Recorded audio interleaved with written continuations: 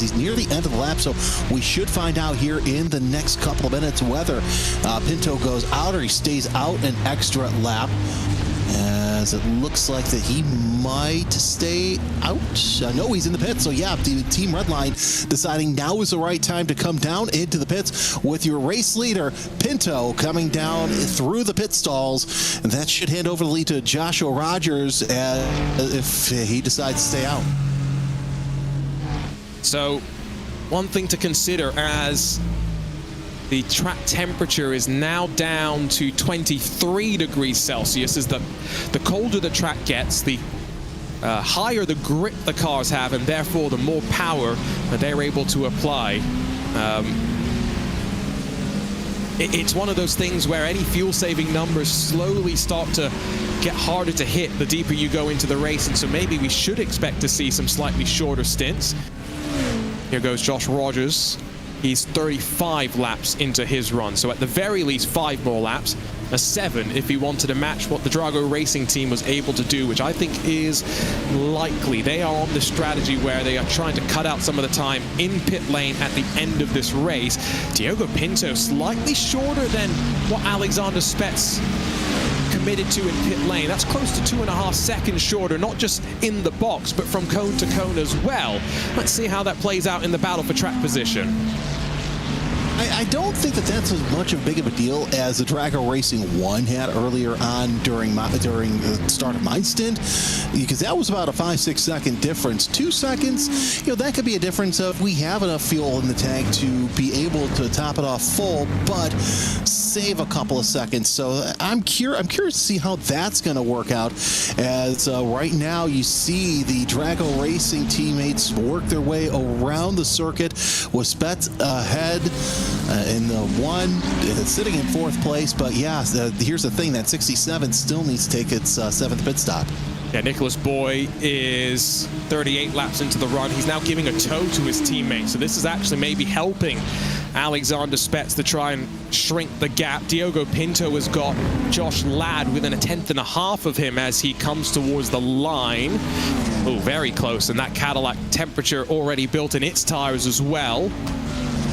But Ladd, much like we saw with, I think it was Matt Farrow earlier, patient initially through turn 1, a bit less patient as he tries to think about the move. Now, this is where a GTD machine is always scared and on the brakes for Kawanda. Not 1 but 2 GTP slide up the inside. Yeah, that's the bullying. That's why they're called going to pass. Yep, and we saw a little bit of that earlier on in this race with them just doing some a little bit of argy-bargy, getting some cars out of the way. Nothing, no harm, no foul, but oh wait, it might be a 1X or 2X. And a lot of drivers need to figure that out with as tight of a circuit as this is for as many cars as there are.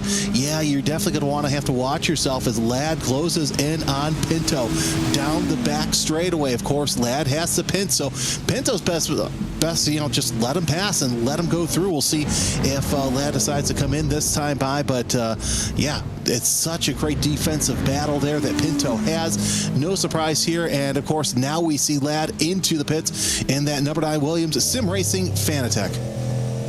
And again, I think that's Josh Ladd recognizing that there's no real benefit to him making the move. Now, he is running in the middle of pit lane, which would traditionally be the transition lane, but trying to take a shorter distance to the pit box as possible. These are all those micro factors that add up in pit lane and really do end up making the difference with track position. Josh Ladd hits his marks. Are we going to see the car disappear? The age-old sign of a driver change? No, he took over from Farrow relatively recently and will stay behind the wheel. Diogo Pinto now, I think, has probably got his tires well and truly into the operating window. His gap back to Alexander Spets, it was only around 3 seconds quicker cone to cone, but what was a 4-second lead is now an 8-second lead. And that's what it takes sometimes, is that much to you have those short pits, so that way you can gain 2 or 3 times as much time on the pit stops, as Ladd is out 41 seconds even on the pit box. Jesse Tekela brings the 003 in from 3rd.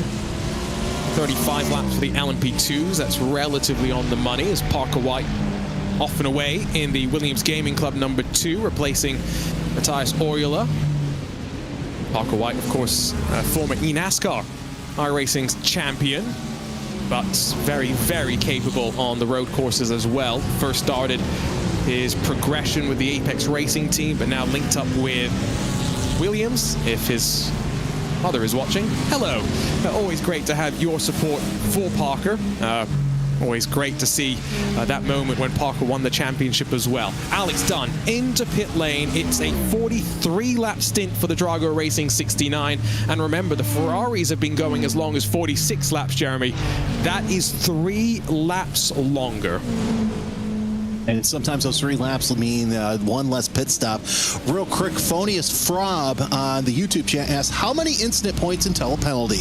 Well, you can log up to 50 incident points until your first drive-through penalty, and then every 20 incident points after that. So if you get 70 incident points, 90, so on and so forth, you're back in the pits taking a slow lap and as a penalty between the lines.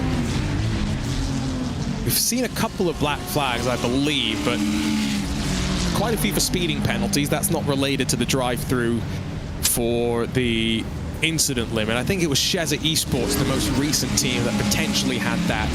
But that was about a good hour or so ago. 41.2 seconds for Alex Dunn, who will stay behind the wheel. Now, where does his Aston Martin feed into traffic? That will be the question, because he would not mind some clean air if that would be possible. We're watching the back straightaway as Team Redline Sam Coiter chasing down Julian Sonnen. Now with 35 laps each on the stint, so that should be another 10 laps at the very least for them before they head into pit lane. So the way I've done the math here is I think that the Ferraris are going to cut a pit stop out compared to Dunn and Drago, but it's still very early doors to make that claim. Basically, Drago need to try and find 12 minutes. They need to be able to get to the top of the hour by the time we get to the end of the race. That makes sense. That does make a lot of sense. So we'll see if that works out. It may work out. Here's a replay of, it looks like one of the LMP2s, right into the wall. So actually, that's Wesley Kasperson GTP, my apologies, Grid and Go esports.com. Porsche searing the same fate as some drivers have around turn 3. That kind of makes sense that, you want to cut out that pit stop, 1 less pit stop, and you've got a massive gap, but a lot can happen, as we mentioned. As we're seeing traffic work their way through the GTD, that is Alex Dunn, who's back in for another stint. I believe this is his 3rd stint in a row. A little bit of a wiggle there out of the Aston. And it's with Victor Wolfson, who's just stacked up behind. I think Dunn's really struggling with the balance of the car on cold tires. Maybe that explains the spin that he had about an hour ago into turn 6. Let's keep an eye on him, how quickly it takes the car to build up the speed. And the other factor to consider is off the track at turn 5. Oh, as another car's gone into the wall behind. I think that's Veloce Thrustmaster and Cody Deeth. Oh, but almost getting stuck there. I'm pretty sure the right side of the Aston Martin was hard into the wall. It looked like it was hard to the wall, and that's one thing that I'm starting to wonder. How difficult is the Aston on cold tires, especially if you have Alex Dunn consistently after each stint having some sort of issue, just a little wiggle. Now, can we get producer Hugo? There's the second hit. Now, and was that with Porsche Coanda? Was there contact, or was that self-inflicted? I couldn't tell. I'd love to get the cockpit view of what Alex Dunn was seeing, like his driver's eye view, because I'm just very curious as to how the car got unsettled so quickly. I know that it was the bumps at turn 5, but sometimes seeing it from the perspective of the driver, which is a luxury, Jeremy, that we don't have in the real world, can often tell us a lot more. So he hits the curb on the inside, not too hard. It's the tire pressures, which I think aren't high enough with the cold temperatures, and so he just doesn't have the grip, and he's snaking back and forth. It could also be that right rear just dipped it just a little bit into the gravel trap, and that sucked him into the wall right there. whatever the case was, he got very, very lucky. Here's the incident for Cody Deeth as Josh Rogers hits pit lane. It was 43 laps for him. Oh yeah, I did see that one. And so, was that Josh Rogers then? Was that the race leader? That could have been the race leader, yeah, that hit the wall. By the way, Rogers is into the pits right now, up on the jack stands. Let's see if he's going to come out. I have a feeling he's going to stay in for another stint in the 092, so that'll hand the lead over back to Diogo Pinto as Rogers finishes off the pit stop. I can confirm it was Dane Warren, by the way, as Josh Rogers nowhere near the scene of the incident. Flying past is about to go Diogo Pinto, who is now only 3.5 seconds or so in front of Alexander Spets. So Spets being able to reel in the gap slightly in this most recent pit stop sequence. It's a full load of fuel for a multi-time Porsche Esports Super Cup champion. Tried to get onto the power, working off of pit lane on cold tires, and very, very squirrely. Quick reactions from Rogers to hold on. That was an absolutely good save. Not sure if it was because he got on the power too hard or if he just touched that grass, but nonetheless, Rogers back out on the circuit in third place. He's got a bit of time behind Luke McEwen, who's sitting in fourth, who could reel him in at some point, but he still has about 10-11 seconds until he catches up with Spets there for that battle for second place. So plenty of time for the 092 Porsche Coanda team to catch up. So let's give you a quick race update with 4 and a bit hours left to go.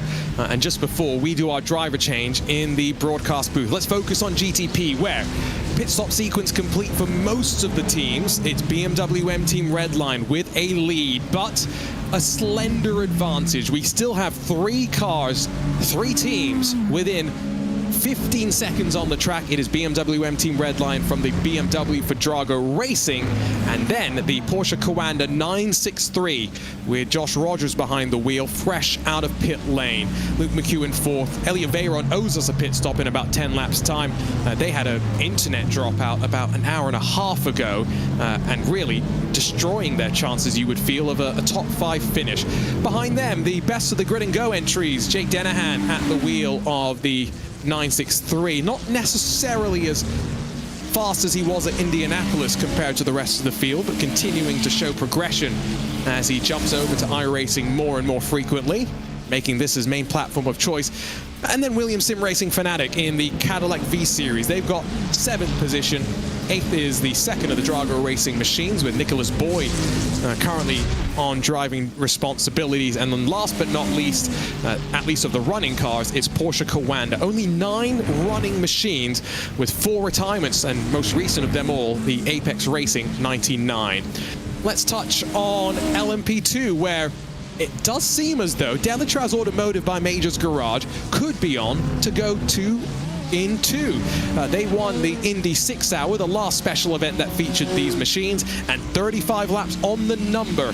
They head into pit lane, and they'll be followed in by Nathan Olson, currently behind the wheel for Effect Simulations Maradness, the 909. Everyone else currently scored as a lap down, but that's just a quirk of how the pit stop sequence have played out and how the 2 leaders have been so dominant to build their advantage. Fiercely forward in 3rd. Inet Motorsports then in 4th with the Apex Racing 199. Marcus Solholm behind the wheel there. Jesse Tekela for Grid and Go there in 6th position. The second of the Effect Simulations machine, Daniel Harris, led at the half-hour mark, but now back in 7th and a couple of laps down, trying to fight back with just Rincon Racing and Fiercely Forward running LMP2s behind. It's another Fiercely Forward car that's retired. Thibaut Courtois Esports, 2 Solpec Precision entries, and Arret Esports retirements in class. Last but not least, let's focus on the GTDs, where we do have a bit of a split in strategy. We are still waiting for the top 6 machines to head to pit lane, and they are all Ferrari 296s, clearly with a bit of an advantage on the fuel number, and Florian Lebigra leads for Team Redline in the 105, with Apex Racing, Johan Hart behind, and 8.3 seconds behind as well. 2 teams that have been close on occasion. but Redline starting to build and hammer home their advantage. Coanda Esports there in third. Very odd to see Julian Sonnen in a purple and orange Ferrari rather than a purple and orange Porsche, but it looks quite good. And they've got a slender advantage over the chasing Sam Coitert, who's putting in the hard work to try and make his way into a podium spot. Two more Coanda cars left out on track. It's the 018 and the 118 who will come down to pit lane in the next handful of laps. Before the first team already down onto pit lane. Alex Dunn in the Drago Racing 69, 6 laps into the window for the Aston Martin. Dunn amongst the fastest cars on track, but amongst part of that is because he has been not saving any fuel. It's pedal to the metal and go, go, go for him. Team Redline's second car is behind, owing a pit stop, albeit. Drago's second entry then in 9th, and grid and go. Miguel Costa in the Ferrari 4. The 004 rounds out the top 10. Arjuna Kankipati alongside of Jeremy Scott, but Jeremy, our time is about to be over. We saw a bit of rain, a bit of moisture that kept things interesting and alive momentarily. And any chance of rain inside of the next hour and a half looking unlikely. So at least now the drivers know that they can focus on these clean conditions and just extracting the most from the track. This is the time of the race, Arjuna, you know as well as I do, where the drivers are focused on trying to make it to the end of the race. So now you've got to keep it clean and keep it straight. We've seen the problems that Alex Dunn has had on the outlap the past 3 times. So nonetheless, it's been an interesting race, and I still think that GTD is just up in the air. But we have contenders in GTP and in LMP2. It's been absolutely fantastic working alongside you these past couple of hours, and it's been great to cover one of my favorite events, albeit virtually, and can't wait to see how this ends up. And I think that's my opportunity to make the various plugs before I hand it over to Ewan and Cam. Don't forget, you can join all the coverage of next week's 28th running of the Motul Petit Le Mans on IMSA Radio, live around the world, ad-free in sound, and for those outside the US, in sound and vision for many of the sessions as well. For those of you that will be at the track, Friday 9 a.m. is the IMSA Cord meetup. Hope to see a few of you join us there for all of that fun. But we've got an electric race still left to go. Jeremy, I've got one very quick question for you before we leave. Who wins in GTD? Is it Drago Racing or one of the other teams on the fuel safe strategy? I think Fuel Safe now is probably the one that's going to win. It might be Team Redline, it might be Coanda, but I think that Dunn's issues that he's had on the outlaps, unfortunately, I think that may have done Drago Racing in. They'll contend for a podium. I don't think they'll contend for a win. And so some would say Dunn might be done, but that's neither here nor there. One last pun, I just snuck it in. There is also one more Mustang Challenge race under the night lights, live on IMSA's YouTube at 8 p.m. Eastern. Join myself alongside John Heindorf for that. But for Jeremy and myself, Arjuna Kankipati, goodbye for now. 4 hours left to go. Thanks very much, Arjuna. And yeah, booed off stage after that pun at the end of the end of the stint. Myself, Ewan O'Leary, Cam Roger will take you to the checkered flag tonight in the iRacing Petit Le Mans for 2025. It's been an interesting race so far. Very clean in the first hour before the regular Petit Le Mans attrition started to come in, and since I was last here 3 hours ago, it really has started to ramp up actually in that time period. Lots more GTPs and LMP2s out of the race to join the GT3s that have already been retired earlier on in the day. Even a little bit of rain, although I'm not sure whether it counts as a wet race after this because of the amount that fell, or indeed the lack of rain that fell on the circuit. And indeed, we don't look like we're going to be seeing more for the moment anyway. Let's wait and see over the next 4 hours if we do indeed see the rain action. Cam, we've got just under 4 hours to go. We've got, I think 3 classes actually, all 3 that are still pretty much up in the air. The overall lead is just 2 seconds. GT3s are in the middle of a pit stop, but there's a split strategy there, and we're not sure which one is going to prevail, either the flat out the whole way or the fuel safe strategy. And in LMP2 as well, where car 288 has been leading for a long time, but never by more than about 20 seconds. And so a lot of doubt, really, going into these final 4 hours, which is not always the case in endurance racing. So pleased that we get to see three classes settle themselves out during our stint at the end of the day. Yeah, absolutely. I've waited all day to get on the mic. Let's see what happens. 6 hours obviously gone. That is the length of a normal average race, to be honest, in most endurance categories. But we still go for another 4 hours, and still the fact that it is pretty close out there is really, really exciting to see. And as ever, anything under really 30 seconds can change so quickly. You know, just have a little spin, a little incident, they'll mess up on the pit stop, and you never know what is going to happen. So the fact that we are less than all three categories, especially in the top class, that is really good to see as well. So we see a whole host of GT3s come back down pit road. So this is just over the hour mark. That's what they've been aiming for all day, and most have managed at least that, if not further.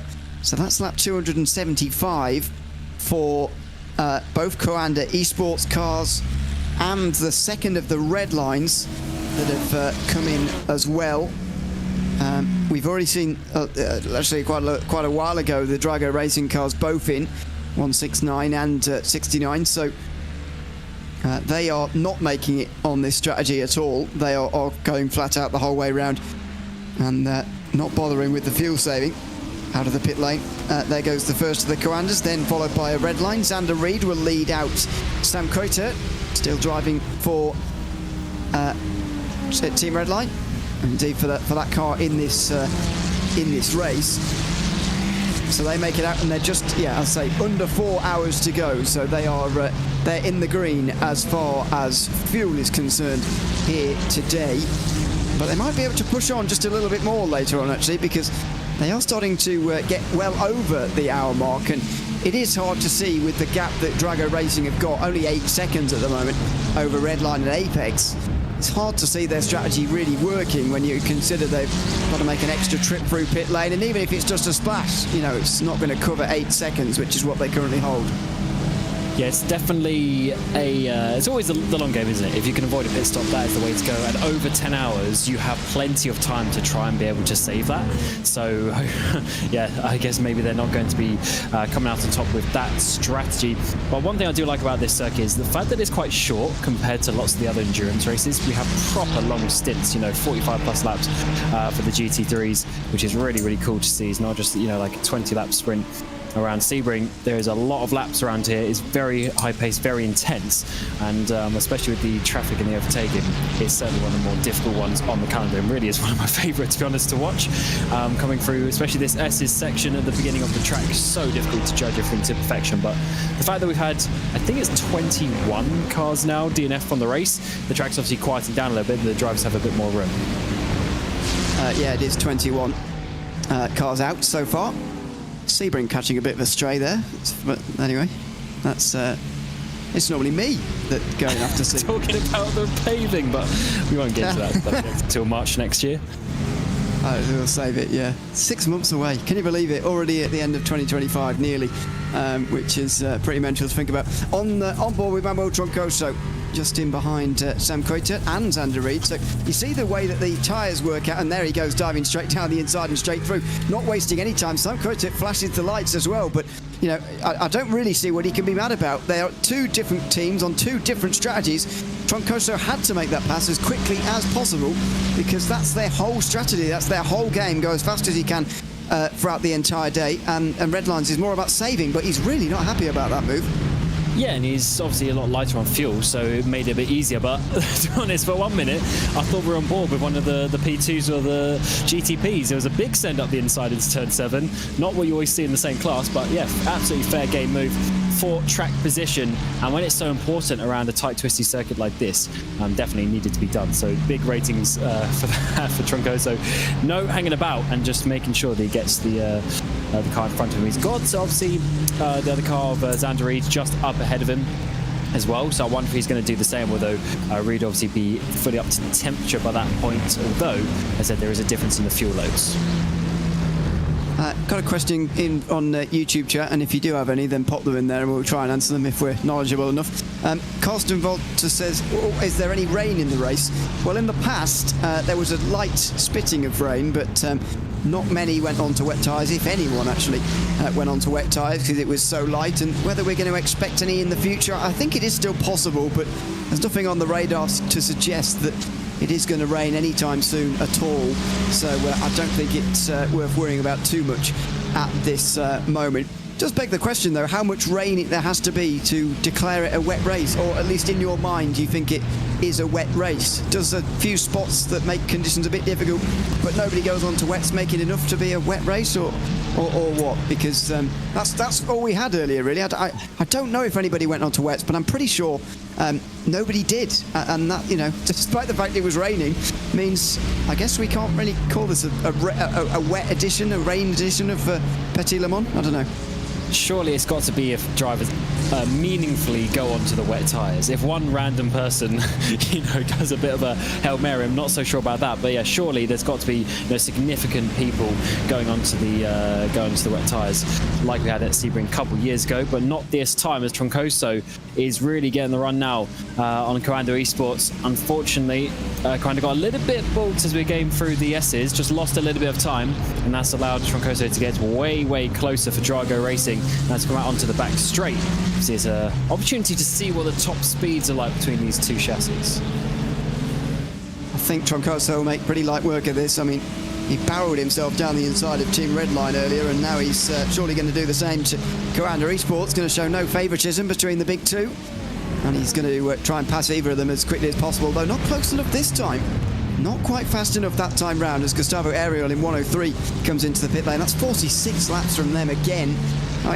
It's impressive, but unnecessarily so, because they're easily making it on fuel at the moment. I know it does open up some things a bit later, but nevertheless, there's no real need for it at the moment, as a couple of LMP2s drive themselves between these GTs, and that will just halt Troncoso for the moment. This is going to be a perpetual frustration of these GTs, because while there are less of them, there's not quite as many less as of prototypes. There's still 18 of them making up half the field. Yes, especially with nowadays the GTPs and the LMP2s are so close on the lap time, just about 3 seconds difference. It really is just one train of prototypes effectively that comes past the GT3. So when you put it that way, and you basically have 50-50 of prototypes and GTs, it's certainly a higher balance that we get in some other categories where it's way in favour, 60-70% of the field sometimes is GT3s. So it's definitely a little bit of a diff one around here of how short the track is as well on that lap speed. But once again, Troncoso is behind, but he's not close enough, is he? That 169 machine is not going to be able to do anything at this point in the race. We'll focus back towards the front because Josh Thompson is chasing down Alex Dunn, but of course Dunn, he's 16 laps into his stint, hitting way earlier, so he's going to be potentially a little bit lighter at this moment in time, but Josh Thompson out there on the fresh tyres chasing him down. Yeah, and of course Dunn has just overtaken Josh Thompson. We'll see if we can get a replay of it in a moment, but I'm pretty sure it would be a simple down the inside, thanks very much, at the final chicane. Nothing too spectacular, but now I guess the job for Thompson is sort of hang on to the back of the Aston Martin if he can have someone of good speed, and it's clear that we've seen in this race especially Alex Dunn has got very good speed round here. If a fuel-saving car can be sort of towed along by a faster car here, then that's very advantageous for Redline, who I think are the net race leaders at the moment, really. 10 seconds in front of the Apex Racing team. And it was, don't forget, the other way round earlier on. Redline were not leading this race in the opening hours, in case you weren't with us. The GTP struggled to break into the top 3 for hours, and in GT3 they were left behind initially, even by Apex, who are on the same strategy as them, but they've turned it around in the middle hours as they're getting towards the end of the race now. I just wonder whether their cars are more set up for the slightly cooler temperatures we're seeing towards the end. And there you have it. That was Alex Dunn's pass down into the chicane last lap. Not too difficult in the end, or at least he doesn't make it look very difficult anyway. Yeah, no, not really that difficult, although it was a bit of an aggressive flick to the inside, a little bit of a last-minute decision maybe, but he got it done, and now he's leading by almost a second, as you're very right. He's probably going to pull away. Big send down the inside from the BMW, but this does not interact with the battle as you come up the hill, as Sander Reed here is obviously looking to try and continue on this battle with Troncoso, but Troncoso getting past. Similar situation to what we see at the front. Is the Grand Esports car going to be able to hold on in that slipstream, maybe just save that tiny bit of extra fuel for a few laps? That will certainly help out his race with their strategy compared to the Aston Martin ahead. That'll be almost quite an interesting one over the next maybe 5 or 10 laps.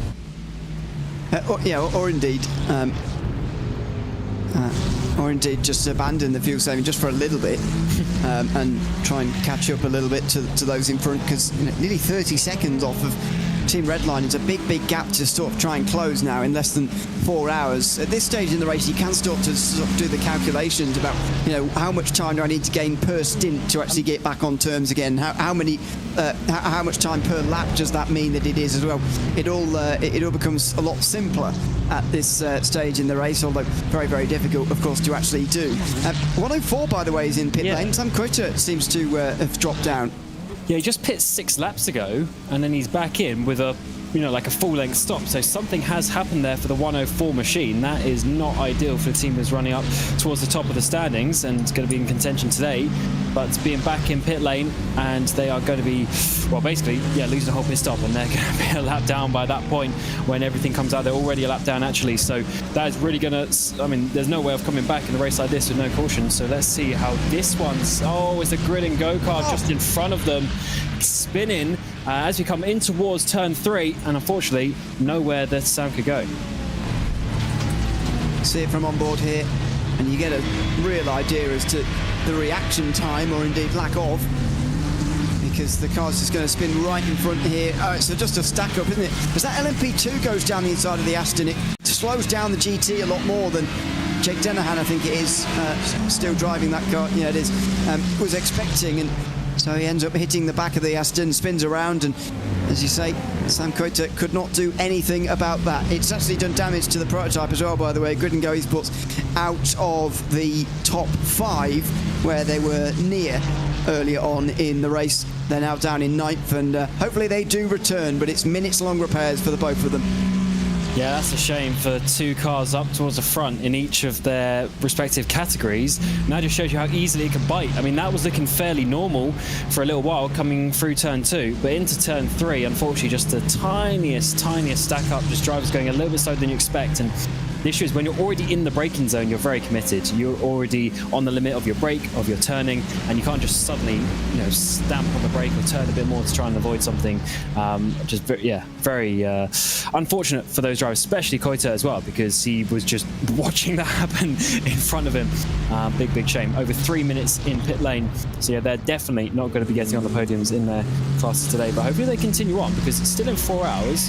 And as you say, there might be the tiniest drizzle of rain out there. You never know. Might as well see what happens, and hopefully some drivers drop out and have issues ahead. You might get yourself a top 10. A battle for the race lead under a second again here with 3 hours 45 to go. Drago Racing seem to be eternally second, especially when Alexander Spetz is driving, as he is again now. He drove the first part of this race for number 1, and he's still going now. For those asking, by the way, it is indeed the Alex Dunn who races in F2, etc. So there you go. Real world talent coming to iRacing, as we often have seen in the past. And indeed will do in the future as well, but he's currently leading the GT3 race by an ever-increasing margin. It's an ever-decreasing margin for the GTPs. BMW versus BMW, they've seen off the Porsches, especially as they go longer in this race. Not sure what it is about that Porsche, but it was leading earlier on. Took 1, 2, 3, 4 in qualifying in the middle of the day, but as we get closer to the evening, it gets further and further away from these 2 up front who are fighting for the lead. And what a fight this could be. They've still got over 10 laps until their next pit stop. That is an interesting one with the car choice, as you're saying, and I wonder if some tested and chose the car because of quality speed, and some tested because of the race speed later in the day. If that is a true reflection that the BMW comes a bit more alive later in the day, that'd be quite an interesting one. It is a 10-hour race, so you do need the fastest car on average over the various different conditions. It's not a little sprint race where you only need to worry about a 30-minute, maybe an hour time slot. You do have to worry about the car performance over the whole day, and this is certainly going to slow Pinto down a little bit. and allow Spets to get a bit closer with the 3 classes trying to overtake each other down towards turn 6 through the middle. He's going to have to go as Apex overtakes the Grid and Go Ferrari as well. That was very awkward indeed, as Spets is going to send it down the inside. No, he doesn't, backs out of that one. Unfortunately for Pinto, the gap opens up once more. Yeah, he got away with that because through the S's he was right stuck behind those two. It's actually a battle between Miguel Costa and Lasse Bach, by the way. Grid and Go and the Dane train just in behind. The unliveried Aston Martin barreling along in the background and will not get through down in towards the final chicane, and neither does Spets out front behind Pinto. But yeah, it's never ideal, is it, when you're a GTP driver coming up on a battle like that? And it's the thing about the S's, isn't it? There's just absolutely no way of passing from when you go round turn 4 that into the first right-hander anyway of the S's, where you do see prototypes diving down the inside, until you get out of 5 and onto that short straight before 6. You've got no chance at all to make any passes, really, whether that's on someone in a slower class or not. Well, you do. Some drivers will try it, but no realistic overtaking opportunities. You saw in the bottom picture there, you can send it down the inside into the S's if you're brave enough, but it's it has to be timed to perfection. The issue for the GTPs is they just lose so much time if they don't do that. That's why they're quite impatient at that point of the track. But sometimes a little bit of preservation is good as well in a 10-hour race. You don't want to be killing the car like you saw with Denahan and Koita, who are still up on that top right of the screen. Over 6 minutes now for them. So just that one tiny mistake has cost those 2 cars their race, unfortunately. But some great battles still out there on the track. Less than a second for your lead in GTP and 2.5 seconds in GT3, although that is opening up with Dunn pulling away. He will pit, of course, before the others in the next half an hour or so. You'd expect that latest pit stop for the current race leaders, Trigo Racing, and they're trying to become race leaders in 2 classes as well, if at all possible, by passing Team Redline in the current lead of the race. Gone for the red LED lights in the BMW nose. Did you know, by the way, that they're changing for next year the BMW nose in the real world? I'm quite sad about it, actually. Quite sad after, what's this been, like 3 years now? That we've had more, this. maybe 4. Well, yeah, I guess the BMW design has changed a little bit as well, so they're just keeping it in line with that, with the real life. But I'm sure there's performance there as well. Obviously, it's not been the most successful car that they would have hoped it would have been in the real world, but maybe that change is going to be good. I think it's nice, though. These ones are a little bit too big. Just a little bit. I don't know, I quite like it's just distinctive, isn't it? It's like the Mazda DPI back in the day. It had that sort that was beautiful. of slightly hilarious Mazda nose on a really fast DPI, which I think is hilarious, but well, not hilarious, but just looks good. Because otherwise, like Mazda 3. if they all look the same, where's the manufacturer identity if you don't have the things like that? You immediately know, even though you can't actually see in the dark sometimes, when and we'll see later when it gets pitch black in about half an hour and 45 minutes. It's immediately distinguishable that that's a BMW, and I think that's a good thing across manufacturers. Unfortunately, they're about the only ones really that make it look properly distinguishable, I think. No, I do agree on that, and I really love it because it's the most different, if that is the correct way of saying it, it's the most different looking GTP. Some of the others can mould into each other just a little bit, so yeah, definitely it's a good thing to have that. I do like the Porsche is quite different as well, to be honest, but the rest of them, sometimes I slightly get the Acura and the Cadillac mixed up just a little bit depending on the angle, so it is quite good when we have that, but I think a slightly smaller nostril will be certainly worn by most of the spectators. I didn't realise the thing you said, by the way, about results for the BMW just made me go and check all the results they've had since they joined first of all IMSA 2023 and then WEC in 2024. They haven't had a single podium in WEC in the last 2 years at all since they started running this car, which surprised me really. I would have thought they would have done, but oh sorry, they have had a couple. Sorry, I can't read. They have had a couple, but they haven't won a race in WEC. But so there you go. That's it. I guess 2 podiums, 2 years. I guess they probably would have been hoping for more when they started their program in WEC. To be honest, so you're probably right.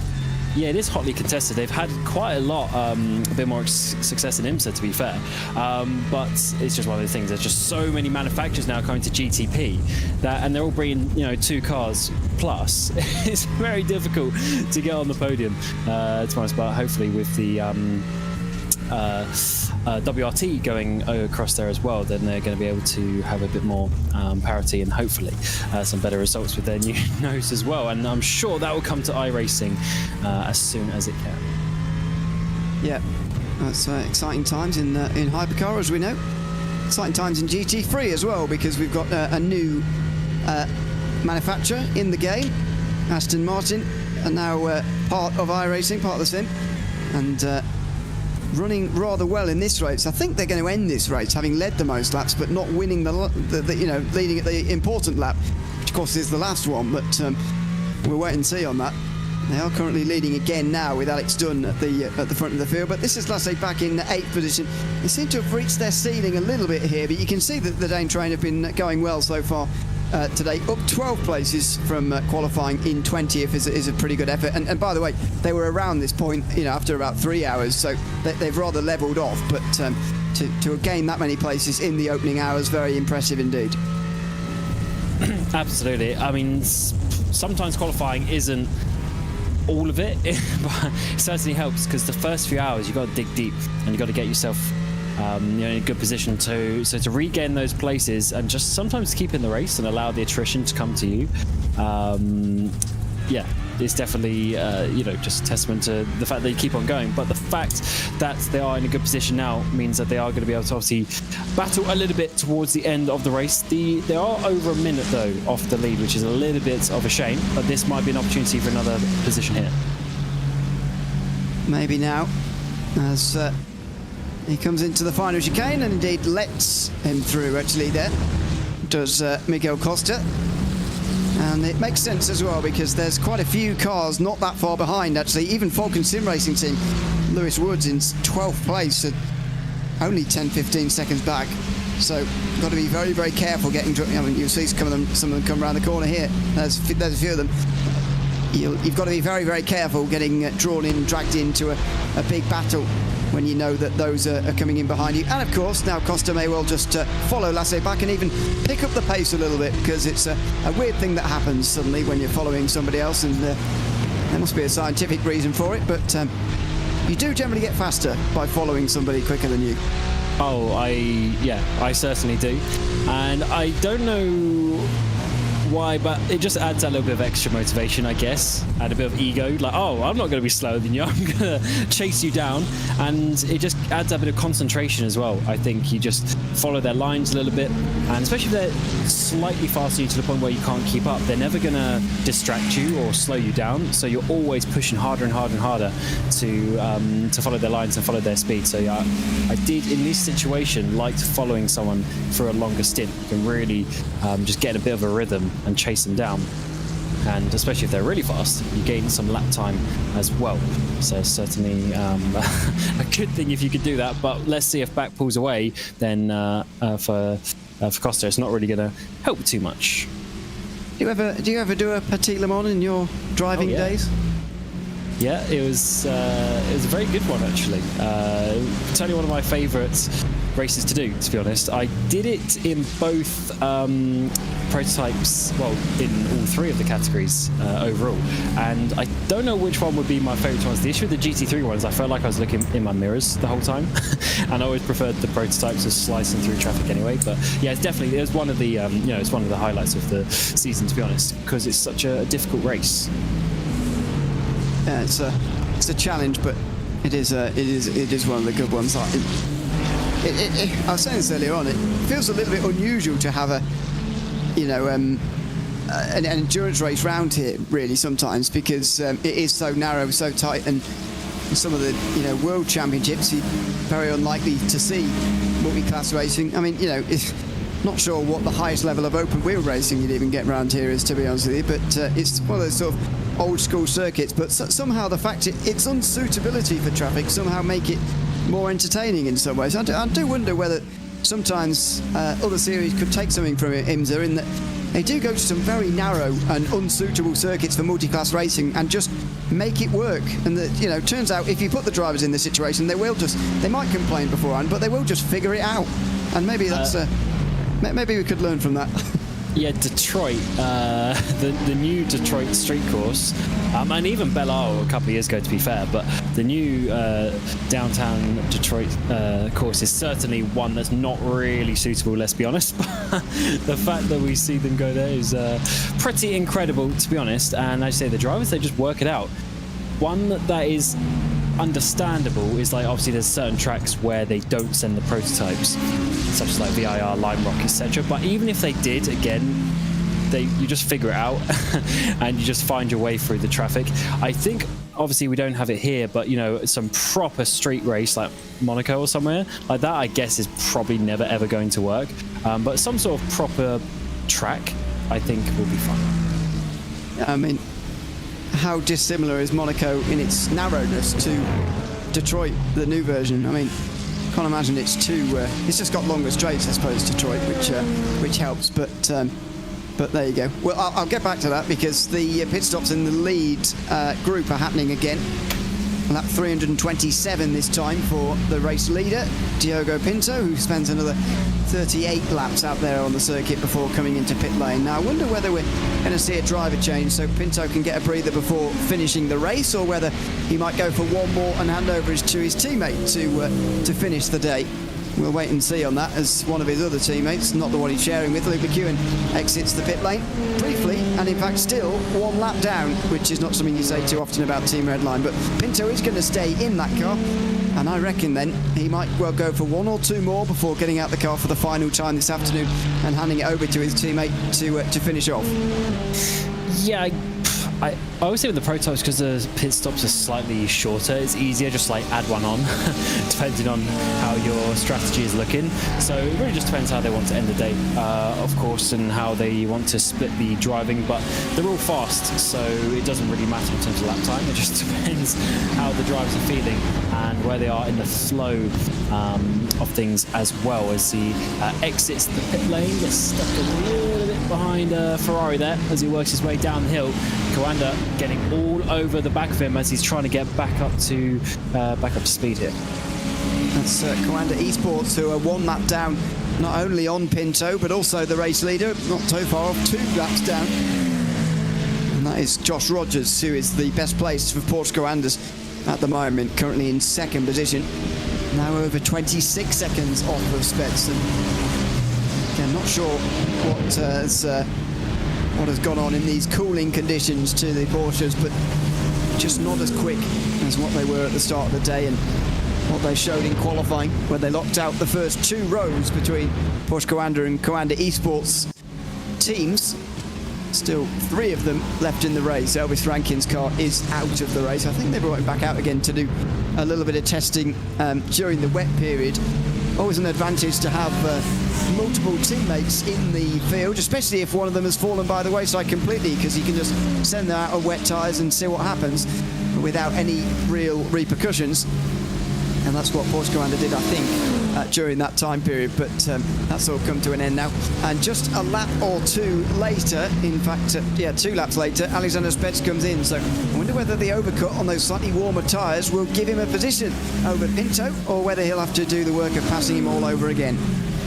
Well, we'd hope that he has to pass on track, because that's always more exciting than a little bit of a pit stop pass. But yeah, certainly more pit stops coming in. Is that time 3.5 hours remaining for these drivers? They're doing sort of like 40 lap stint, close enough. So plenty long in these prototypes. Actually, not too far off the GT3s really. Of course, they do a lot faster lap times as well, as we've seen the side-by-side of them coming over the hill in that number 3 machine for Pinto. How close is it going to be? Respect still there. As it started moving, he does actually, as Pinto comes down. So Pinto will, you assume, take it, because he's going to have the speed as we come through turn 1, but it's actually going to be very close up towards turn 2. Pinto's not going to have enough. So Spets is just in the lead there, but he's going to be very slow right now. Yeah, he's got he's 2 laps pressure on the tyres, of course, but 2 laps colder, and Spence is going to get past immediately. He will have wanted to keep the track position there just to hold Pinto up more than anything, but there's just nothing he can do. He'll be pushing absolutely 100%, but there's just no chance he can keep him behind.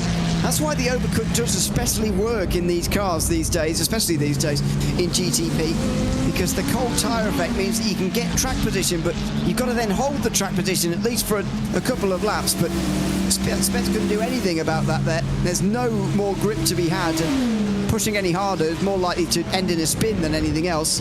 So he had no choice really but to let Pinto go through.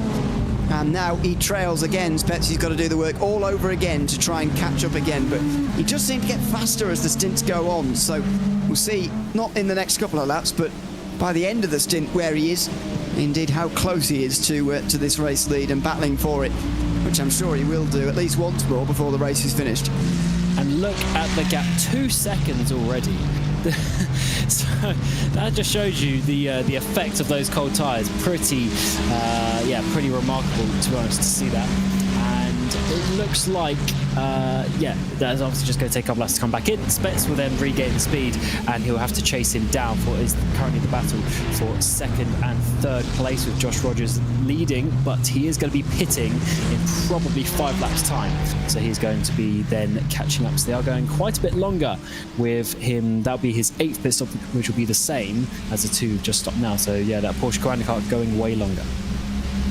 Yeah, and I wonder whether that will bring them back into the game strategy-wise, because I've often been saying, well, they're way out of it, but are they really? We'll wait and find out. Wesley Caspers, by the way, has just made his way back out onto the circuit. That's why you saw his pit graphic just pop up for a moment. He's 43rd, 172 laps off the lead, but he's decided that Grid and Go need more representation out on the circuit, with the 001 still being either repaired or retired as things stand. So he wants another Grid and Go car out on the circuit, and indeed we're going to get one by the looks of things in the form of another prototype, which was previously, by the way, being driven by Sean Campbell before that also was out of the race. Here's another one of the Grid and Go cars. Miguel Costa has not let Lasse back go ever since he let him go past down into this chicane quite a few minutes ago, I think it was now.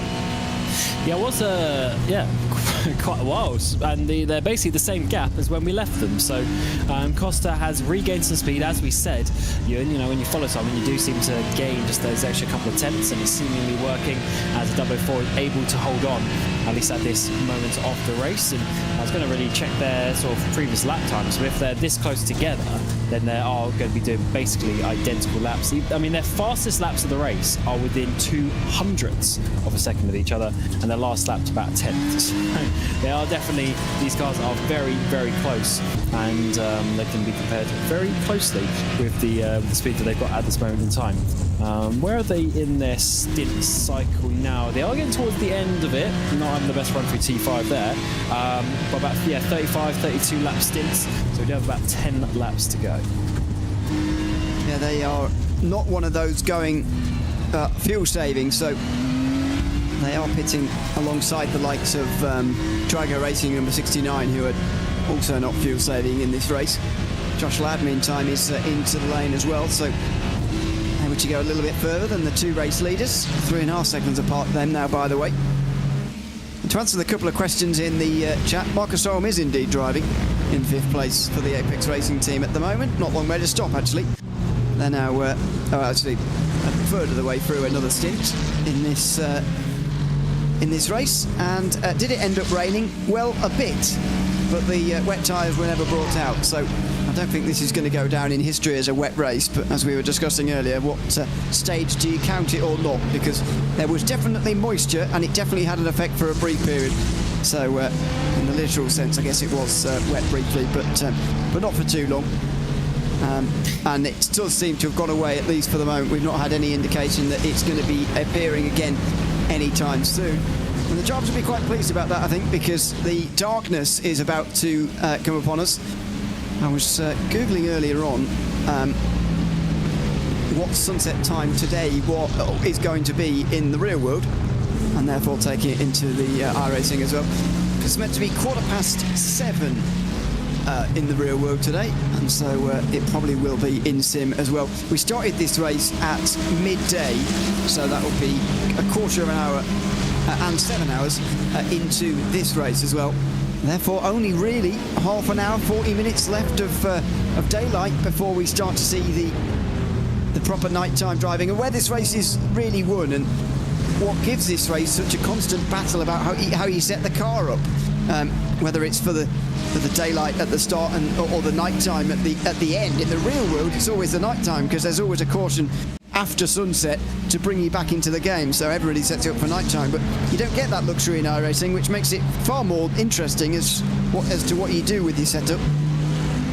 Well, definitely, as you've had to, drive the car for so long already, 6.5 hours, and you need speed at that time. That's the majority of the race, over 60% of the race. So you definitely got to be fast there. It is pretty cool though how it ebbs and flows, and we do have that dynamic those dynamic conditions basically as the LMP2 leader of Delatraz comes down the pit lane 288 machine and gives that one up for now. Also changes driver. Milroy gets into that car. But I think, as you say, for a lot of the teams here, they would have been focusing probably on not necessarily the start of the race, but that middle third, let's say, as that middle third is really coming to the end now, because if you can set your car up for the end, the final couple of hours, then you're just going to be slow for 6 hours, and you're going to lose all of the time that you're going to gain in the last couple when it's dark. It's a very interesting battle between the two. I mean, you don't see it very many races. It's not too many races of 10-hour distance, or indeed similar. It's 12 hours of Sebring we also have, but Bathurst as well, but not too many 12-hour races in the world. It's normally either shorter than this or a lot longer, going through the whole 24 hours, which I'm not sure has ever been attempted at Road Atlanta. I'm not sure if certainly not in this level, but it would be even more challenging, I suppose, based on the attrition you normally see in 10 hours around here. I dread to think how many would get to the end of a 24 at Road Atlanta. You'd get dizzy with the amount of laps.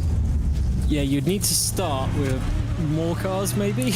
I don't know if more cars would actually mean more carnage and therefore less cars finishing. That'd be quite a funny thing, because to have basically 60 cars, 58, that is a lot already around here. It's just about 4 kilometers, so if you divide per car, it really is not that much space out there on the track, so having a few DNFs is certainly helping.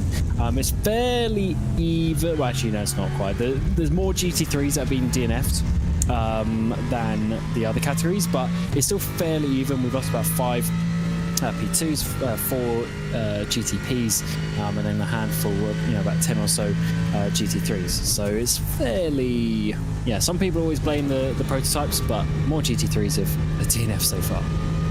Well, I think they would argue that is because of the prototype drivers. It goes alongside what you were saying earlier on about doing this race in different categories, so you're probably better placed to talk about it.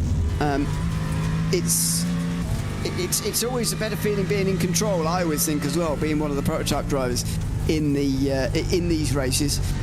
You do feel like there is a lack of control when you're in GT3, and you do feel like you're getting battered about a little bit in prototype, especially these days, the way that endurance racing is done.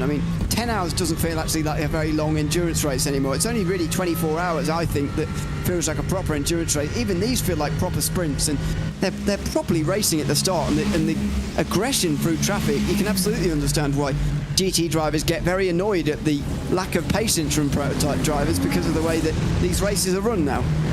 Certainly. 10-hour race is just a normal race, really, isn't it?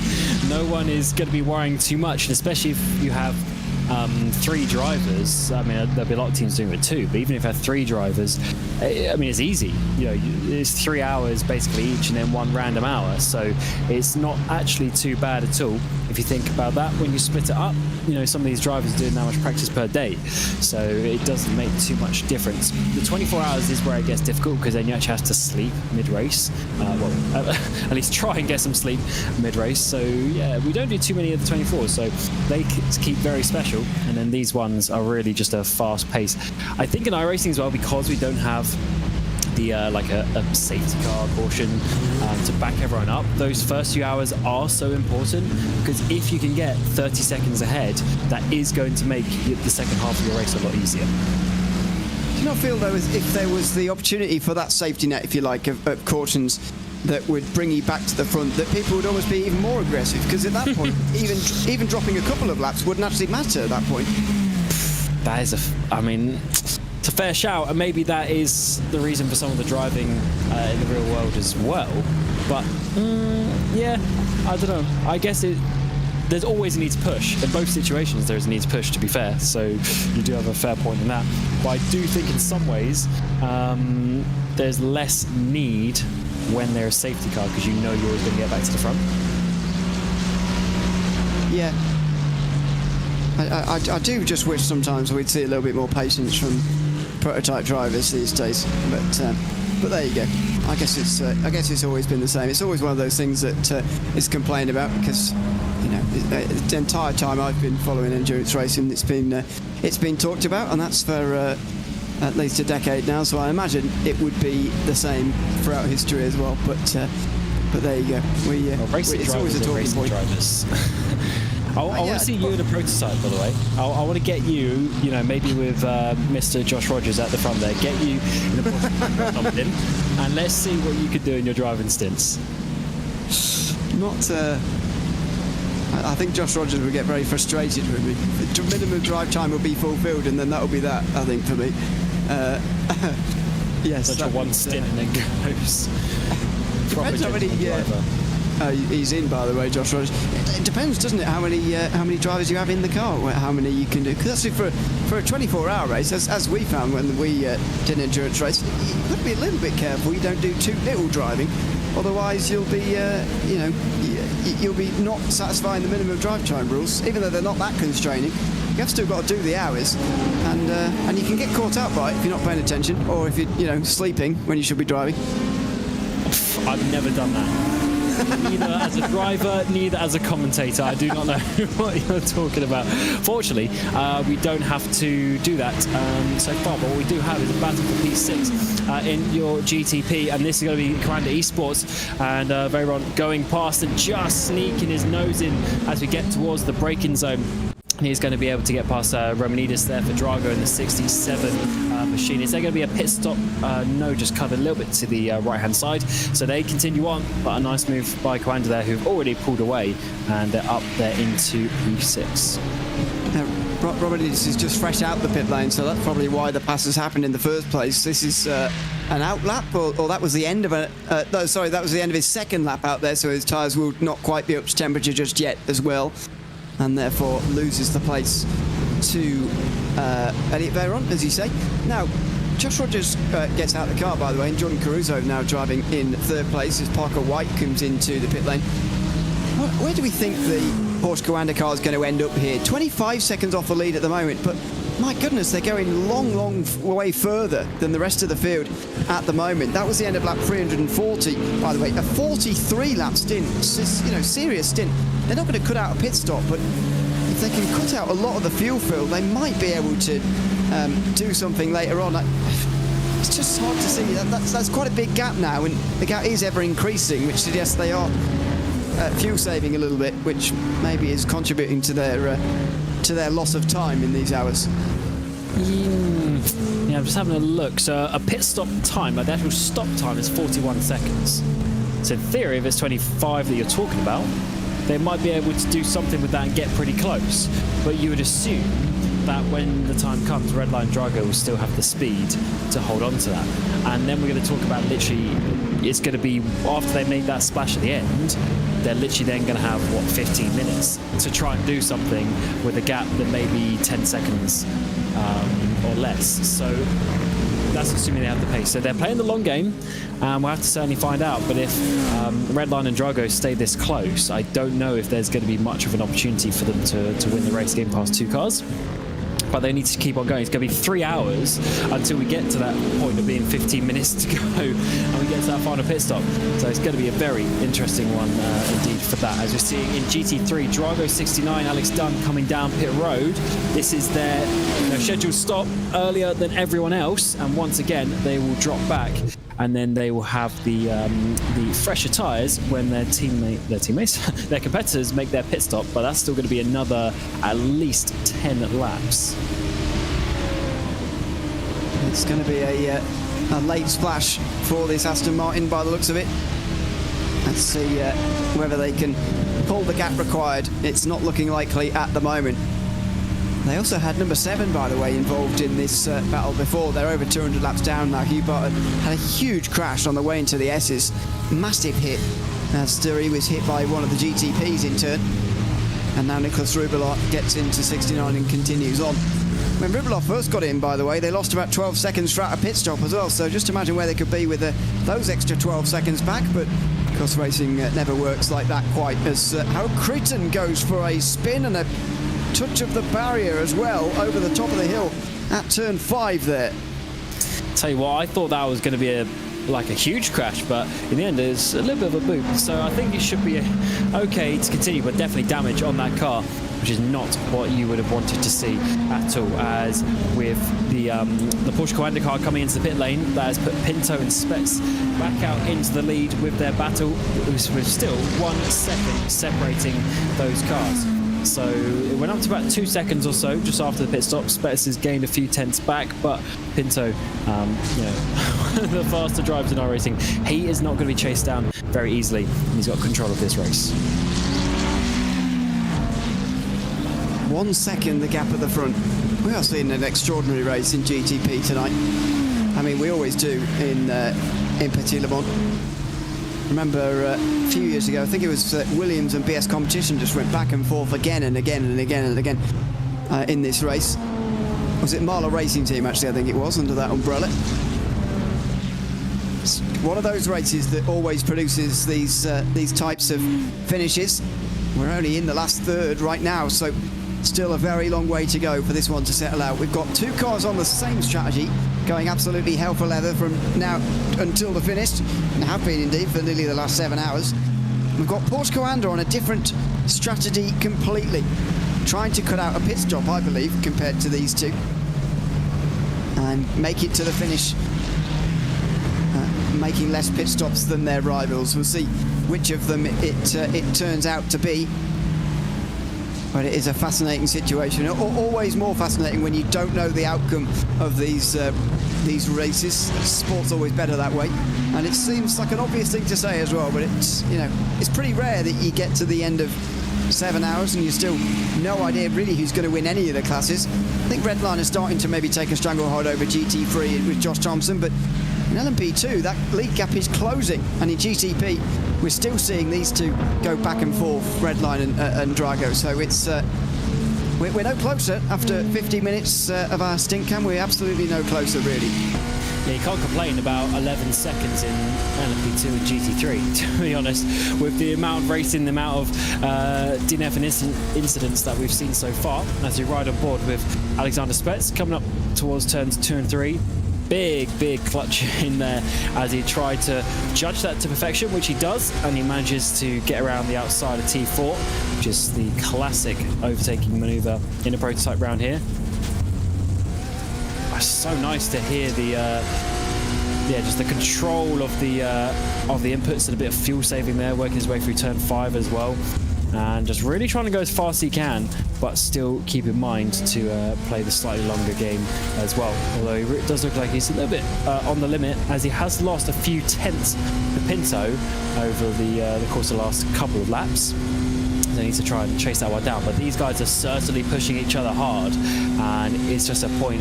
Is someone going to make a mistake in traffic, or is it just going to be a hard fight on the lap times? Yeah, I always enjoy a fight like this where it is just about efficiency through traffic and just about speed, as much as I enjoy a strategical battle as well. When you see two top guys like this going absolutely as fast as they can, it's fascinating. We get a bit of fortune there, Spets being able to get past that Ferrari just before the drive over the top of the hill, but Pinto's having things go his way at the moment as well, and Spets does, I feel, just need that little bit of look through traffic that sees Pinto lose, half a second maybe, and then all of a sudden he's really within reach then. But that's always the way. It doesn't always go your way when you're the chaser or indeed the leader. Just needs that little bit of luck, and at some point over the next few hours, maybe not in this stint, but he will get that little bit of luck. The key there is taking one of his chances. That's been the problem when Spencer's gotten in second place, climbing over the back of the leader. He's never executed on a chance that he's had. He certainly has not, as we're seeing. So this is Cretin, who had the spin a little bit earlier, and now we're seeing the 199 for Apex Racing Team chasing him down.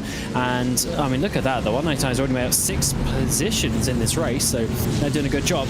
They might have a 7th one here just ahead of them. I've seen Dane Warren in GTP come down pit lane, and Sven Haase as well for Grid and Go in GT3. So there's still plenty of pit stops out there on the track, but for Cretin, he needs to be holding on to this for INET, but he might be struggling with some damage on that car. It wasn't a soft tap on the wall, so maybe there is some damage there. But we will see when these two get properly together, as I'm sure they will at some point. Not now though. The GT3's putting paid to that just for the moment. This should be the next car in though. The Apex Racing Team, Marcus Solm, is now on to lap 28 of this stint, and so that means the stop is only just around the corner. Now, last stint was 34 laps, so this being lap 28 will mean there's a stop coming very soon in LMP2 as Mitra de Jong goes back out onto the circuit again in 093. They've certainly dropped back from where they were earlier on in the day. But if there's any rain, then again they'll be used as the test dummy for Porsche Coanda, just to see what the conditions are like and when indeed the switch should be made to wet tyres, if indeed we see that appear again. Looking at the sky at the moment and the very orange nature of it, doesn't look like there's any rain on the horizon. Yeah, it doesn't look like we're going to be getting that, and it is really at that point of sunset now. So I think in the next 10 or 15 minutes, it is going to be pretty dark out there, and it'll be the Headlight Grand Prix as he goes and slide in the rear end coming out of 10B.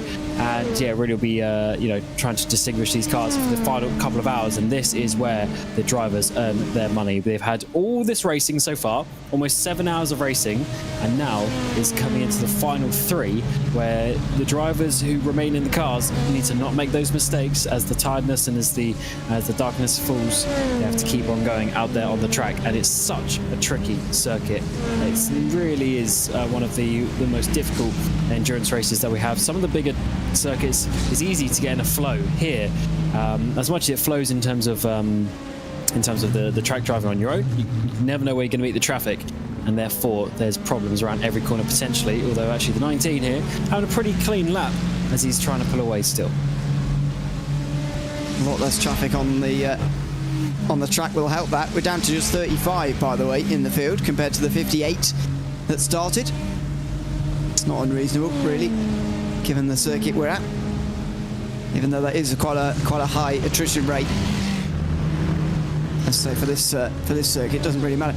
I wonder whether we're actually seeing some of the drivers who are going to finish their respective cars actually now, because some teams might want to leave their driver in for the whole sort of getting dark period. It is a weird one, sort of adjusting to the light as you go, but actually it's more of a shock when you jump straight in rather than just driving through it. But maybe they'll just not driver change through the middle of the sunset phase, and they'll just leave it for the proper darkness for the guys to jump in at that stage.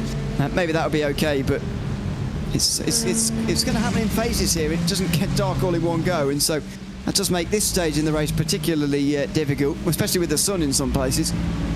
Although one of the good features of iRacing is the fact that you can practice just before you jump in the car. As I think that is literally there's a bit of a lighting change there. I think that is actually the sunset that's just happened. But yeah, one of the cool features of iRacing is you can literally practice in the conditions that you're just about to jump into. So the drivers can get a little bit of a reference for a few laps before they jump in. As we are seeing Apex here get really close. They had a good opportunity working their way through turns 4 and 5, but not enough. So Cretin's still holding on for third place as it stands for INET Motorsport, and this is a lot of pressure that Solheim's putting on him now. He's on very low fuel, as I mentioned earlier, and it's got to be helping him here. Cretin not particularly worried about defending from him. Will break a little bit earlier in towards turn number 1. and Marcus Saul will be allowed straight through. That's a smart thing to do from all parties. The one drawback from having strategical battles, of course, means that they won't quite fight each other at this stage, which is not as exciting for us, but absolutely understandable as far as they're concerned. Absolutely. Now, just checking the battle for the lead in P2 has come down a couple of seconds as well. It's through the middle there from Marcus Saul, and that is brave on a couple of the GT3 machines, and that's really got him away from the INET car as well. So that was a very important move for that little battle. That just shows you the risks that the prototype drivers have to take. But for the lead, it's closed down by a couple of laps as well. So Milroy just having a slightly slower, about 6/10 on that previous lap. So I don't think that fight for the top of P2 is completely over either. Out front for Quentin Milroy and his teammates. But they've been brought right back in now by Effect Simulations, who led early on, don't forget. Since lost that lead and a lot of time with it as well. But they are not out of this race by any means. 3 hours 3 remaining. And we'll start to get more of an idea as to how these guys are lining themselves up for the strategy towards the finish as well. These LMP2s can go over 40 minutes on a tank of fuel, 35 laps around here. So that doesn't quite section it off quite so easily. They might be able to do 4 stints from the end of this one to the end, although Marcus Saul might well find that difficult. This is lap 32 now of the stint for the Apex Racing team, so expect another couple before he comes into pit lane and really kicks things off. They're the ones who are certainly tightest and have least wiggle room, since they keep coming in first. Yes, Apex I don't think we'll be able to, but you do approximately 3 stints every 2 hours, plus another stint will be 4, so they need to go another 22 minutes really. Yeah, so that's going to be difficult, well, impossible for Serholm and Cretin, but the couple ahead for Milroy and Figueroa, they should be able to do that. But for these guys, they are going to have a splash, as, I mean, by this point of the race, that is already a big lap difference, to be honest. I mean, they're already half a stint out compared to those ahead, so they really have been doing no fuel saving compared to the leaders. I mean, if they do 34 laps at average 1 minute 13s, if I'm slightly ungenerous average, that's slightly slower than what they're doing, but that's 47 minutes out there on the circuit, so they're able to go a decent amount of time, those LMP2s. And 47 minutes would divide by 4 just about into 3 hours, so I think Sam will be fine. It's the, as I say, lack of flexibility he's got within that, and also the amount of fuel he has to take on at the final stop as well. If he's pitting, let's say, last time around he pitted on lap 303, while as the latest stop for Effect Simulations in 909 was 322. That's 19 laps less fuel taken on, so basically half a tank of fuel less that Effect Simulations have to take on versus the likes of Apex Racing Team. Now, they're not directly racing each other, so I guess it doesn't matter so much, but, even the 908 Effect Simulations car, which is only 30 seconds behind them, is 9 laps better off on fuel.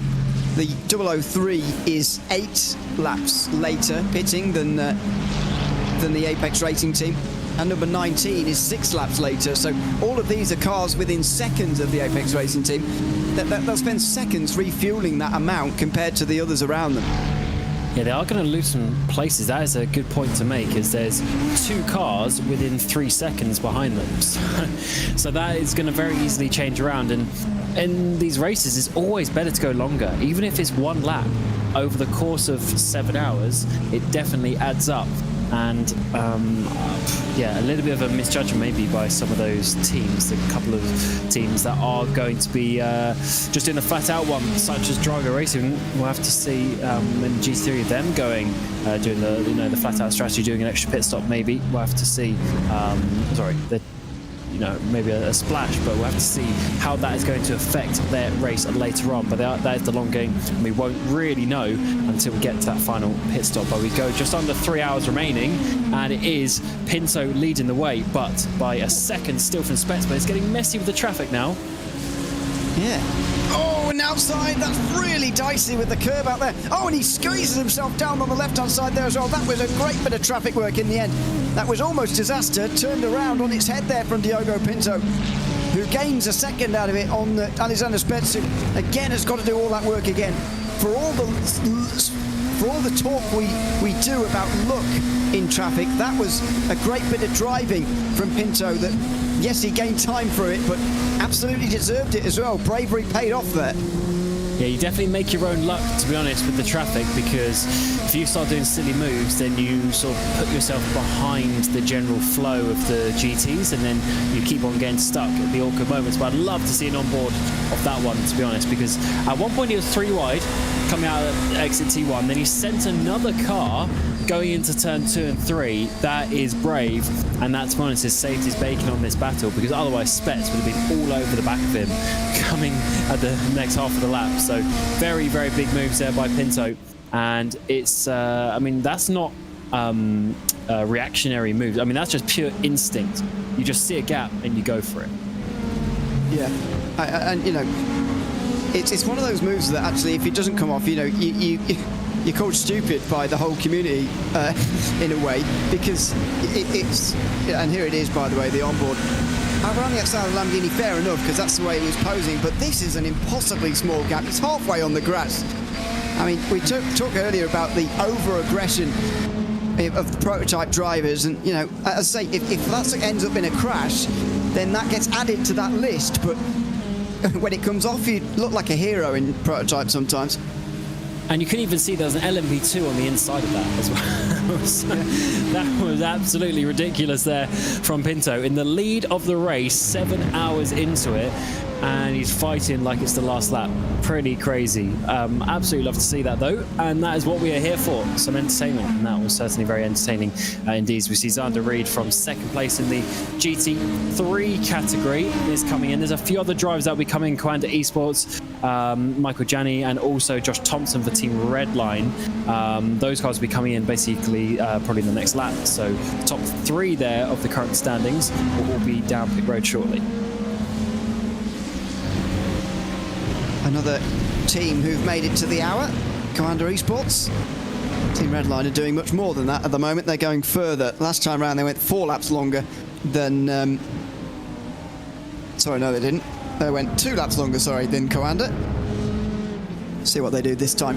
Whether they go for that again or whether they don't see the point. I mean, there always is a point of going on a bit further. It helps you fuel-wise, but...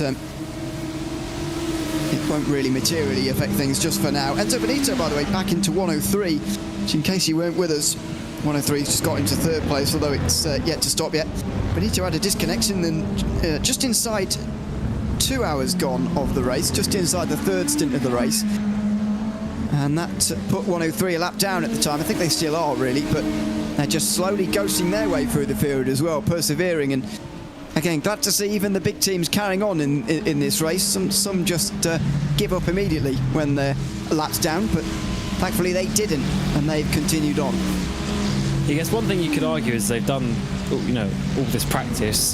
They might as well do that, and I'm sure some of the more professional teams have some sort of sponsor obligations as well to be out there on the circuit and try and get some screen time, so you might as well continue on. But certainly it is difficult to continue when you have all this prep, you come into the race, you think you're doing well, maybe you are doing well, and then it all goes wrong in the blink of an eye.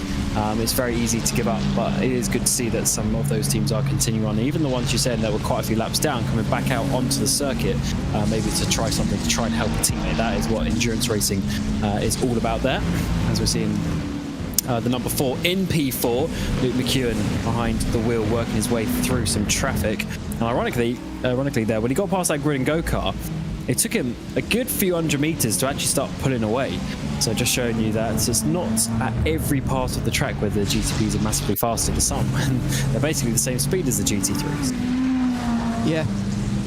It's always the thing you've got to remember when you're in traffic. As the pit stop for Josh Thompson now cleanses the field in GT3. I'll do a run through when he's got to where he should be, but to start that early, the number 69 who you can see here just in front of 4th placed number 4, Team Redline. That is going to be the leading Aston Martin now, with just under 3 hours to go at Petit Le Mans. And Porsche Coanda are being caught for 3rd place. That's why we're following number 4. Gap is about a second here. And again, we're just beginning to ponder where this Porsche Commander strategy is going to take them, considering they went 13 laps longer than the number 3, for example, last time round. But is it just going to send them further and further back in terms of lap speed?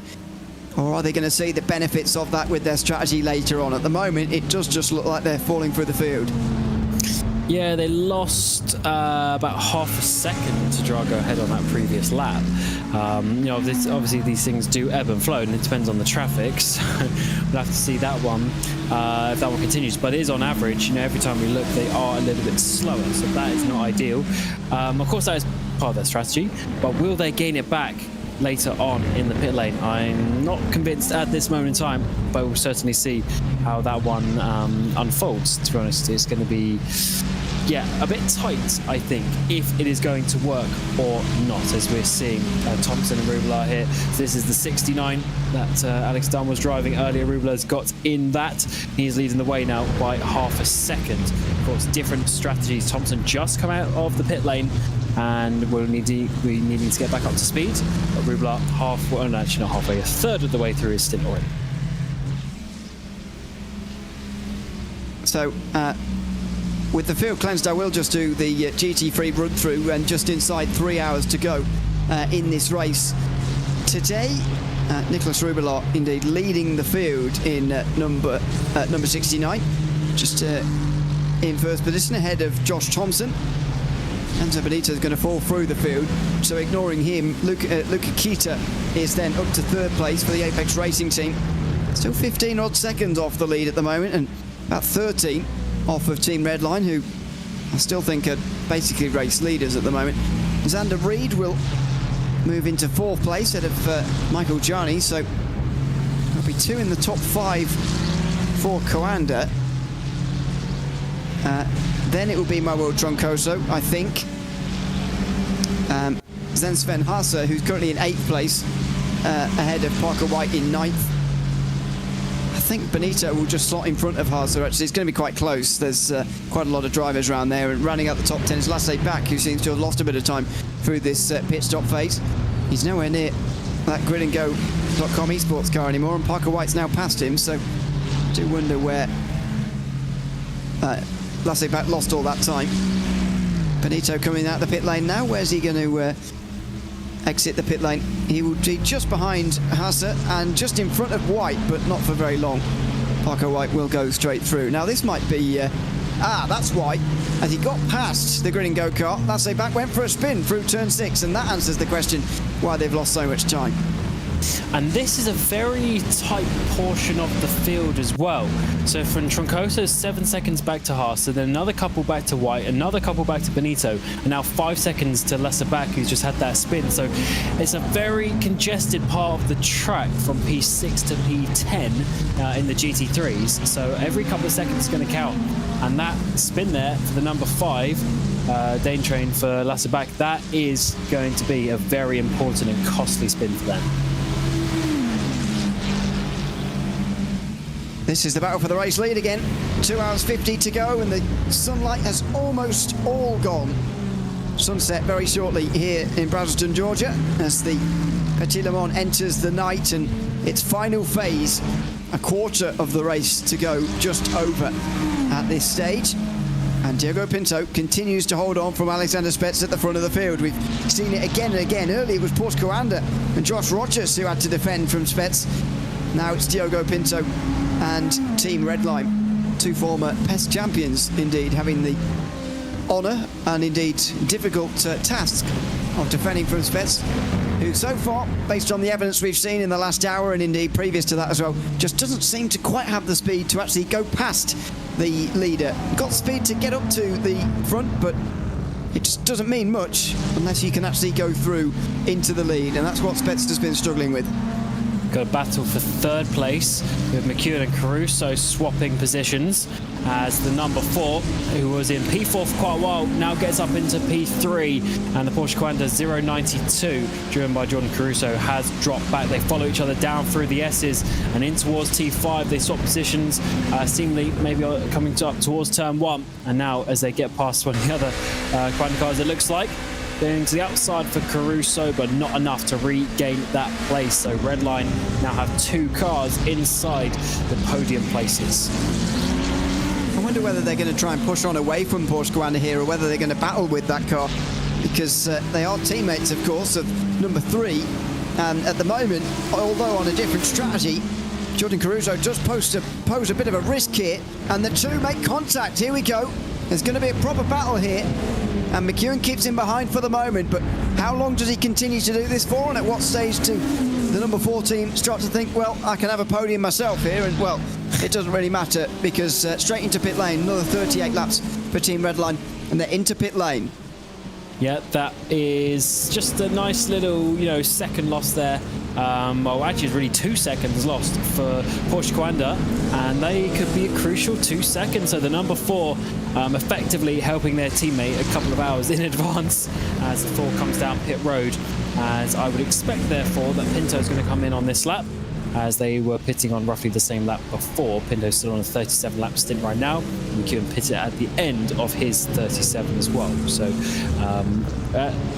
just on cue, Pinto does come down pit lane, and we are going to be seeing that car of Jordan Caruso take the race lead, because Spets will be coming in about 2 laps as well. So all of these guys entering their 4th last stint now, but the further you can go, the better it is for your race, fuel fill wise. So, as you say, number 3 in just a lap later. 2 laps later has been the normal strategy from number 1, although that was only 38 laps that time from number 3. If number 1 continues to do sort of 40, 41 lap stints, then they can go even further. But, they're not costing themselves, what I'm trying to say, most of all, they're not costing themselves an extra pit stop by doing this red line. So what they're probably going to do from now on in is never do a 42, 41 second stop in full again. They'll probably just slightly under fuel each time, just to sort of make this last 4 stints into sort of even lengths of about 43 minutes or so, rather than do, 3 50-minute stints and then 1 very short one at the end. I'm not too sure in terms of what would actually be better. I would still like to take all of the fuel now and have a short one in the end in theory. But, I don't know, maybe underfueling is going to be good. Oh, look at this traffic up the road for Caruso. This is absolutely mental as he works his way down this back straight. It was pretty quiet out there on the track for a little while, and there's got to be a good 10 cars. With 3 wide up ahead with one of the red line cars trying to find his way through some GT3. That is getting very awkward. That's the number 4 machine, who's now a lap down, and this is getting very difficult as McEwen can't get through those GT3s for 2-3 corners. Finally, through turn 12, he's able to do so, and now the number 4 is right ahead of the car that he just overtook, but a lap down. And again, on coldish tyres, defending here. Well, it's only been a lap for Eduardo Leo, so he's got some defending to do. That was a dive down the inside as well on a GT3 teammate who comes into the S's section. Fearful, I would imagine. And there goes Caruso. Looks to the inside of Leo to put a lap on that car, don't forget. And Redline are not going to make that easy. And here, well, okay, this is a dive down the inside from Leo. He is a lap down, don't forget, on that car in front. And he's not exactly proven that he's quicker at the moment. So I'm not sure how Coanda, well, I know how Coanda are going to be feeling about it. I wonder how a neutral would feel about it, because you don't often see that from a driver with blue flags attacking somebody on the lead lap when they're clearly the ones on the cold tyres at the moment. That's team play at its finest by Redline, using their GT3 through the S's as well to try and slow down the Porsche Coanda a little bit, and then the number 4 there of Eduardo Leo doing the best that he can to save any time. And what is that lap time last time from Caruso? It was 11.4. So over those 2 laps, they've lost him 5 seconds. That could be a crucial 5 seconds for the 0.92 to lose a little bit later in the race. So that just shows you how tight, even in a 10-hour race, 5 seconds could be all that it takes, because we're expecting them to obviously have a shorter pit stop, but if you negate 5 seconds of that, then it's going to basically be worthless as well. So it's definitely going to be an interesting one, and it's getting a little bit tense out there.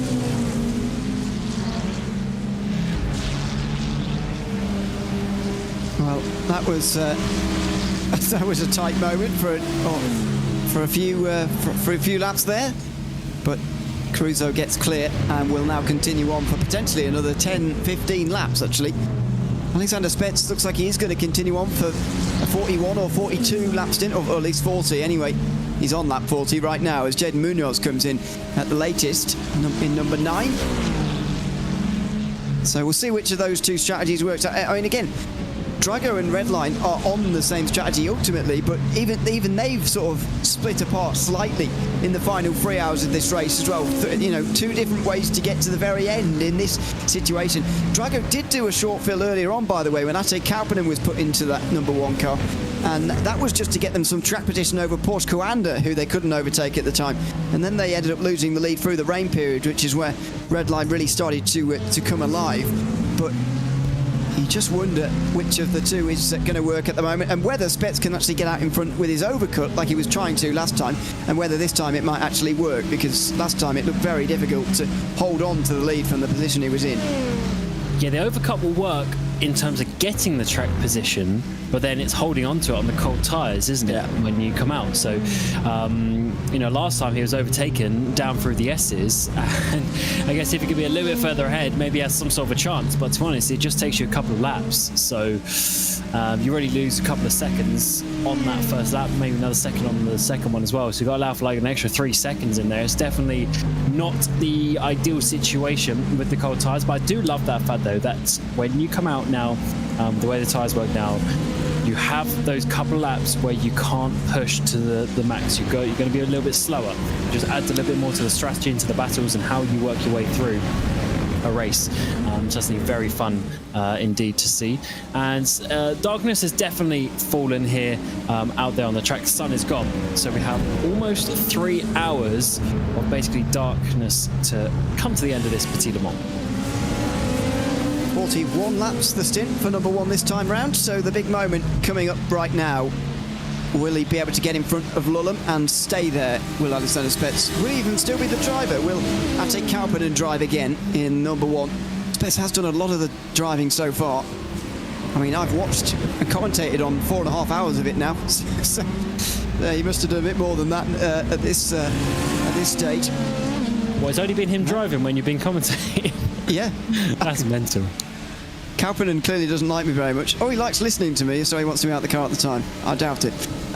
There goes the LMP2 leaders through on the circuit, but that won't concern Spets very much, who does indeed stay in the car, by the way, in number 1. When's he going to get rolling, and how long is this stop going to be in relation to Lulham, who was 41 seconds that time round? On he goes, 41 seconds as well for Spets, but where is Chris Lulham going to be? That is quite a long way back, isn't it?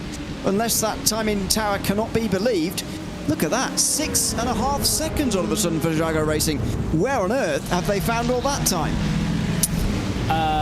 That is weird, because Redline actually had a shorter stop and his outlap was quicker.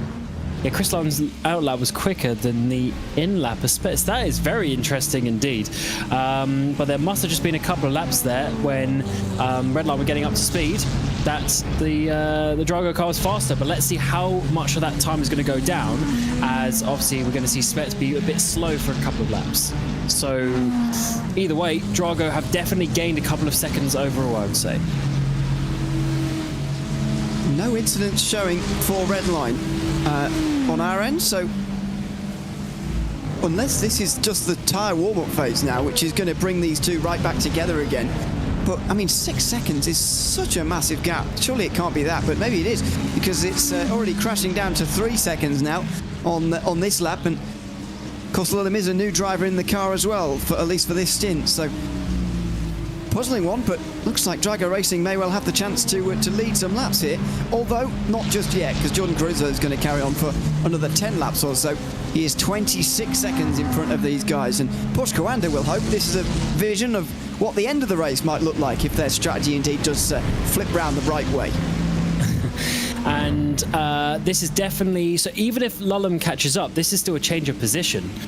through the pit stop cycle as well, of course. So there's definitely been, at this stage, at least 2.5, if not 3 seconds gained from Drago. We'll have to see, because at the end of this lap, we should be just about back up to speed like normal. For Alexander Spets, just waiting for the lap time to come through, or the sector time, I should say, to come through, which will confirm that. But on the previous lap, it was a good second slower for Spets coming through the middle sector. This time it's basically even, so I think the tyres are already up to temperature. So it's about a second and a bit, plus the second and a bit from before. So it's probably about 2 or so seconds that he's gained from that overcut strategy. Very interesting indeed. Although, you know, they're not quite there yet. 1.1, I mean, yeah, last time was a 110.9 for Speds, so still 2.2 last time around. I think lap 3 is the first time it's properly even, but we'll wait and see here. We'll wait and see how aggressive Lulham is going to be in terms of actually trying to pass Drago Racing's #1 car as well.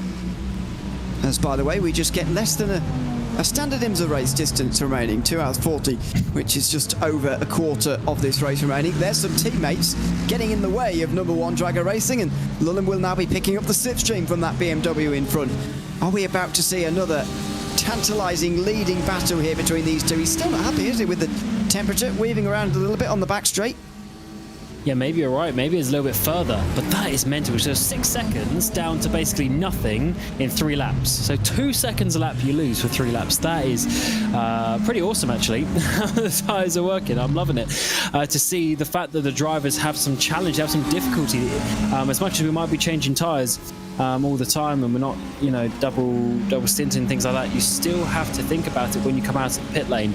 Very, very awkward point of the race for these drivers. They are 29 seconds off the lead, but remember that Jordan Caruso Porsche Coanda car is going to owe us a pit stop in less than 10 laps, probably another 6 laps or so. Yeah, last stint for them was 43 laps long. They've just completed lap 33 now. This is lap 34, so another 9 laps perhaps for them. I was just chatting to Matt Backham, actually, from Porsche Coanda, who's not a driver anymore for them, but still does a lot of pit wall work, and he's not working on the GTP here today, but is working on the GT3s. And he said from the atmosphere in the team and so on, that they think, the guys who are working on the GTP strategy and whatever, seem to think that it might well be very close at the end of the race. Could even be a straight fight between the teams in the final stint of the race when everybody's made their final stop. Daniel Sibisabo here gets himself in front of Leo Russell in the iNet Motorsport blue car, but that's a tantalising prospect as well. Not only Drago versus Redline straight fight as it is at the moment, but Porsche Coanda think they'll be in the mix as well in that final half an hour. That's what we love to see as the battles get close once more. So LMP2, that is for 3rd place. The battle for the lead has swapped around at the moment, but that's because we are waiting for the Flex Simulations Maradnas car, the 909, to come into the pit lane, and that will put the 288 of Delatraz back in the lead of class. But at the moment, it's only those top 2 drivers on the lead lap. So very spaced out a little bit more in the LMP2s, but of course the pit stop for the 909 is going to help that situation. Back to the potential fight for the lead once Coanda pit at the front, and it seems to have stabilised, and we do have just shy of a second. Now Spets is up to speed. Unfortunately, in the previous stint, he was stuck behind, couldn't get past, but fortunately this time around, he's got ahead. Let's see if there's going to be any change now in how we see the rest of this race. Once they've got ahead, are they going to be able to stay there?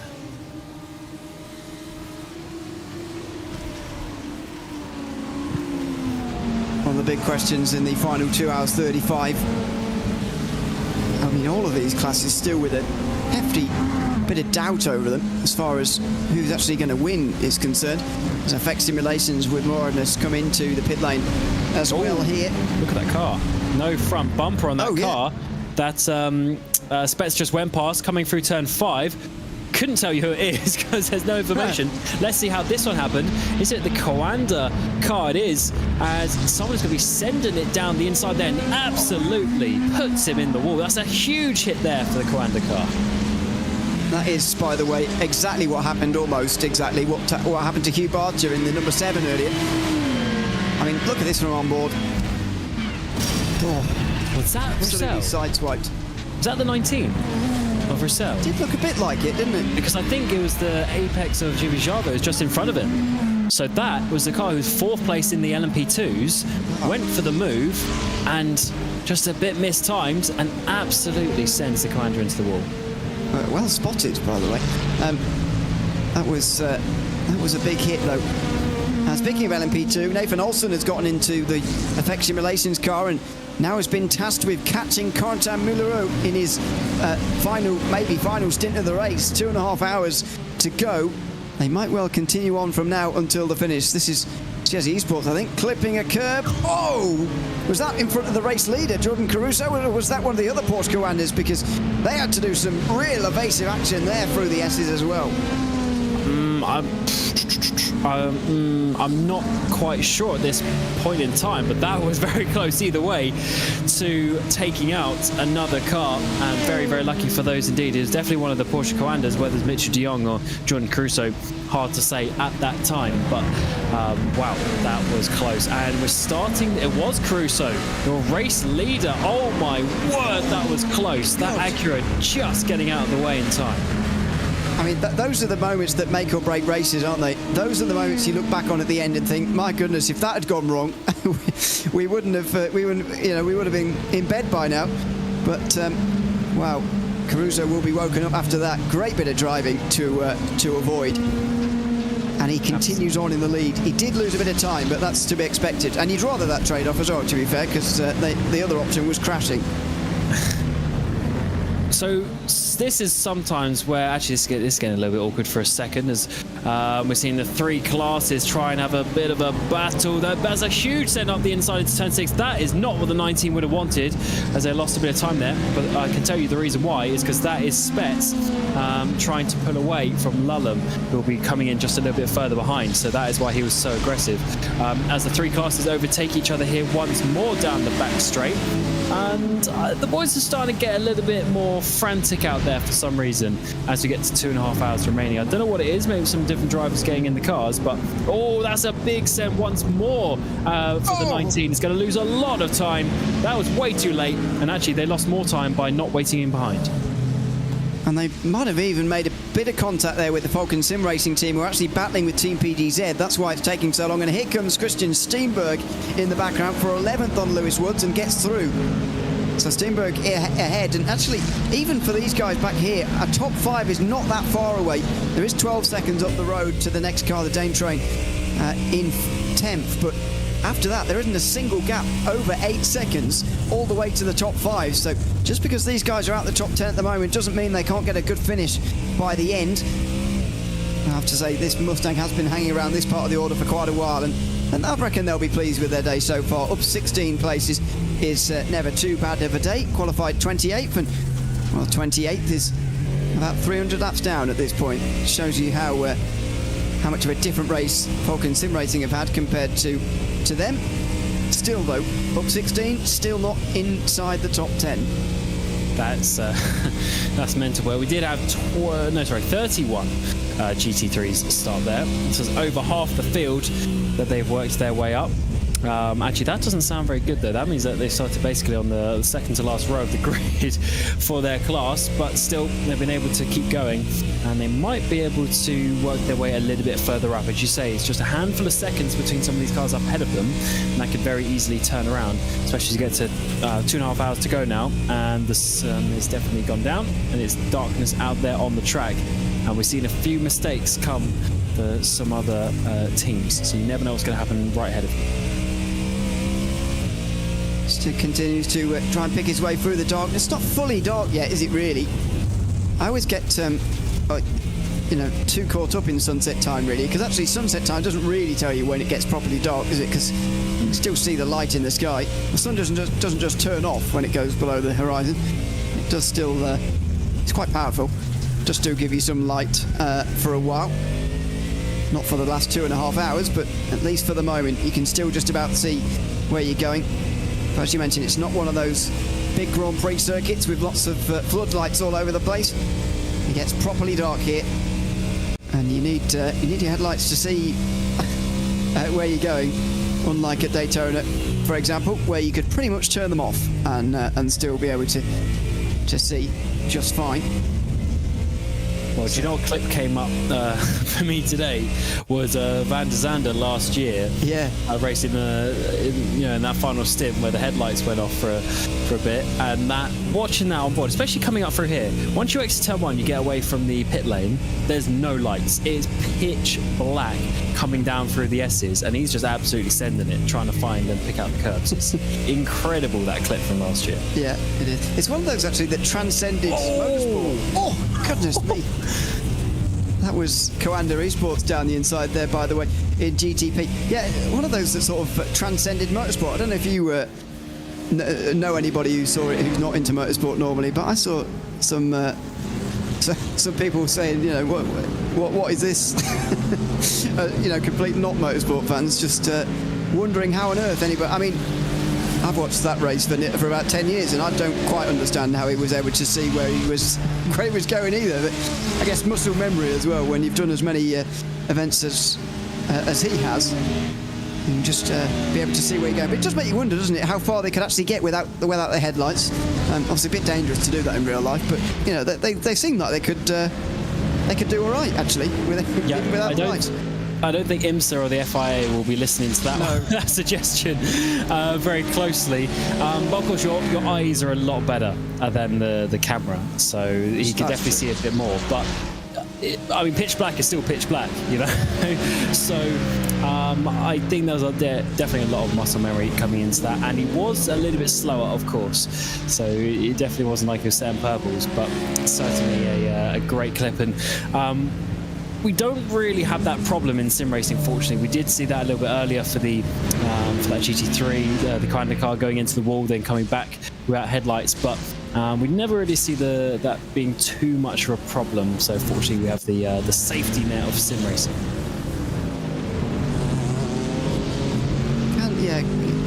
You can lose them, but you can also get away with quite a lot, really, in the grand scheme of contact before you start losing headlights. As we tick under 2.5 hours to go, Michael Romanidis comes in, the latest to do so, and Jordan Caruso will probably be in this lap. He's just heading down the back straight now in towards the final chicane. Not quite passing these guys just yet, but he's not far away. And so, will that be 43 laps again, or will there be another lap in the offing for Jordan Caruso here? At this point, we can start to try and work out where they might be able to come out. So there we go. Another 43 lap stint, 2 hours 27 remaining on the clock. It's it's a long time after the others. I mean, Lulham is about halfway through his stint now, and Commander are only in now. Yeah, that is pretty crazy. We need to do the maths now. Can he get to the end from here if we divide it into 3, though? That is the important bit of maths to try and work out now. He's obviously going to be going back behind, and the thing is with Spets going so long as well in that previous stint, it's getting very close once more. So the gap to Spets is actually not going to be that big in the end, to be honest. But certainly, I like the Corando trying this, and it is certainly going to be some interest in this class when we get to the end. I am sorry, just doing some maths. Oh, I can't quite do the right equation. I think, though, based on what I just saw there, as they take on another full fill there, that will, they won't need to stop again. They'll need to stop 2 more times from now, whereas the others would need to do 3. Does that work? Yeah, 3 from here. So the others 3 from here, Porsche Coanda 2 from here. I'm trying to work out how many. I'm doing 109 minutes average lap times, 69 seconds. If they continue to do 43 lap stints, that means each stint takes 49.45 minutes.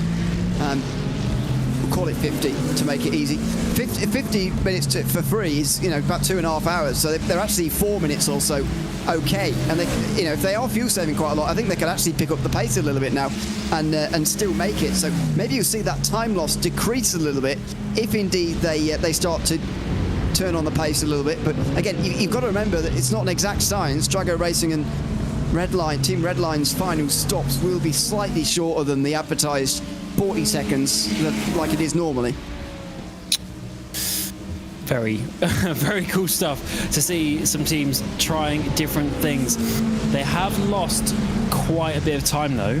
The last time I remember seeing them at this stage, it was about 25 seconds. It is now at 40 seconds. So they have lost a decent bit of track position. So yeah, swings and roundabouts, whether it's actually going to save them a stop in terms of time. They might be able to save the stop in terms of physically getting to the end, but in terms of time compared to Drago, it looks like they may end up losing more time than what they're going to save. Because if it's 41 seconds, 42 seconds is the gap already, that is what a pit stop time is. Plus obviously some time to transit the pit lane. So yeah, it's got to be on the limit, I think, with another 2.5 hours to go still for Spets to pull away. And Spets is very fast at this point in the race. I mean, we're doing 8.5s. I guess Lulleman's also 8.5s. That's just basically 2-3 tenths off the fastest lap of the race. So they're basically doing quali laps out here right now. Yeah, but you know, we're going to be seeing some of the fastest laps with the cooler temperatures right now. Across the board, 23 degrees Celsius now on the racetrack, very, very cool. So, yeah, there is going to be a problem with seeing where you're going, but for the tyres and the engines, the temperatures are very, very nice indeed at this stage in the day. There's Eduardo Leo, who's now right behind Jordan Crozier, and I think, you know, number 4 can be a real problem here for Porsche Coanda trying to win this race, because they're constantly going to be running up against number 4, either having just made their pit stop, or indeed Redline just making theirs, or Coanda having just made theirs. There's going to be an interaction, there's going to be a battle, and that's going to cost Caruso and Rogers quite a lot of time. Yeah, so we had this before the previous pit stop. The 4 was able to just get past the lap before their pit. And then we saw on the out lap, effectively, when they were lapped down, they cost them some more time. And now, a third situation, a big dive, potentially, yeah, 10B, almost some contact there between the 4 and the 92. And as we come up through turn 11 and 12, it looks like the red line is a faster car. And all this is going to do is cost Coanda even more time in their battle for the win. Oh, look down the inside, and he won't do it there. And Coanda have got to put some distance between themselves with lap traffic now, and they're going to over the top of the hill at turn 3, although very briefly. It's not going to be a proper gap with traffic in the way. As they come down the S's, how are they going to do this? I mean, normally you won't mind being overtaken in this situation because it allows you to get them in front of you to fuel save, but I just suspect if Redline got in front of Porsche Coanda here, they wouldn't even maybe try to pull away. They might just try and almost slow them up a little bit, because they're legitimately battling for position now. You know, Porsche Coanda can't really say anything, I don't think. There's more of a case to argue, I think, if there's blue flags flying about like there was earlier, although Leo didn't really give that much of a go other than that slight half dive at turn 7. He's got much more credit now in the bank to actually make this a proper battle, considering its 4 position, than he did earlier when he was sort of half unlapping himself on cold tyres. And if anyone wants to start complaining about Redline having too many cars, Coanda also have 3. As he's really slowed down there onto the grass, it is going to be for Redline to try and make that overtake, but not enough as they get held up by the Lamborghini coming through that final kink. And it looks like we're just about seeing the Porsche Coanda car hold on for now, but surely this is going to turn around at some point. We have to finish the point. Coanda, they do have 3 GTPs, it's just they are not quite as competitive and they're not in a position to help like the 4 is trying to help the 3. Yeah, I mean, they've both got lots of cars in the race, as you say. So that's not going to be much of a point of contention between the 2, but you just never know what's going to happen here when you get these 2 teams on the circuit together. It's the classic rivalry of sim racing, isn't it? It has been for so many years. As Mitchell de Jong, by the way, for Coanda comes into the pit lane. It's another episode and another chapter of that here tonight at iRacing Petit Le Mans in 2025. The final VCO Grand Slam of the year. The winner in GTP and GTD, both receiving an entry into the IMSA Esports Global Championship at the end of the year. 4 rounds, which ends with its finale at Daytona. Back to where it all started this year, of course, as it always does in the iRacing special event calendar with the Daytona 24 hours. Caruso slowed up there by an Aston Martin this time round. I think that's Parker White's car, and it is indeed still him driving it, if that indeed the right Aston Martin. And that allows Leo to get a bit closer. He will look for the run now as he comes out of turn 7. Is his exit good enough to get alongside Porsche Coanda on this occasion into the chicane, I wonder? Certainly see the slipstream be had, but I think the gap might be a little bit too much. They've also got some LMP2 traffic on that left-hand side, but braking way later. So that's obviously a little bit of lift and coast, a little bit of saving from the Porsche, as this number 4 does have a speed advantage at this point of the race. But is Leo going to be able to find a way of getting through? That's the important factor. We saw this with Spets earlier. He was faster than the number 3. He just wasn't able to get through on Pinto, and it might be a similar situation here where you have the cars that are so closely matched that you're really just waiting for an opportunity in some traffic. We'll work our way through T4 and the S's for another time of asking. Got LMP2 traffic just up ahead of us. It's going to slow down just a little bit, but they are not that much difference in terms of the overall lap time. It's really the GT3s that we are looking on to get a run. Porsche Coanda might be able to slide up the inside there, but a little bit of a defensive line. Things on the grid and go, LMP2s. Just enough there to back out the move for Caruso, and we get onto the straight once more. Where can Eduardo Leo get through? Indeed, has he just been almost shoved to the back of the mind by Jordan Caruso at the moment? Because after those initial attempts, Leo's not even really been close enough. Caruso lifts off there, and that's where the problem's going to be. When Caruso starts to try and fuel save, and Leo is not, he'll be able to go deeper into these braking zones, faster into these braking zones, and that could allow him to have a chance and a shot down the inside, which Porsche Coanda cannot afford at the moment. As you mentioned, when we joined, the gap was only 25 seconds. The gap up to 46 now. Of course, the more important gap is always going to be the gap when it's the other way round, when they just made their pit stop. Oh, to the others, but meantime, Leo goes off the circuit. There was an Aston Martin coming out to the pit lane, which didn't help him there at all, and the gap now is clear. Yeah, just a few too many cars all in the same place at the same time, and the 4, I couldn't quite tell if that was more of a mistake or more of just being safe going over the chicane, but either way it loses some time, and now that really is in the favour of Jordan Caruso. We're over 2 seconds the gap now, very nicely. Indeed, a couple of pit stops. We've got Sanchez and Chivigiaro in the pit lane in GTP and LMP2, so definitely some time for them, but also some GT3s now coming, quite a few GT3s coming down pit road. Drago Racing, one of them, after 44 laps on the circuit, so still nowhere near making it on fuel, as we've known that for some time. But I think we know even more clearly now that their strategy is also not the one that is working. It's really a battle between Thompson and Keita, I think, and 8 seconds now the gap. I think it was as high as 12 seconds in our time here in the last hour and 45. So I do wonder whether Keita's catching here and whether that can continue, and whether that will give him actually the lead of the race a little bit later in GTD, or whether this is only a moment going on for now. But 8 seconds, if it's come down 4 in the last hour 45, then 4 seconds that is, then you do wonder what he might be able to do in the next 2 hours 15, and whether he's got enough time to close in enough to make this a proper battle for the win. Which is exactly what we want to see.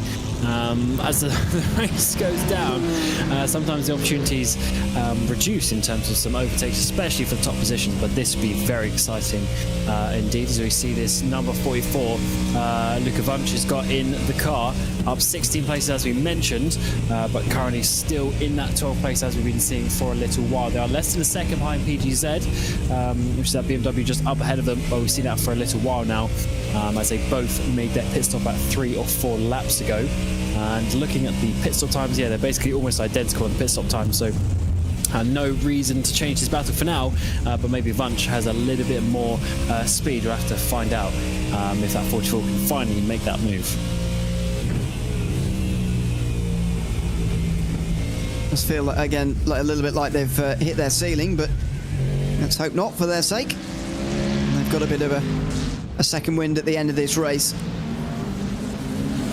So still yet to see pit stops from the front guys in GT3. That's because we're expecting them to get to the hour and more. But out front, Spets has lost his lead. He's less than a second now in front of Lulham. And Caruso has lost his gap over Eduardo Leo as well. This is even closer than a second. So 2 battles for high positions in GTP. Again, exactly what we want to see. But this is more about Redline slowing Coanda almost, it feels like. Whereas the battle for the lead is a legitimate one between 2 teams on the same strategy.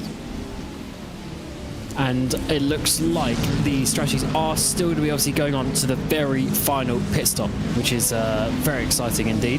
That's still with a couple of hours, as that got very close there with the GT3 car, but we were able to get through for Caruso, and it does look like Leo has the speed here as he's caught back up. So Caruso, well, we know he's saving a bit of fuel to be fair, but there's definitely a little bit more speed in that Leo car than number 4 as it stands. He just needs to find a way through. There's not enough saving, or maybe it's just he's saving up the crucial points for Caruso, that there's not enough for the 4 to find a way through. And look at the Porsche, just gets off T7, gets another car length or so, and now basically the BMW can't really do much in the back straight. I do wonder whether the Porsche has better traction out of 7, just generally as a manufacturer, because we saw Spets really struggling to get the run that required to actually make his way down the inside by they got to here at the end of the straight, but maybe not. I mean, it's a manufacturer difference, I guess, between the front guys. 3 BMWs in the top 4 at the moment. Oh, and another bit of defending from Jordan Caruso.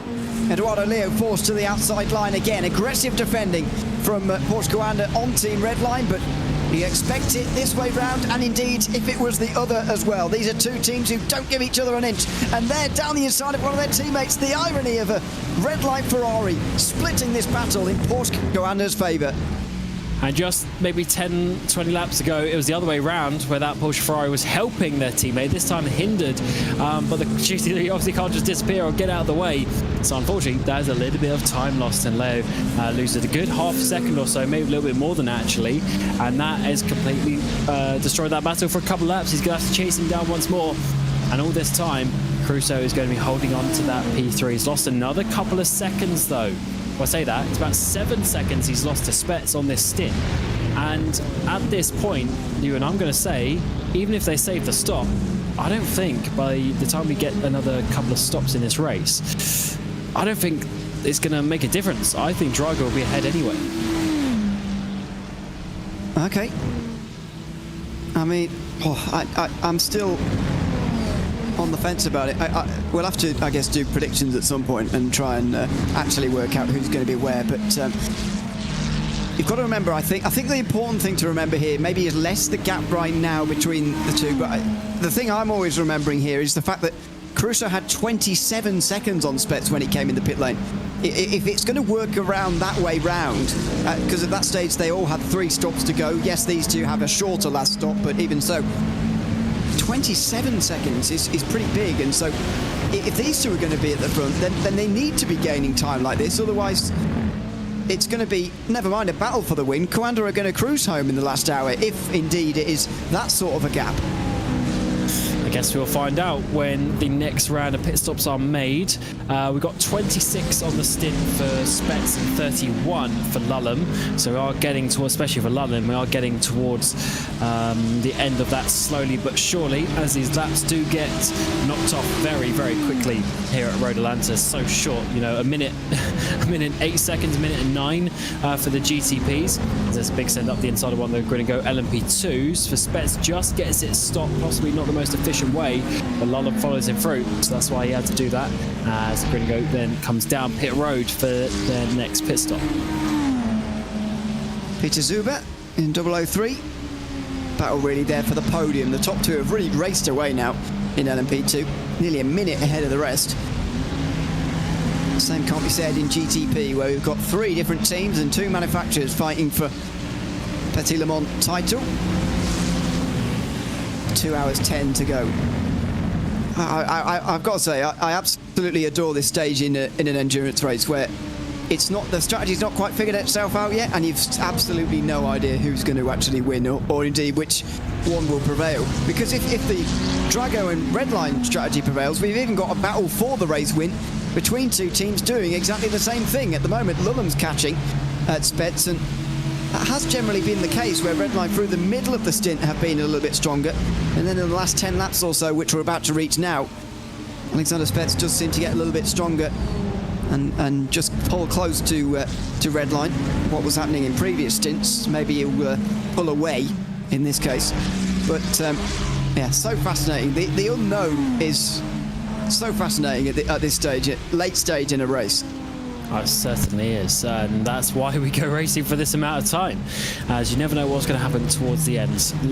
Leo Roussel, the 19 car, comes down pit road as we see the one car getting close with the Commander Esports, slides it up the inside before, I think that's another Redline car that they're going to come on now, but nothing can be done by that GT3 apart from just to stay to the side, and it is Spets who's going to be able to get past one of his sister teammates as well, as that is one of the Drago cars. So that actually must be Rubula and Benito, who are battling for P5 in GT3. They were the ones that they just got past there. So obviously slightly completely different strategies they are. Benito is 3/4 of the way through his stint, but Rubula has stopped early, as he has in that 69 car all afternoon. And unfortunately, there is a strategy battle there, but only going one way as far as Drago Racing concerned. It's not the right way for them. Excuse me. So not too far away again in GTP. This battle by far the closest, as Shibishaba gets in front of Leo Roussel on the exit of the pit lane. That will be the battle for third.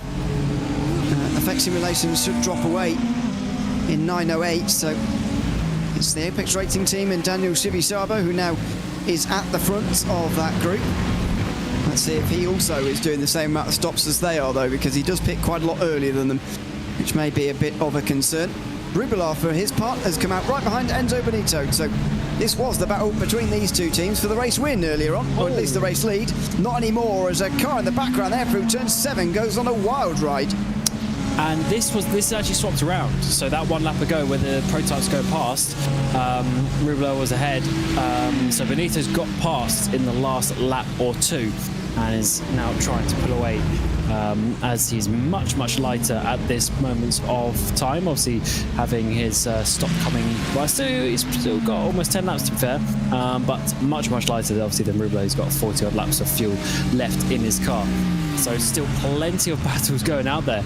Just, you know, every lap, sometimes you think quietens down for a couple laps, and then someone will find a way of getting through. And then all of a sudden, you see a car spinning on the exit of T5 as Roussel's coming back in. Oh, is he the car that we saw spinning? Maybe. Rubla also down pit road after also coming in. That's very interesting. Both of those cars, they've recently been down. So this for the 69, that might be game, set, and match then for the race win. Well, and for number 19, it's definitely not a podium in that case either. So we'll need to try and find out what happened there, but they've both got a black flag, we're hearing. Now, is that just for a drive-through for both? It looks like it. Now, I wonder whether they might have hit each other, or indeed... oh, that's separate. That's the 12 car backing it into the wall, Rincon Racing, who are currently 8th. This is Telkala, sorry. Telkala? Getting it all wrong. He gets it all wrong as well through turn 5. Big spin, and needs to get out of there because that's a blind crest. Careful! Oh, dear me. And this is Roussel getting his last incident point, it looks like, before a drive-through penalty.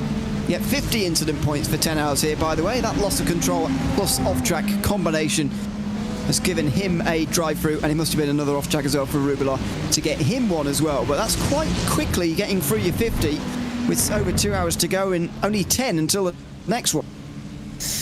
Yeah, I mean, it's a difficult track, isn't it? Let's be honest. So if we do 50 divided by 8, yeah, 50 divided by 8, I mean, that's 6 every hour so far. That's 1 every 10 minutes. I guess it's quite easy to do so, especially if you pick up, your 4Xs or 2Xs here and there. It can add up very, very quickly indeed, and it is certainly a track that you can do that. There's a lot of places to make contact with cars. There's a lot of places to go off the track, and obviously with the spins as well. So I'm not surprised that a few drivers are getting that, but the fact that the 69 has had that one, obviously if none of the cars ahead get their version of that penalty, then yeah, they're basically now a lap down, and yeah, cool. Even with the cars ahead coming into pit lane soon, they're not going to come back from that, are they?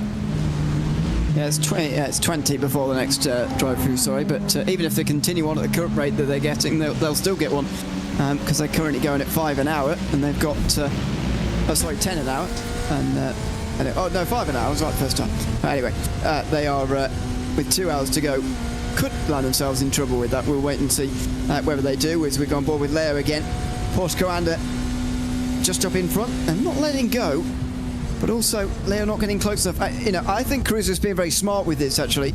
I don't think he did very much fuel saving early on in this stint, because he wanted to stay in front of Leo, and it at least looked clear from the off-board that he wasn't really fuel saving. Now that Leo's in a worse position, he's a bit further behind, I think Caruso's lifting off a little bit more and returning to the fuel saving that they do still need a bit of to get to the end on the strategy they are hoping to. And yeah, I mean, his last lap was an 8.9. The 3 drivers around him, 0.3, 0.1, 0.5. So it's definitely the slowest of the top 4 as it stands. But then obviously a little bit of traffic can always adjust those lap times. So it's hard. We'll have to pay a little bit more attention in the next couple of laps. Let's see how that one works out. But yeah, he's definitely not pushing 100% in that car, trying to make sure he gets the lap times, or the fuel times, I should say, that he would have wanted to get to the end, because he does need best part of 50-minute stints to try and get to the end properly and not have any issues, not have any worries when we get to that final stint, because you do want to get to the final stint and then have a little bit in reserve, so you don't have to save literally until the final corner to splatter across the line. Yeah, especially if this comes down to a late fight, you do want that last burst at the very end of the day, but let's wait and see what happens for that Porsche Commander machine. It's going to be very, very interesting. I'm actually interested to find out where they're going to be in relation to Redline and Drago when they make their pit stops in a couple of moments, because Lulham has done 38 laps already. He's done 38 lap stints for the last 2 at least, maybe more than that. So this is actually a longer stint this time round from Chris Lulham than what it was previously.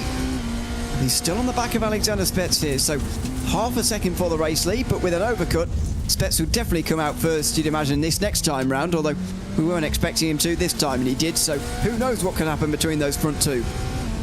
And I want to see if there's going to be any difference in terms of the stint length between Drago and Coanda, or what sorry, there will be a difference, but what the difference is going to be as well, because that gap between those two, in terms of their stint lengths, was getting pretty close as well.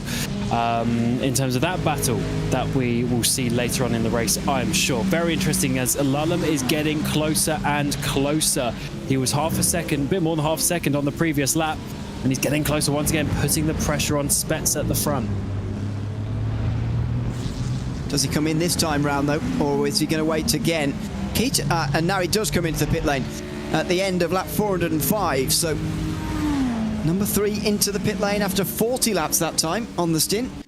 Look at Keita, only does just inside of an hour there, so, the hour, so that's going to be a concern. To 2:99.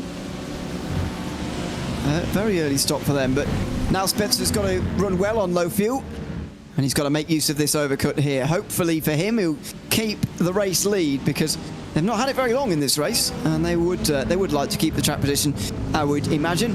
Also like to keep the pace high as well, and this is what these last laps are about. This is only lap 36, could go on for a while yet. Indeed, as we got 30 seconds remain before we get to the 2-hour marker. So that'll be the point where a lot of the GT3s come in for their penultimate stop of the race. And then we see the prototypes with 2 stops still remaining in this race. This is going to be a very exciting battle in your GTP category between Drago, between Redline, and then obviously as Ludlam comes back out, needs to see where he is going to go. But Spets is going to go a few laps longer, and that means that we are going to get to the situation where Spets may end up lapping Ludlam, depending on what that gap is and what speed Ludlam has once the tyres get up to temperature. Yeah, it's already over a minute, the gap, so just gives you an idea as to how much time you lose around here when you're making a green flag pit stop. It's like oval racing in that sense. Almost certain to lose a lap, although not quite certain around here. You're saved by 5 seconds or so. As it looks like 002 might be back out onto the circuit before too long. We just saw Caspers come into the pit lane. Wesley Caspers just did 36 laps. I think they're just for the fun of it at the moment. And David Toff's doing the same, by the way.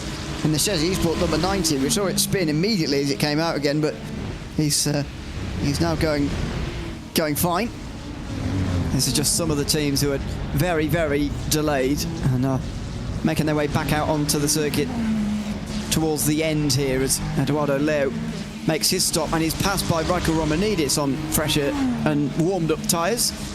So this will show up slow up Eduardo Leo as well, and he's nowhere near the Porsche Coanda car either by looking at things. Well, he's only just around it. Maybe he will be able to get in the way a little bit of Caruso. And, you know, he won't be too disappointed if he does here for Redline. It would help his teammates out. Certainly, and the teammate battle is going to be a big, well, potentially a big influence on these battles as we get a bit further in. As we had, I think, one of the Redline cars there. Just make it a little bit more awkward for the Drago number 1 of Spets to get through at this time. Looking at his last lap time, though, he did a 8.3. So Spets hasn't lost any speed. The fastest is a 0.0 from the 93, but from all the cars around him, you know, 0.1s, 2s. So he's only a 10th off the fastest times now, as he's getting to low fuel in that car, cooler track temperatures, and he's able to just push and push at this point of the race, knowing that he's got some slightly clearer track, but not for now as he gets past the Lamborghini just a little bit more awkwardly than he would have wanted. I think that was just the angle of the camera angle there that made it look a lot closer than it was, maybe, but I'm sure those things just happen many times a lap, and I'm not used to them. But he carries on again, does Spets, on to lap 39 now of this stint. Last few times he's done 41, last 3 times he's done 41 lap stints, so I expect to see this again from Drago Racing, and we'll start to try and work out here just how much shorter they can have their final stop as well, because that will give us a good idea where they're going to be in relation to Porsche Coanda, who, by the way, now are only 12 seconds in front of Ludlam. Actually, that's something we can say already. 12 seconds only the gap. That has really come down from when they last pitted, and it was 27 seconds. Yes, indeed. So this is why I'm saying I think it's not going to work out overall. I think it's going to work in terms of them getting to the end, but not going to work in terms of the position that they would have wanted to be in. The main thing that they need to focus on is just making sure they stay in P3, but with the gaps fine, they should be absolutely fine. With that one, they got a huge gap to Romanidis, who's basically on the same strategy as them. They got basically a minute to that, so they should be fine, but I don't think they're going to be able to challenge in the top 2 in the way that they would have hoped and would have wanted at this stage. You're saying you're speaking to Man Backham earlier, thinking they were a bit positive of that, but of course they would be. The problem for them is they're kind of committed now, so they can't really do too much else. They just got to see what happens to the end. A question about where Alex Dunn is at the moment. Not driving the car anyway, not driving number 69's Drago Racing, who have dropped through the field a little bit in the last few laps. They are now down in, it will be 5th place as they get past Tristan Iglesias at least, but yeah, that's where Alex Dunn's car is. Not sure where he himself is, not driving here at the moment anyway, after his stints earlier where he was leading the race pretty nicely after a good start. This, though, could be the penultimate lap now, the last time past the pit lane for Alexander Spets on this stint. There he goes, on for one more. A little bit of traffic on this last lap as well, and so we'll be able to see at the end of this one just how much time is remaining in the race and what the outlook for the rest of this race is really looking like. As you say, at the moment, it is not looking quite as favourable for Porsche Coanda as maybe it was an hour or so, 45 minutes ago. Certainly not. But it is not over till it's over, and you never know what's going to happen. We almost saw Caruso being taken out about half hour, 45 minutes ago now, down through the S's by something that was not his problem. So you never know what is going to, what's really going to happen. So that is why we keep on racing, and Spets is leading the way, getting closer and closer to his pit stop. The lap time not quite so good on that previous one, but you can't be perfect all the time. This is going to get past one of the Grid and Go LMP2s, continue his way out towards the front. And Ewan, we have such close battles towards the front. We've got 5 seconds in the LMP2, so that battle continues to get a bit closer. Obviously, Miru just coming down the pit lane now, but that's starting getting closer with Olsen. And then also in the lead here, we got Lullam and Spets. Well, Spets comes into pit lane now. We'll see what the gap is. That's going to be just a handful of seconds. It's really looking tight inside these final 2 hours. Yeah, at 110 laps to go. Can that be correct? I guess it could be. With an hour and what is it? 114 minutes to go. I suppose so. Maybe. No, that can't be right, can it? There'll be a few less laps than that, but we'll call it about 100 laps remaining. So there will be a quick splash from these guys.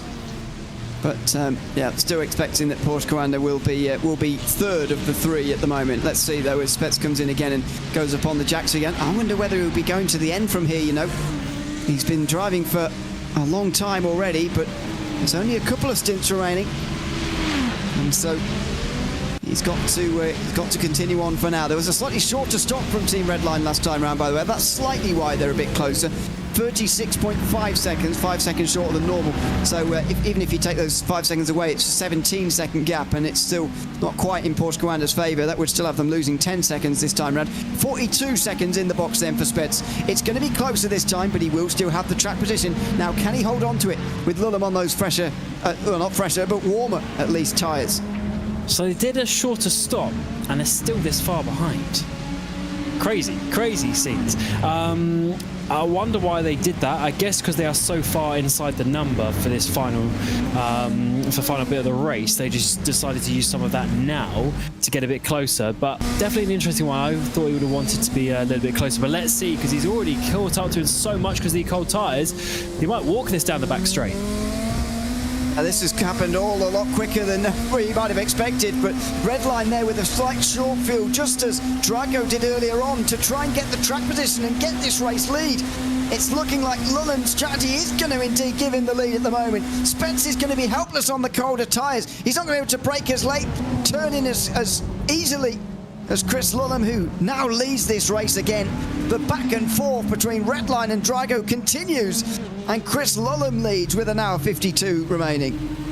So Pinto leads, and then they give the car to Lullam. When the pit stop phase, Spets took the lead, and now just one stint later they swap again. So they got to think of how they're going to do this, but the important factor here as well is, so they've underfueled.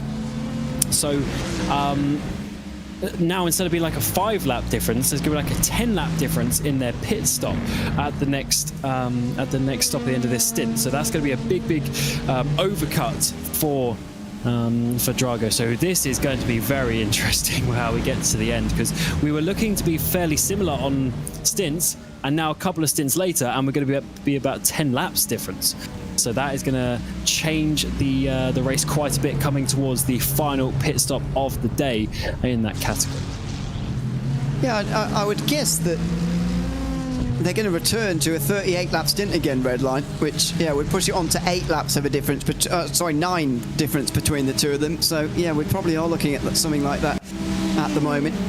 We'll see what time Porsche Coanda get it sort of into the window of coming in as well, because at this stage they will have lower fuel on board, and they've still got another 10 laps or so before they get into the pit lane as well.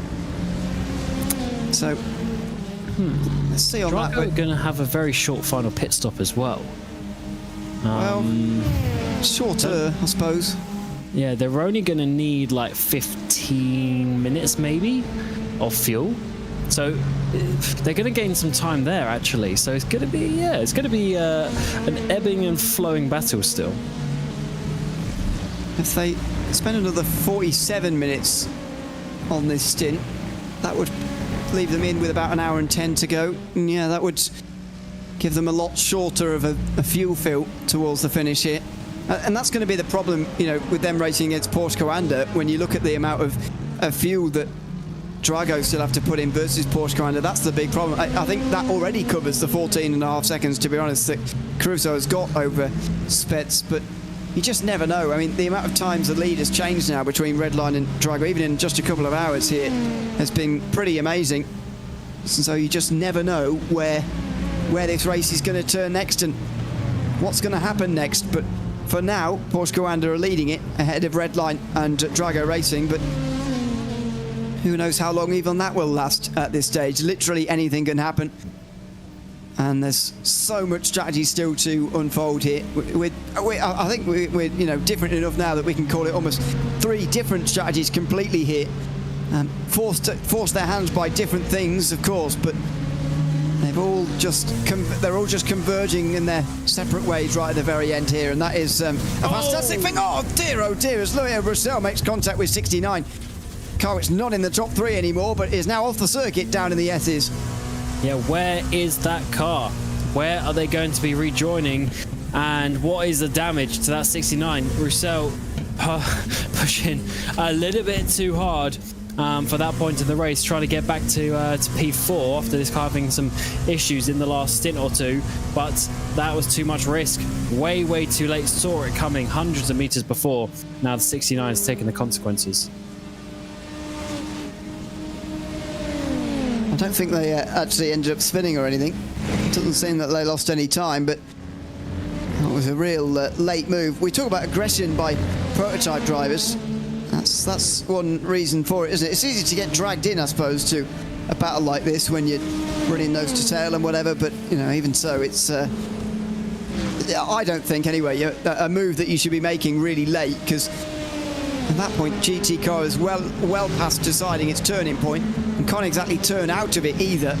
Makes it very difficult to justify, I think, jamming down the inside like that. Absolutely, you're turning so early for the beginning of the S's there. And just looking at the previous lap, he did lose about a second and a half in that sector. Did the 69 car, so definitely did lose something, but it's also the risk. And the 19 still hasn't made way of the Grid and Go car ahead, so definitely not the ideal situation to be putting the GT car at that risk. But that is what racing drivers do. They go and push the limits in all areas of the track. Somehow they survived that time round. And speaking of traffic here in towards the final chicane, 4 GTs in a row, not all fighting together. The Falcon Sim Racing team are the last of them, and none of the guys they're battling with are even in this group. Team PGZ further ahead than that. Still lots of cars on different laps in GT3 still in the race. Got one car 98 laps down, still running at the moment, which is nice to see. Not nice though if you're a prototype driver coming up to the back of it. This is a nightmare scenario if you're in LMP2, and doesn't happen too much anymore at this stage in the race with the fewer cars in the field, but there are some small, well, that's pretty much the only big group, but it is nevertheless difficult to get past as a prototype driver like that. As meantime, Team Redline get back in front of Drago Racing, another 2 teams on different strategies. Michael Romanidis now down to 5th with Eduardo Leo getting ahead. Ooh, yes, some battles that ebb and flow. Romanidis up 4 places, but I'm sure he would have wanted it to be 5, but not at this time. So these cars are actually a lap down, unfortunately, so it's just the top 3 as it stands, but that's because we are waiting for Caruso to make a pit stop shortly. That will bring them back just a little bit, but this is a great battle. So these cars are battling for effectively 1st and 2nd, then also 4th and 5th in this race. but obviously the second cars of each of those two teams, there was looking was very strong and aggressive. They both went quite slow on the previous lap, actually, so there must have been either part of the battle or some traffic that was getting in, but they were down to the 110s on that previous lap, whereas the fast race pace right now is still in the 1:8s. An hour and 45 still to go here from Petit Le Mans. Still 6 laps or so away from a pit stop here from Jordan Caruso out front. Still leading in GTP. Telstra Automotive now leading in LMP2. Still leading, in fact, ahead of Nathan Olsen by 12 seconds. And in GT3, Florian Lebigra controlling the race out front by 20 seconds now over the Apex Racing team. But further down, there's still plenty of battles to enjoy in GT3. This is Gustavo Ariel, who just freshly out the pit lane in front of Matteo Grunzer in the Williams Gaming Club. This is the Aston Martin that was released very, very recently into iRacing. Its first special event coming up here today with Matteo Grunzer. Let's ride on board for a little while, shall we, with the Williams Gaming Club Aston Martin. Enjoy the sights and sounds of the new GT3 in iRacing as we step aside here with some fan immersion with just under 1 hour 45 to go at Petit Le Mans.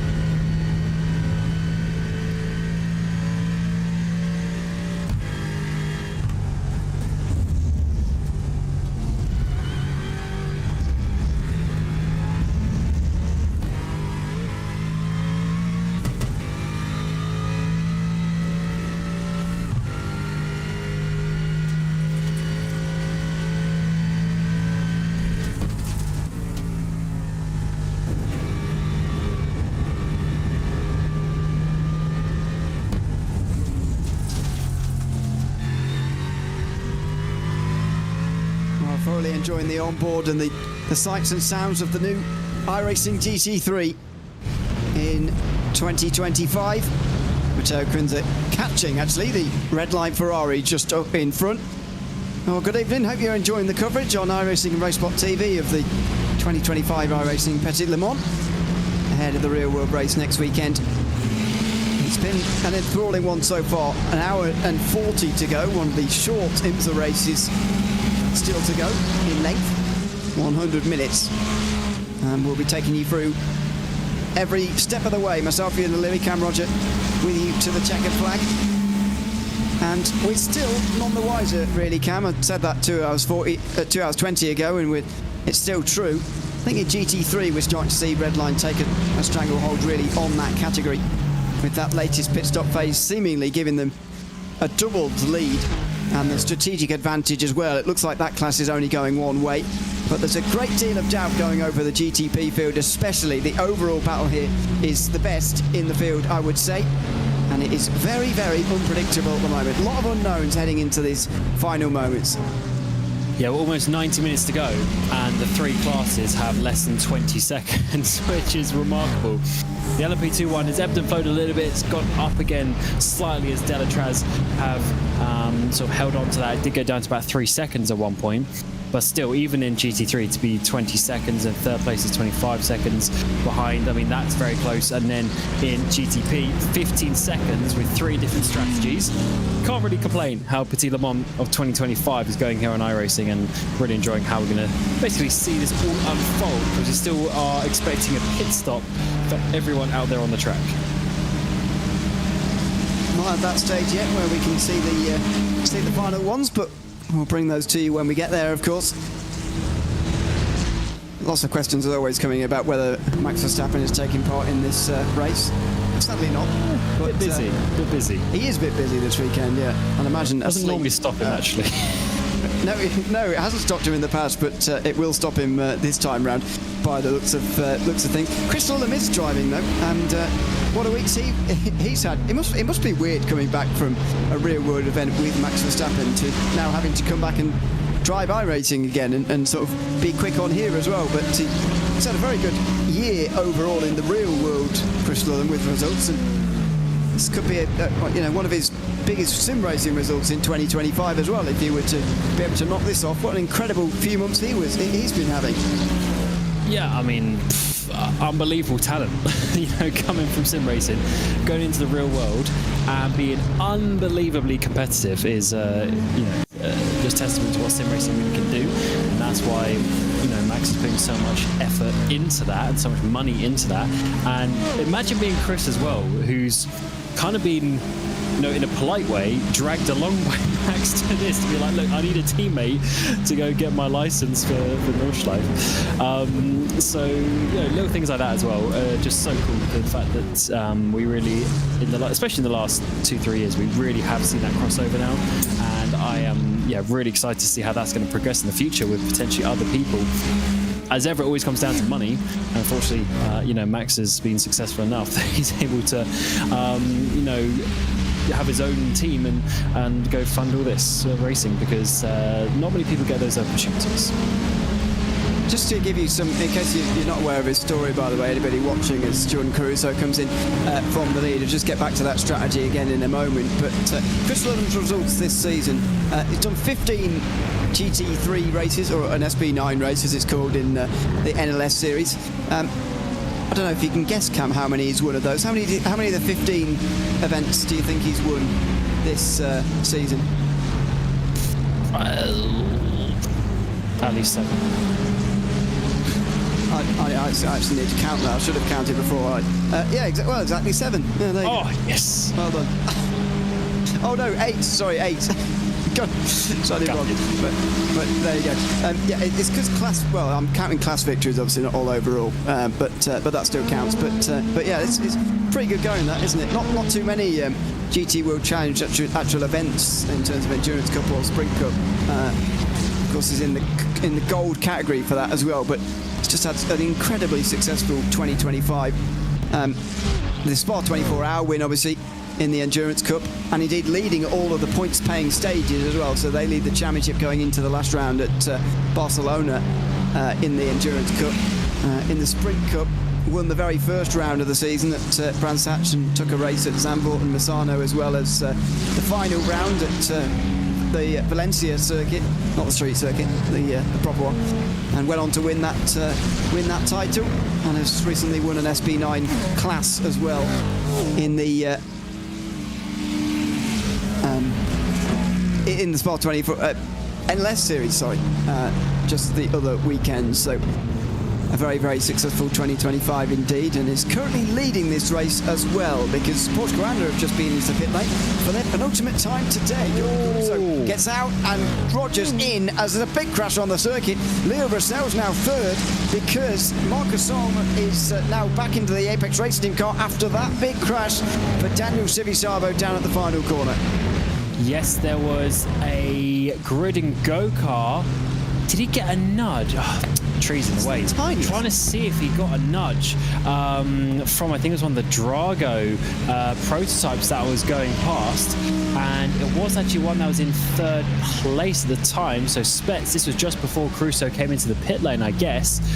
So I think that was Spets who was involved, and then the 199 just nowhere to go to avoid that one either. Now, last lap time for... I'm just monitoring the time gap now between first and second, because this happened a couple of laps ago, and Spets seems to be losing time ever since, as David Topp goes for a spin through turn 5. Oh, that's just in front of Drago as well. Yikes. Wonder if that was the same car. But over 6 seconds now. This is not ideal at all for Alexander Spets, if indeed there is a little bit of damage there, because that was the tiniest bit of contact, but it looks like it actually was contact with him, as there's now more trouble at turn 7 in live pictures. The Apex Racing Team car going for a spin out of turn 1. This is after the damage repair over the top of the hill there, but in live pictures there was definitely an LMP2 spun through to turn 7 there. And this is probably what it was. A bit of a send up the inside, as that is Munoz just getting a tag after overtaking a GT, made some further contact, and oh no, reversed right into the way of one of the LMP2s. That is a nasty, nasty rejoin.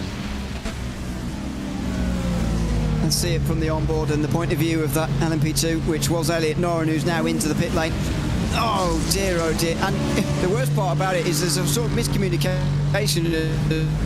I think Munoz, halfway through doing that, realised, I shouldn't be doing this, so he come to a stop, but no one was expecting him to sort of reverse out of the way. In the end, Munoz reversed and then stopped right in the way. I'll be fuming. 90 minutes to go in a 10-hour race, and some silly incident like that happens to ruin your race. It's so unbelievable sometimes, but that is endurance racing. Little mistakes happen, and the attrition rate is certainly a little bit higher than they would or than we would have wanted today. But that is Road Atlanta for you, unfortunately. So we're going to be up to about 23 or 24 DNFs in this race from the 58 that we had started. We'll see if any of those do actually retire or not, but at the moment, confirmed retirements, we're definitely at 23. It's a number you'd expect to see around here, even if it is a little bit on the high side. It's not unexpected here, as Mitchell de Jong also comes in. This car did lead a couple of laps earlier, but no longer. Mitchell de Jong brings Porsche commander Porsche into the pit lane. And there's the grid and go car still stopped, by the way. Not sure if they're still really running at all, but there's the second last stop for 093, and the last driver change of the day as well, as Dane Warren gets back into that car. I think the pole sitter, he was the pole sitter, set the pole up and unfortunately lost the lead inside the first 10 minutes, and they've never regained it since then. Just showing you how difficult it is out there. A lot of fast teams and it's not easy to be leading one of these races, and that's why we've seen just a handful of cars do so throughout the day. But there is still a decent amount of opportunity out there for some teams to still try and push their way forward, although, as we've been mentioning, GT3 and LMP2 are looking more and more set as the day goes on. There's the 169 Troncoso, the wheel 7 places up as he goes into the pit lane, although is there actually going to be a bit of a driver swap in that car? Yes, there's Nicholas Matteo has jumped in. And indeed drops now off the lead lap as a result, as expected. He will take this car to the end, an hour and a half to the finish from here for that Aston Martin. I think they'll just slightly split up this fuel fill as well to spread it a bit more evenly and make sure they can check a set of tyres both times round as well. There you go, 35 seconds that time round, so just not quite going up to the top, just to make sure that there's that little bit of wiggle room there to first of all make it home, but also not put too much fuel in, or indeed distribute it unevenly throughout the stints. Right. Oh, that was close. And that was Matteo coming out of the pit lane right in front of Lullen, who almost came to a dead stop there. And was there contact now for the race leader? After Spencer was in contact down at the final corner 5 minutes ago, Chris Lullen might have had some there. And the teammate for Fiasco goes on once more. Let's see this on board from Chris Lullen's point of view in the number 3 machine. He's coming out full pace. The GT3 car way slower, obviously on cold tyres as well, and that is so... I'm going to say there wasn't contact, but that is close. Yeah, I don't think there was contact. I think you're right, but that was unbelievably close. One of those heart-in-mouth moments for Chris Lullen, who just about gets away with it with an hour and a half remaining. He's got a 5-second lead at the moment, but don't forget, he gained 5.3 seconds in the last pit stop phase, and they were pitting before their rivals anyway. So this is going to be a close one, but I think Drago Racing still in the sort of net standings, if you like, just about in front. And they certainly will be in front if Lullen has too many more moments like that. Wow, so we could have seen Jordan Caruso being taken out from the lead about an hour ago. We almost saw Lullen there about an hour ago. Spets had a couple of moments as well in traffic. So these top 3 drivers could have all lost.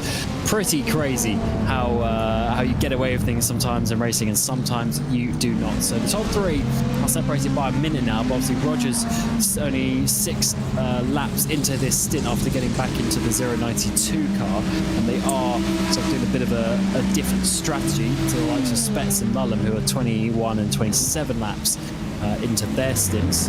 So that will definitely change a little bit, because we will expect the 92 to jump back to the front of the field before this race is done on the strategy. He comes to complete another lap here, Chris Lullen. That's number 28, I think, of this stint. So maybe just 10 more to go at most, I think, in this car now, before we see his penultimate pit stop of the day. Could be such a crucial stop in the grand scheme of things here, because Drago Racing may well start to short fuel slightly here in these next couple of moments. Maybe that will allow them to get back into the lead, or indeed Redline will hold on to the lead. And one of the advantages they will have is that when Drago Racing come out, in whatever position it is, they'll be able to attack Alexander Spets with those warm tyres. As we speak about time and time again, Lullen will have warmer tyres than Alexander Spets, and therefore he'll have a better chance of making that easy pass that we've seen made a couple of times now in the way these strategies have just worked themselves out. So Drago have kept Spets in the car, Ewan, and surely that's because they think he's the fastest bet to get to the end. But since Lullen's been in, he's been a bit faster, I have to say. So I don't know if this is the way to go, but I guess they're committed to it now, because there's only going to be one stint after this. So yes, interesting one for them to keep Spets in the car so long. Is fatigue getting the way? I don't know. I mean, the lap times don't say that, but Lullen is definitely a little bit faster on average. Yes. At least has been so far. I mean, you only need to do 2 stints really in the car to satisfy minimum drive time. I think Ate Kauppinen did do that, so there's no need for him to drive, I suppose. But you might be right about the sort of fatigue at the moment for Alexander Spets. Is that what's getting to him at the moment, or is a lot of them just faster? I mean, we've already spoken about what a year he's having. He must only have gained confidence from these last few weeks he's had, and especially since sort of the summer, where he won it in class at the Spa 24. I mean, it's been going from strength to strength all year long, and it's translating to sim racing quite possibly at the moment. He is going quicker. It's worth remembering, though, he's spending this entire stint on less fuel, on a lighter fuel load than Drago Racing, so maybe it is to be expected. Who knows? Yeah, true. That is a fair point. That is a fair point. So he's been in the car longer and he has less fuel in there. So yeah, you're right. So not only is it a 6-lap difference in stint length, but it's another about 5 laps in fuel. So he's about 10 laps lighter. So that is a good point.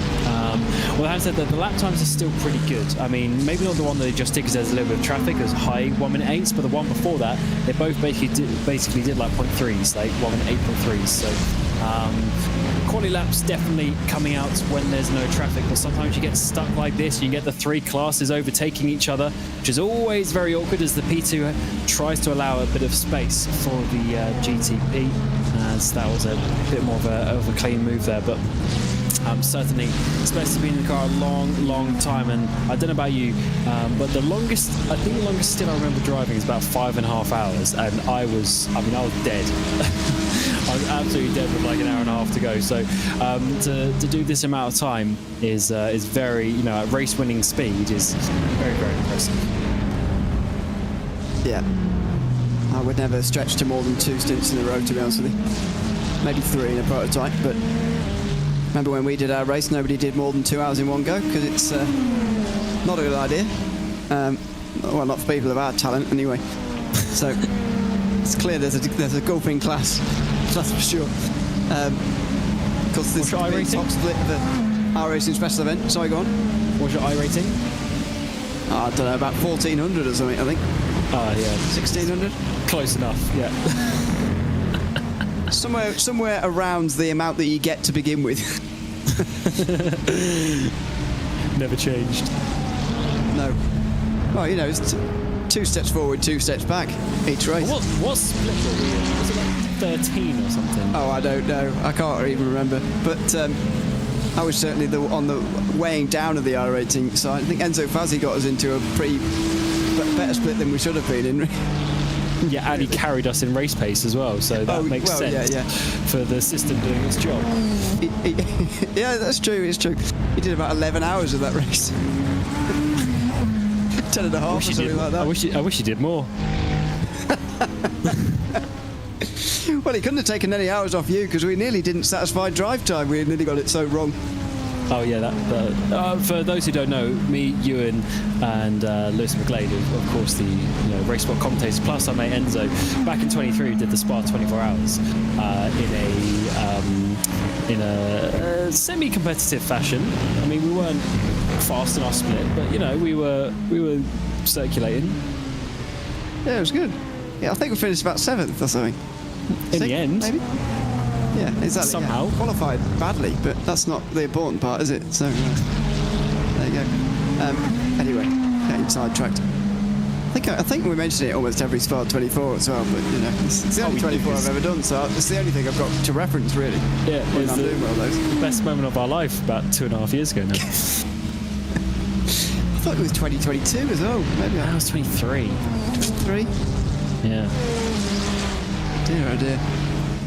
Meantime, Nathan Olsen still losing time, actually. Yeah. Ever since Alexander Delatraz got back into 288, it does feel like it's been going the wrong way for effective relations.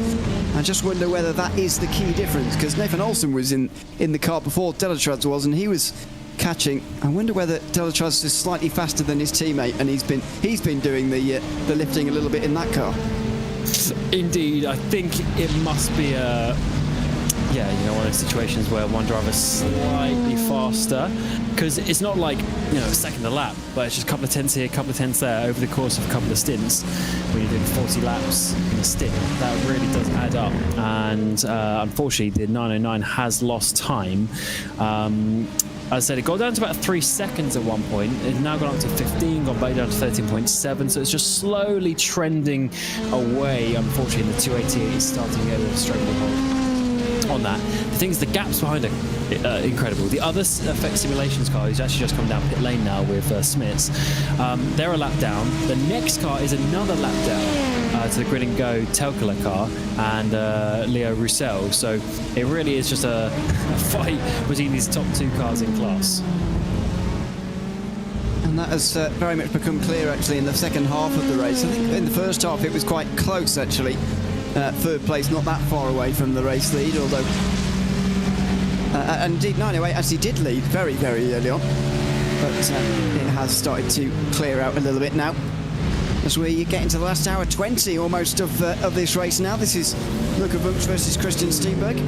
Falcon Sim Racing team have managed to find themselves in front of PGZ again and defending from them again. So more pit stops have just happened here, and the reason why is because Falcon just spent 32 seconds in pit lane, PGZ 35, at least they did stationary. So that's how they've gotten back in front again. And maybe that's how Falcon are going to get to the top 10 by the end of the day, because in our stint so far they've been struggling to make it there. Yeah, I mean, they sat behind PGZ for hours, basically. Like, basically the first 2 hours that we were back in this stint, and so that couple of seconds that they say 3 seconds in the pit stop, that was very important, because now they finally got that clear ahead. And is there going to be anything that they can do to keep in that position, or is PGZ going to come back? That's what we'll have to find out over the course of the next hour and a bit. Looking at these stints though, obviously they're pitting roughly around the hour. So just checking. Oh no, sorry. These cars aren't. The leaders are. These cars aren't. So they are actually going to need to make another pit stop to the end. So there's another opportunity for a undercut in a different way, but it's a little bit more awkward now because it depends how much fuel they took at that stop. Will very much govern how much fuel they need to take to get to the end of the race. And that's the main part of the calculation that's being done at the moment by all of these teams. Can you imagine the pressure on some of these teams at the front especially? I mean, I know that all the guys and all the teams who are involved in this are experienced at doing this kind of thing, but the pressure on the mathematics here is just outrageous. As and speaking of which, Team Redline come in, so only 35 laps this time round from them. 440 they come in, so an hour 18 to go. I wonder how many laps they'll be able to get into to a stint from this point onwards. Let's wait and see. But there he goes, stops and goes up on the jacks. Now, does he get out, or will he be going to the finish from here? It looks like Lulham has indeed been selected to go to the very end for Team Redline, this being one of the big important stops of the day. Yeah, this will be a double-double. Well, I guess actually we don't double stint anymore, do we? So just 4 stints to the end for Lulham. And surely this is going to be shorter on the stop again, because they have less than 40 minutes in both stints. Or are they going to go full this time? And I really thought it was going to go shorter. It looks like it's going to be basically a full stop. Yes, it is. So it's full stop this time, so it's going to be an extra short stop. I thought he would double down on this and make sure to defend from any shorter stop from Drago, for one, but also to just make sure that he holds on to that lead. But they're obviously confident of the pace of Chris, and now they are going to continue on. So now we're going to see Spets out for another maybe 5 or 6 laps. He will then come in with a similar situation, but he can underfuel those extra 5 or 6 laps more over his final stop. So yeah, as things stand, they would go until half an hour to go here for Chris Lulham. He's just been passed by his teammate there, by the way, in that battle, brief battle it is for third position. I'm sure it will reverse again later on, but yeah, half an hour to go is what he'll have at that stage. Probably be able to take on about 2/3 of a tank, so I'd say about 26 seconds at the next stop for Redline. We don't know how long that final stop might be for Drago until they come in for the second last time here, and that could be for another 10 laps yet. I mean, they could be in with about an hour and 5 to go, and I think that again they'll split the sort of short fill over 2, like what you thought Redline might do, I think Drago will definitely do, because the advantage of doing that distribution is the fact that you get to add a set of tyres both times. Maybe you don't want to do that because of the cold tyre warm-up phase, and they might even skip tyres at a really short final stop. However, if they want to take tyres both times, you've got to sort of distribute the fuel over the 2 so that you're not sat there wasting time doing tyres if your fuel fill is lower than 20 seconds, for example. Yeah, that is a fair point. That is a fair point, which is why it's very interesting the Red Line took a full tank this time around, but they obviously have their calculations and their plans. I think they may have won enough races to to prove us wrong on the fuel calculations, where we are purely guessing sometimes. As Lolland is going to have his teammate, obviously, to think about, but actually Leo will be coming in. So he wants his tyres heat up, getting back to that fight. That's not really going to be a problem. So it is going to be just a big push for Chris for the final. It'll be 4 stints, I believe, that he does at the end, compared to Spets, who's been in there for hours. Some drivers, though, do like being in there for a long time and just plugging away. Maybe Svets is one of those, as Vooch versus Steenberg becomes a battle for 9th now. Another GT3 stop has promoted them. That was for Lasse Bak last time round, the Dane train. He took a full tank last time round, though, so that's why it's slightly peculiar from here, actually, because that means he'll stop again in the last 20 minutes with not enough time to take on tyres. Exactly why we were talking earlier about distributing the fuel. That's exactly why these two did distribute the fuel a little bit. And so they've jumped into 9th for the moment, but we don't know how false that will be just yet. It's a very similar situation in GT3 than what it is in GTP as well. It's only P2, the odd ones out, where everybody does rather know what they're doing a little bit more. And Delic has come in for the penultimate time not so long ago. Fuel and tyres will be taken both times pretty easily from all of those. Yes, it's starting to work itself out a little bit, I guess, as Eduardo Leo comes into the pit lane for Team Redline number 4. So therefore the 3 of Chris Lullum goes back into 3rd place, a minute off the lead of Spets, but Spets will need to make the stop, as we mentioned before, and then it'll be basically a straight fight to the end. 2 stints each, but less fuel needing to be taken from Drago. Then we've got to work out what the Porsche Coanda car is doing. They will still have a good, what's that going to be, a good 15 laps or so, but no, a bit more than that actually, that they will have to be out there on the track. So that's going to put them in the region of then going to the end as well. So it's getting close. It's getting close, but I'm still not at a point where I will categorically tell you which one's going to win the race. Should have made you guess earlier. Would have been a game to play. I'm going to choose Team Redline. I mean, in an endurance race with strategy, you think they're going to work it out, but that's just history. You never know what's going to happen today. It's true. They do have a lot of experience in this field. Been winning these kind of races before Drago Racing was even a team. So that says a lot, but Drago Racing in their own right have had some great results themselves as well. They won the 6 hour this year, the iRacing 6 hours, so that was a big win for them, and an impressive one as well in exactly this type of race, won by 40. Sorry, where am I looking? In the GTD class, obviously this is. One second. Sorry, I thought that Fulker might lose the place there with PGZ. The door was open to dive down the inside of the S's as Fulker got shoved out wide, but just about they held on to that one, Luka Vunch. But this is just showing you how traffic, there's a couple of bits of bad traffic there for the 44, and now PGZ have the opportunity, but I think the Mustang is sort of fast enough in the straight line as such, but you never know if there's going to be a big send from the 119.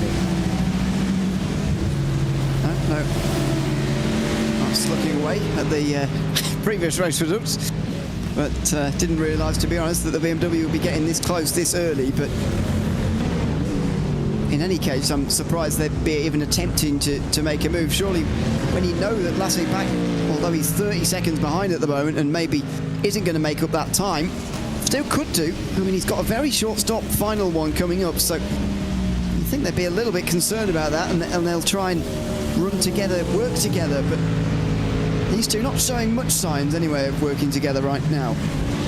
Yeah, I mean, obviously traffic wasn't helping them in that case, but yeah, I think it's just one of those battles. It's been going on for a long time, and you always want to beat the car that's in front of you. Doesn't matter whether it's for P1, P2 or P25.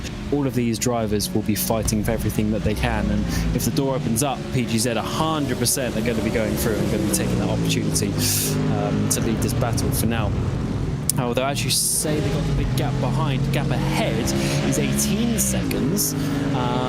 They were slow on the last lap because of that traffic. We'll have to see how that one unfolds. But you know, there's still some opportunities up ahead. You get some little spins like we've had before.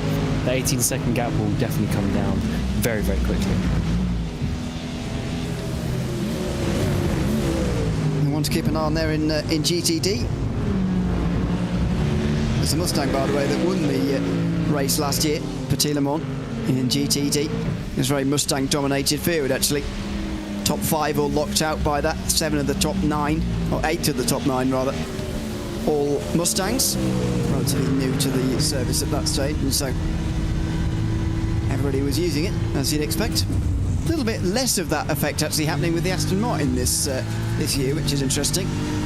Normally the new car, as evidenced by that there, was taken on rather widely, but not on this occasion, as Nathan Olsen gets out of the LMP2 leading car, and Benjamin Fregorio will drive that one to the finish. Quentin Miller, the other driver, by the way, in 909. So one of the rare teams going with a 3-driver lineup for a 10-hour race. Don't see too much of that, or at least we haven't seen too much of that today. No, 2 is definitely plenty for any, you know, mostly professional team. I still think if you have 3 good drivers, 3 is probably better.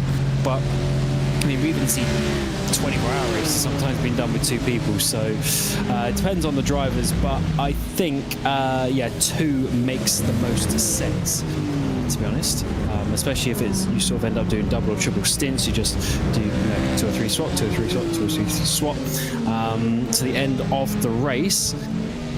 Because also the issue is when you have 3 in a shorter race like this is you don't get that much driving time for 1, but 2, maybe you end up sitting out of the car for too long that you actually get a little bit cold. That was getting very close there. I think it was the PGZ LMP2. Yeah, you get a little bit cold as such. So yeah, it's always a bit of a balance, but that's what the team managers are there for. Not cold in a way that turning the heating on would fix. Cool. No, mentally cold. There's a big send down the inside there in LMP2. Is that actually for position? No, I don't think it is.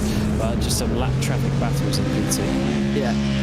It's both fiercely forward cars are actually 7 and 8 laps down respectively, so it's one of those, and they must be battling with someone who's actually laps ahead of them at this stage. 908 still in the pit lane, 11.5 minutes for former race leaders, so that's the second of them, by the way. And I think they've got 3 in 909, by the way. I'm not sure, maybe I'm misremembering Quentin Miller as maybe in the other car, but I think they've got 3 anyway. It's probably a bit too many for this race, but it used to be the norm. I mean, it still is in World Endurance Championship racing for 6 hours to have 3 drivers, which is 2 hours driving each. Very short stints, really. It's not really endurance, is it? Well, yeah, some of the cars do have 2 though, or at least they do a race with 2, like some of the Porsche does 2, and also Toyota, there was a race where some Formula E racing, and De Vries and Gwen can do it. I think they only those racing with 2 as well, but as standard, yeah, they do 3. I'm not sure why, maybe because it comes from Le Mans where they all have 3 drivers as well. But yeah, you could definitely, I mean, even for like an 8-hour race, you can have 2 drivers very, very easily. Yeah, it seems kind of mental, doesn't it, that you have the same amount of drivers for 6 hour and Le Mans. at the same time. It's very, very different races, and one of them a lot more strenuous doing it as a 3 than the other, that's for sure. But that's the way the rules are, and indeed that always has been in the WC as far as I'm aware. So it's just the way of it.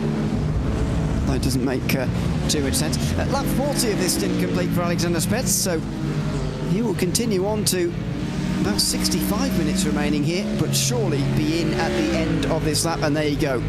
He is in right now. Chris Lulham 1 minute and 2 behind as he starts to come down pit lane. Now, how long is this stop going to be? Where is it going to put the number 1 out in relation to that red line car? They have so much free play, they surely need to underfuel. And yeah, the problem for them is that Lulham's been there for 10 laps now. So we really are at a big offset. We have completely different strategies out there, but if it was me, I would underfuel by a decent way. We are well within the time for 2 stints. So they have so much free play. They just need to make sure that they don't shorten their final stint too much.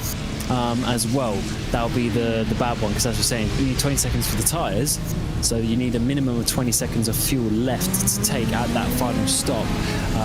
Otherwise it's just wasted time, and they're already going as Lulham comes through the chicane. So 33 seconds, that is basically the shortest stop we've seen. Generally the short ones have been about 35, 36, so they've underfueled even less than that. So that's going to take them about 32 laps probably of fuel that time round, maybe 30. A little bit less in terms of a fill that tyre. It's going to bring them almost exactly the same as Lulham again in terms of strategy, but perhaps more importantly, they are in front of Porsche Coanda with 1 hour and 5 remaining. Now, Josh Rogers is, first of all, very quick. He's got a third of a stint remaining. He's got less fuel on board for that third of a stint, and he's got warm tyres right now to pass him for the race lead. However, the fact they're out in front of Porsche Coanda in the first place is very symbolic in this race. It's definitely advantage Drago Racing at this stage. Yes, so to confirm, that's because they've all got a stop to go. So the stop will be longer for Coanda, and they don't have track position. So it is advantage Drago at this point. We did have one of the red line cars, which must be the number 4, Luke McEwen back in that one, trying to overtake Drago to go to unlap themselves, which actually McEwen has done now. So that's obviously going to lose them just a little bit of time. So this is a very interesting one at ebbs and flows, and it's so close. 6 seconds covering the top 3. Slightly different strategies for all of them, but basically it's 1 stint to go, 1 stop to go I should say, but they all have completely different fuels that they need to take. Lots of mathematics at the moment, lots of equations happening, and the gap half a second. Indeed, Rogers has indeed taken the lead now from Spets. It's been an easy pass for the lead at that stage. Lulham closes to about 5 seconds behind Spets now in the number 1 car. So that's going to be the key gap at the moment. If we're expecting Drago and Redline to be able to beat Porsche Coanda in the end on fuel strategy, because they'll only be able to go about 13, maybe a little bit longer laps further on fuel Porsche Coanda, whereas the other two will be going about 30. That means their fuel fill will be a lot shorter. So it's number 1 and number 3, the gap we really focus on here. Spencer's sort of got himself up to temperature at the end of a second lap. He has lost the lead, but he holds 5 seconds over Lulham. That, I believe, is the gap for the race, not this one between Rogers and Spets. I think they will just lose too much time in the last stop, I think, Porsche Coanda, as it looks at the moment. Yes, so Rogers, they've saved a stop, but their final stop is basically, they've saved a stop to this point, so we're level 0, but now there's 1 stop to go, and they need to take a full stop, whereas Spets needs to take, barely half a stop, and Lulham somewhere in between. So this strategy would have worked if this was the final stint now. But the issue is, we have still got 1 more stint afterwards. If the final stint was now, and there's only 10 minutes to go, then they would have probably be looking to win this race. But unfortunately, the way that the maths works, they've sort of caught up a stint too soon as such, and therefore it's not really going to work out, because now they are going to lose a lot of time in the pit lane. I mean, they're probably going to lose 20 seconds in the pit lane. So they need to get as big a gap they can now before that happens. The issue is they've only got, 10 minutes to do that. And you know, just make you wonder, doesn't it, what would have happened if Porsche Commander had taken on this strategy from the very beginning? Because in the first part of the race, they were leading on pace normally. Throughout the rain, I think they were just not quite as quick as the other teams. And as this race has gone on, I'm not sure whether the Porsche can be blamed versus the BMW, but it seems that that has been a bit of a pattern as well. BMW has had a lot of success at this race. It's won last year, won the first year it was available as well. So it's a very strong car around here, clearly, but what if Porsche Commander had done this from the beginning? And the reason I say that is because if they'd have done this from the beginning, they've been doing their 43 lap stints all the way through, maybe they'd have saved 2 pit stops, or at least 1.5 or so, and that could have put them in the game. But, you know, from the beginning of this race, they were pushing hard just like everybody else, and then they decided halfway through to change strategy, which is always, when you know you're on the back foot, really, changing strategy halfway through.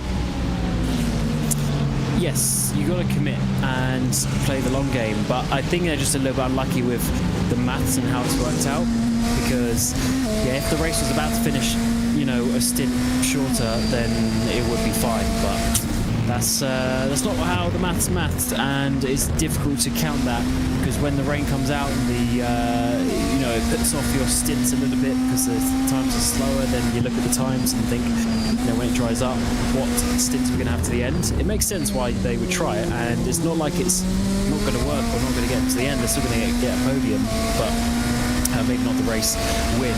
As we're seeing, of course, Draga here with Spets. So funny how these things ebb and flow. Lullen was leading so comfortably in that previous stint, but then once again they flip-flopped. So in the last 4 stints they flip-flopped who was leading. So as Pinto was leading for a stint, then Spets, and then Lullen, and now back to Spets leading this battle.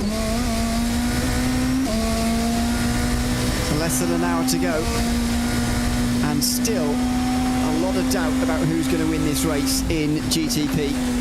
As Johan Hart now comes in the Apex Racing team, he's done enough fuel saving now to at least get himself to the end on a 9-stop strategy.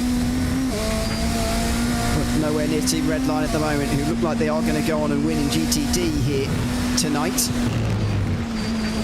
Who's going to win overall? 1.5 seconds, 1.2 closest to. Or just still maybe with 10 laps, by the way, until he has to stop here. What an onboard this is, by the way. Yeah. That, I was just like, in awe watching that come down through the first couple of sectors of the track. Oh my word. From turn 1 to turn 7, this track is such a roller coaster, sending it through those, and you can see he's pushing as well. You can see he's trying his best to get every last tenth out of this car as he chases down the Porsche Commander of Josh Rogers up ahead. It's amazing to watch, really. Love this on board.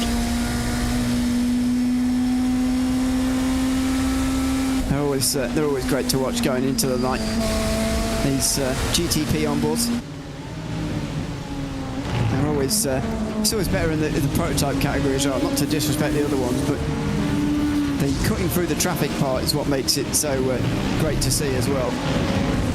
That's exactly what you get on board with Alexander Spets, and again, I mean, fair play to him for staying concentrated for this long, because it's hard enough driving for that long anyway in anything, but to be cutting your way through traffic and maintain the mental concentration throughout all of that has been very, very impressive as well. He's done at least 7 hours of this race. This meantime is the reason why number 69 is out of the race. Saw a bit of discussion about this. That's the last moments for Drago Racing, who I think are going to go down as most laps led tonight, but not leading the important one. Nicholas Rubelat out the race now. Ooh, pushing very hard.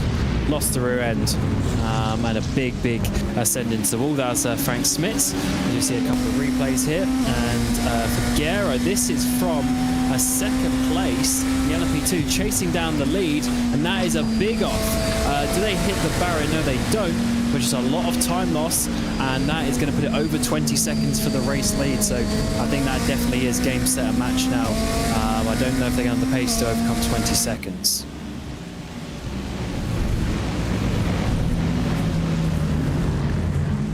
It's unfortunate that those couple of replays spelled the end for those couple of teams, but it's been a familiar story throughout the latter portions of this race. Nearly half of them have indeed retired as Alexander Spets gets onto the back of Josh Rogers again here. He will want to get past, not necessarily to dispatch a Porsche Coranda, but to keep Lulham at a distance, because he's gaining on both of these while they're running close like this. Certainly is, and we are waiting to see what Chris Lulham is going to do in terms of the battle with Spets as the race goes on. Down the inside through the final corner, up one of the red line cars we go. But Lulham is only 5 seconds. So this is going to be, this is going to be very close as they push their way forward. But let's see how we can have these battles. I think Rogers might have enough to hold on, but it depends how much he's fuel saving. He might have enough to hold on till the pit stop. But having said that, this traffic is really doing him dirty here. Hearing apparently from, I guess, someone who's clearly in the sim, that Spets is now on 48 incident points, and it's 50 for a drive-through. So that could be a defining factor of this race throughout. And don't forget, a bit of contact here may well settle this race between the two teams. Got to be very, very careful of that at this stage, and that's not what you want to see with 55 minutes to go. Potentially an aggressive 55 minutes ahead as well. It might have to be, and when you don't have the off-tracks in the bank to do that, that's when it gets very, very worrying. And here's Luke McEwen in the number 4, holding up, do I say, the leading 2 cars. That number 4 has been on the bubble of being lapped for the last hour and a half, and really causing some problems, as that's a huge send from Rogers down the inside of one of the other red line entries. And I'm going to see Spets dive his way through as well as we work our way through the S's section. McEwen's managed to get through on the Aston Martin as well, and unfortunately these two get stuck behind. So that number 4 definitely has some decent pace in this race. It's just a shame that they've ended up being effectively 1 lap down. This is causing Lulham to catch up ever so slightly, not loads, but just a little bit. It was over a second actually in the first sector on this lap, so I guess that is quite a lot. Though on the previous lap they basically did the exact same lap time. Just depends which lap you're looking at in the end. But Rogers is keeping Spets behind him for now. And that will be annoying to Alexander Spets, but again, making a pass also costs time. And now he flashes the lights as well. I wonder what is behind that message. Always trying to read the thought bubbles of someone who's flashing the lights like that. Obviously, when they've just been overtaken or indeed made contact with by somebody else, then it's pretty easy to tell what he's trying to get across. But I can't quite tell the message he's trying to portray there, whether surely he can't be asking Josh Rogers to get out of his way. I mean, that'd be outrageous. He's not asking, he's just trying to, he's just telling him, hey mate, I'm coming.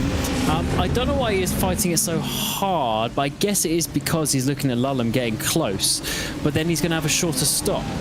So, actually no, sorry, he's not going to have a shorter stop, sorry. Really? Lulham is going to have the shorter stop, isn't it? Sorry, I thought it was the other way around. So Lulham is going to have the shorter stop, and that makes more sense, and he's flashing all the way down through turns 8 and 9 on this back straight. I'm sure he might flash again, and maybe he's trying to flash for the traffic as well up ahead, trying to make sure that they get through nicely, or that LMP2 didn't cause much problem. And now Rogers half defending into the final chicane as well. That's going to cost them even further time here as they come over the top of the hill. He could have still quite some laps to go. If he continues on 43 laps each time, then that means 5 more to go at the end of this one for Josh Rogers. And that could be enough time for Chris Lulham to catch up to the both of them as well. Over 9 hours gone, and the top 3 are covered by 2.5 seconds at the very head of this race. Drago and Redline are going to have pretty similar final stops, I think. But we just don't know at this stage. And the unknown will be what is killing these guys a little bit right now as well. Yeah, because I was actually looking at their lap or their stint count, but of course they both under-fueled, and then there was a a disparity before that as well. So as you say, it might be fairly close on the lap counts between Drago and Team Redline after just looking at that again a little bit more. As we're seeing, of course, Porsche Granda still leading the way. 38 lap stint though for Rogers, so he is going to be coming in fairly soon for a full service to the end.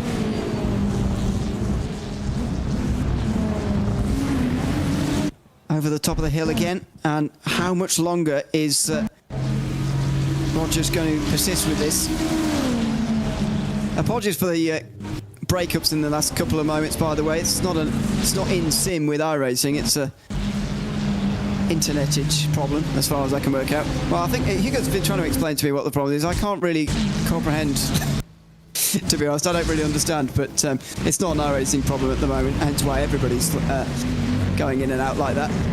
Yes, but it's not an issue with the server, it's his connection to the server, which we're trying to get you the pictures from, but hopefully we continue to see as enough of this battle as we can, because it's half a second for the race lead, less than an hour to go, 2 seconds for Lulham in behind. This is going to be a great finish. And it's a decent run out of that turn 7 for Spets this time. He's not going to be close enough, I don't think, to Rogers. And again, that incident points thing will be looming large over him as well. As there's some teammates, Coanda Esports in the way for Josh Rogers this time round. They both sit through on the inside, and the gap to Lulham comes down to 2.2. They are continuing to drive this gap down, or at least Chris Lulham is. Little lift off in towards turn number 1. Spets will go around the outside and back through into turn 3. Oh, and there he goes off. And was that an off track as well? It might well be. If he's low on incident points to give, then he needs to be very, very careful at the moment. And he's lost about a second in that exchange anyway. So he got an incident point, lost a second, and Lulham is now closer to him as well. So that was all bad, but that's one slight mistake. We've seen them send it down the inside into turn 3 a number of times. Probably by the end of this race, it's going to be like 100 times that they overtake into that corner. But yeah, this is crunch time, basically. He's pushing to the limit. He knows the situation, and it is tight, and that is why he's taking the risks. And one tiny little mistake, one little misjudgment, and this race could be over. If he gets a drive-through, then that's done. Like, unless the other people get drive-throughs, then that's absolutely done. There's no way he's coming back from that with how close we've seen these lap times. So it's very important now. Like, even if he loses a tiny bit of time, or a tiny bit of, a couple of percent of pushing, then to not get a drive-through, that's still going to be better enough. And speaking of those, the 093 Coanda car has got Porsche Coanda car has got a black flag, so it is happening up and down the field. But that car already down in 8th and a couple of laps off of the lead.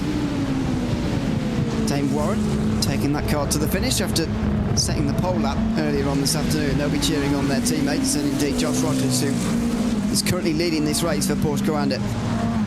This one and one more, I think, for Josh Rogers, unless he's not been fuel saving quite as much this time round. He just need all the fuel he can get, really. But as we know, this will be the longest stop of the 3 of them, and so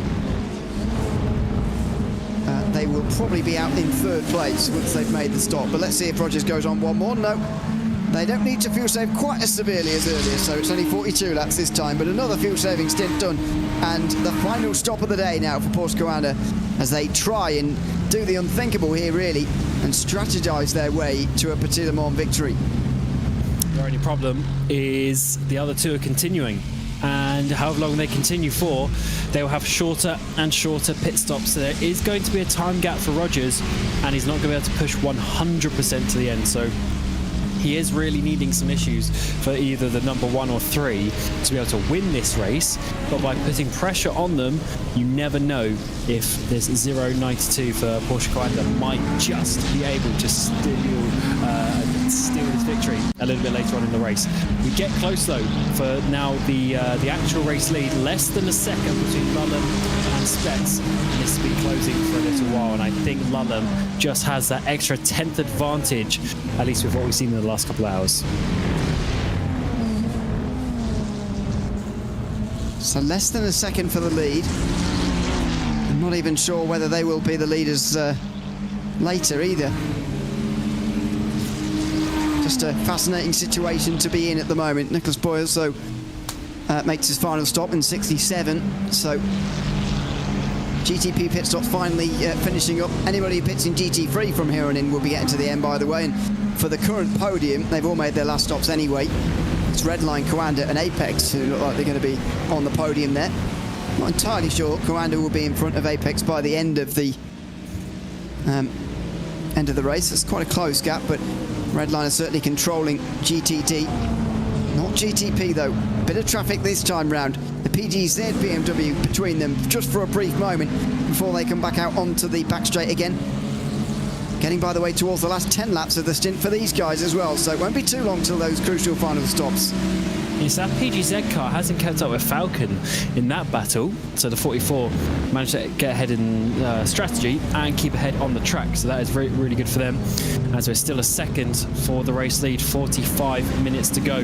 Lulham has been out there for 27 laps, but did under fuel, so I don't think he's going to be going much more than maybe 6 or 7 laps extra before we find out. So Josh Rogers is not quite going to be potentially as extreme as we were thinking, but he's still going to have the longest stop out of the three.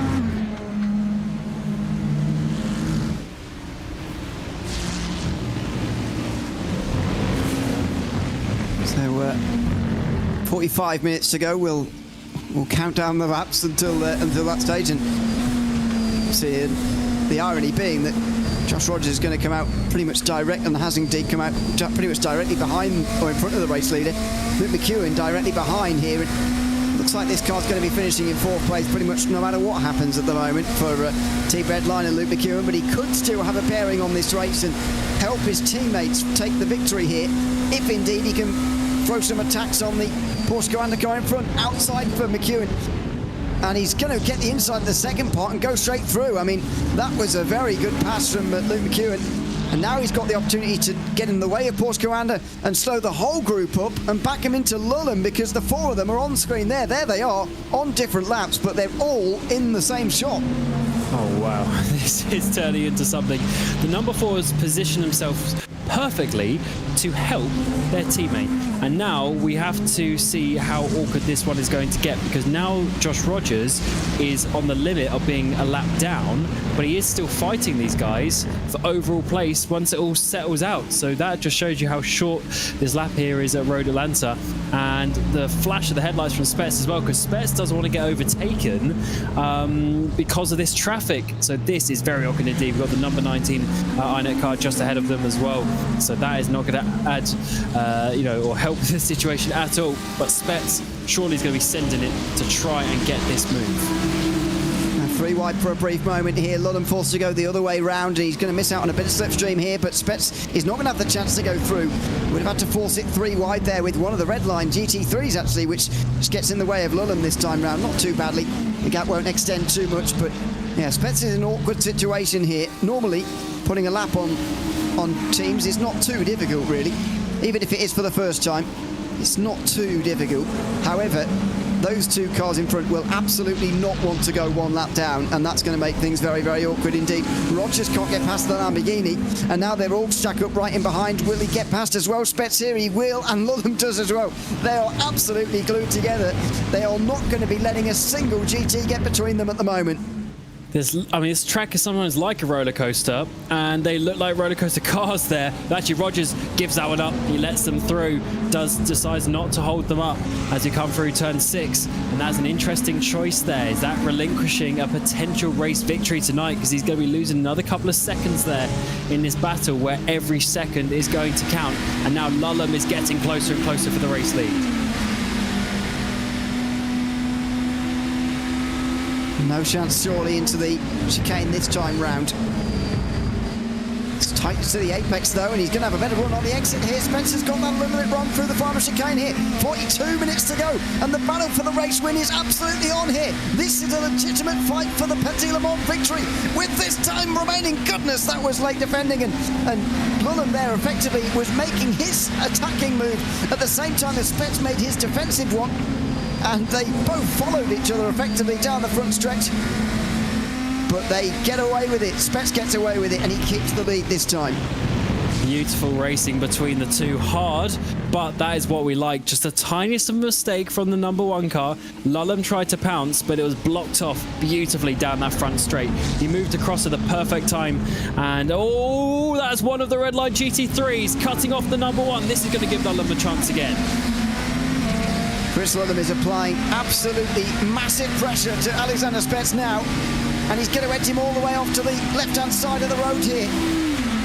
He's going to narrow his line as much as he can into this chicane. Spets is on, and he's going to give it up. Spets just said, go on ahead then. I'll get you back later on, but there isn't much later on. There's only 41 minutes remaining. I think, and indeed, here he comes in. He doesn't want to do this battle right now. Spets wants to get out of this.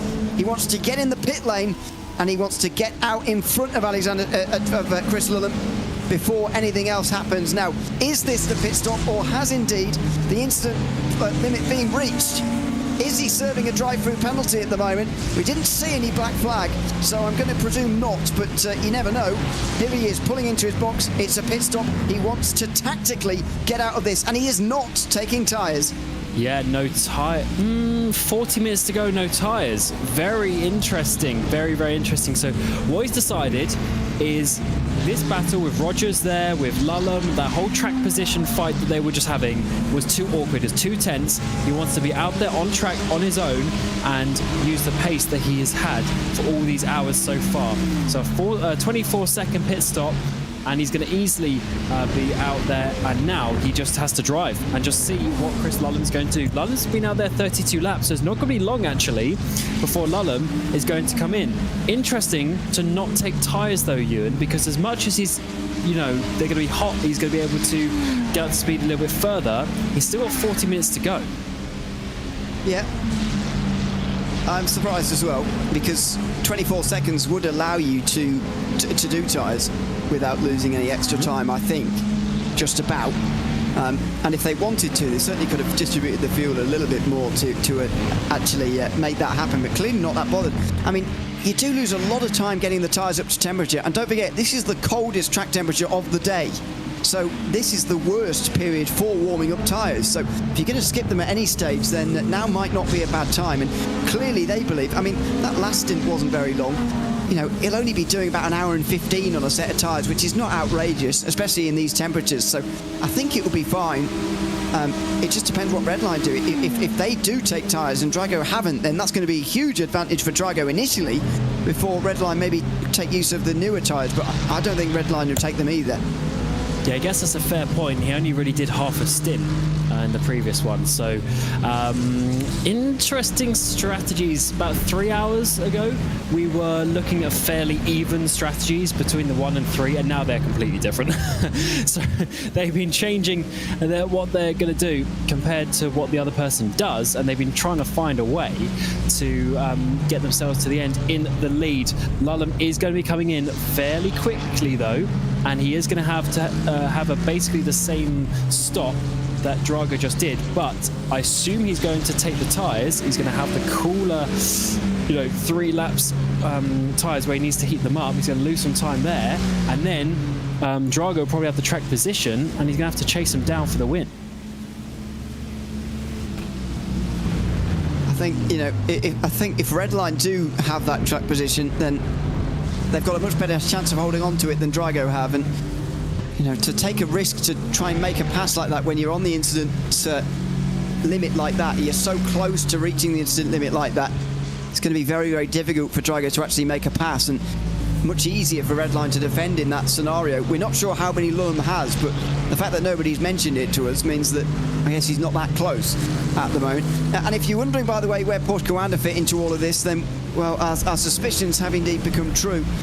Josh Rogers is 23 seconds behind Alexander Spets, so just not enough in the end for Porsche Coanda. They were there or thereabouts for a while. They indeed were leading in the final hour of this race, but it's not going to look very close on the result sheet by the looks of things, the way it's panning out at the moment.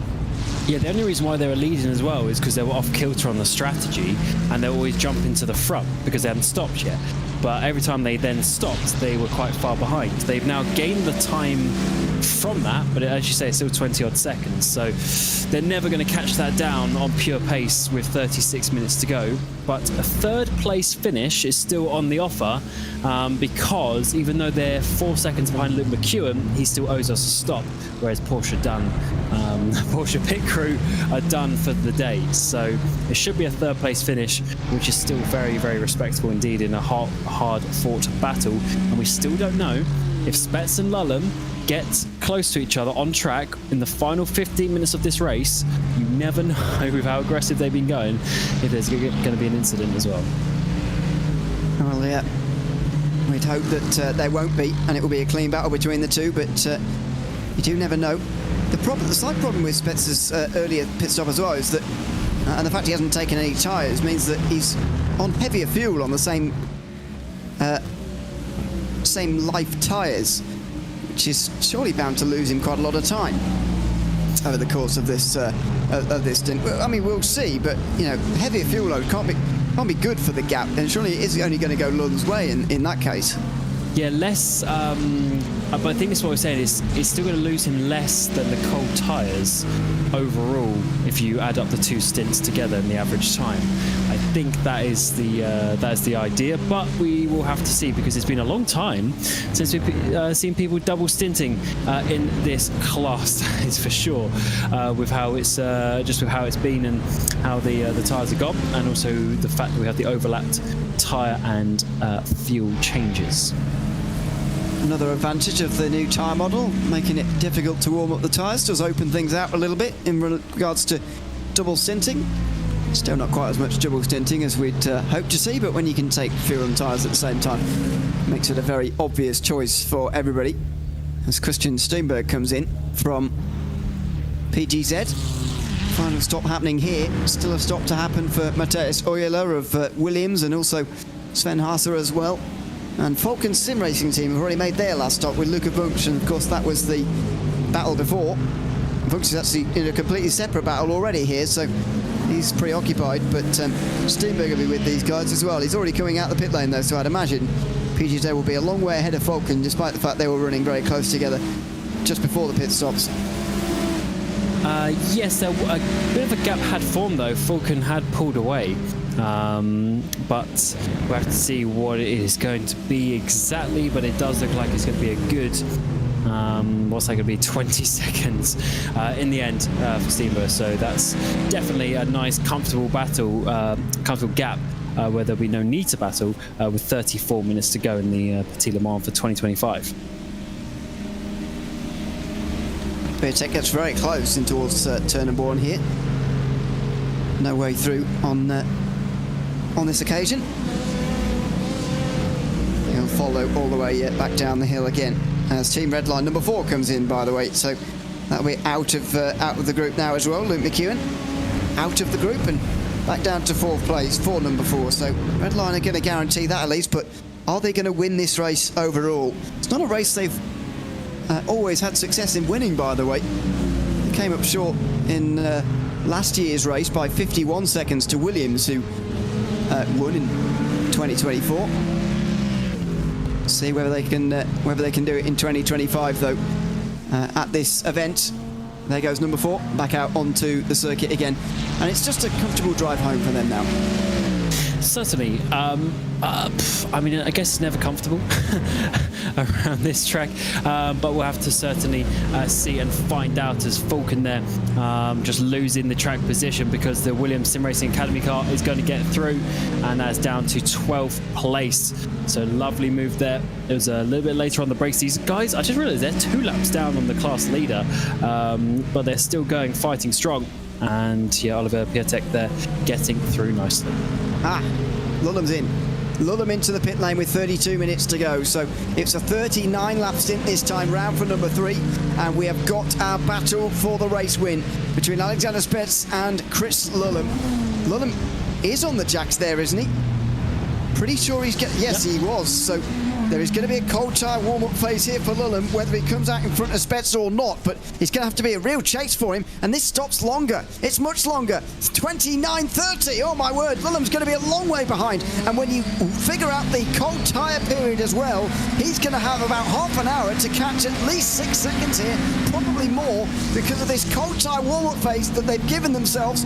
They believe it will be an advantage to have those fresher tyres at the end of this race, whereas Drago Racing have gone for the early gap and the advantage to hold on to.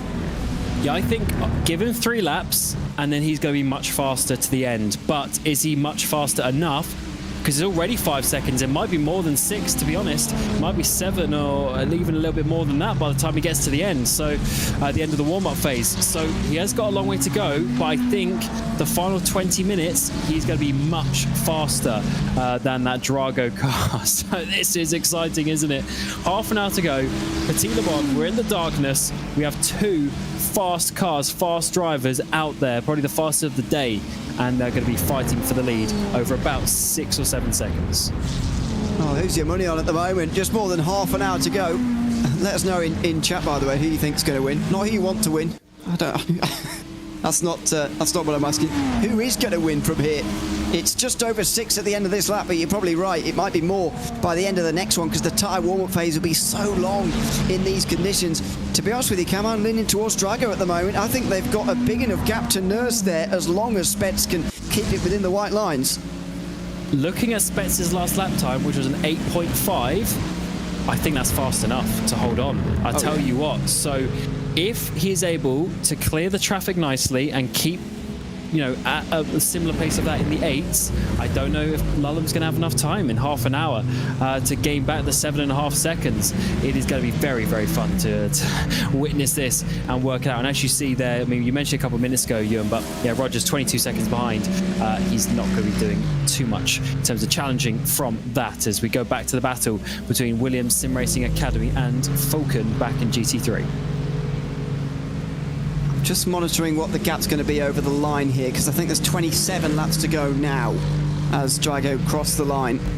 We'll call it 8 seconds or so. Go 7.7. Whatever. Doesn't really matter. The average... Oh, no, that's not right. Sorry. Maths gone wrong. My maths said that he needed to gain over 3 seconds a lap. That's not true. I can see that's not true from here. So I'll do that again. But anyway...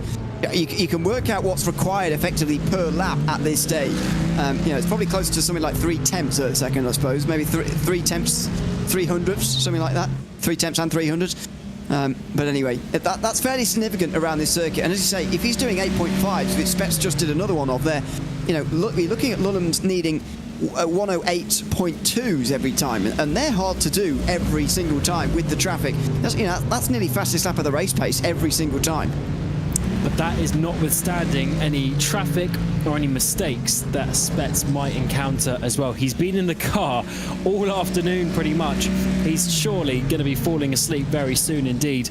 I mean, it's already 11:15, you know, where we are in the UK, let alone some of the time zones that these drivers are racing in. It's getting late, it's been a long race, and maybe some mistakes are still to be added. Falcon, they're going to be knocked wide there. While they're going to stay on the track as we see a big battle. Where are Falcon? They are remaining there, but there's definitely a bit of contact, I'm pretty sure, from that BMW, I think it was, or yeah, maybe the Cadillac actually, that came past them.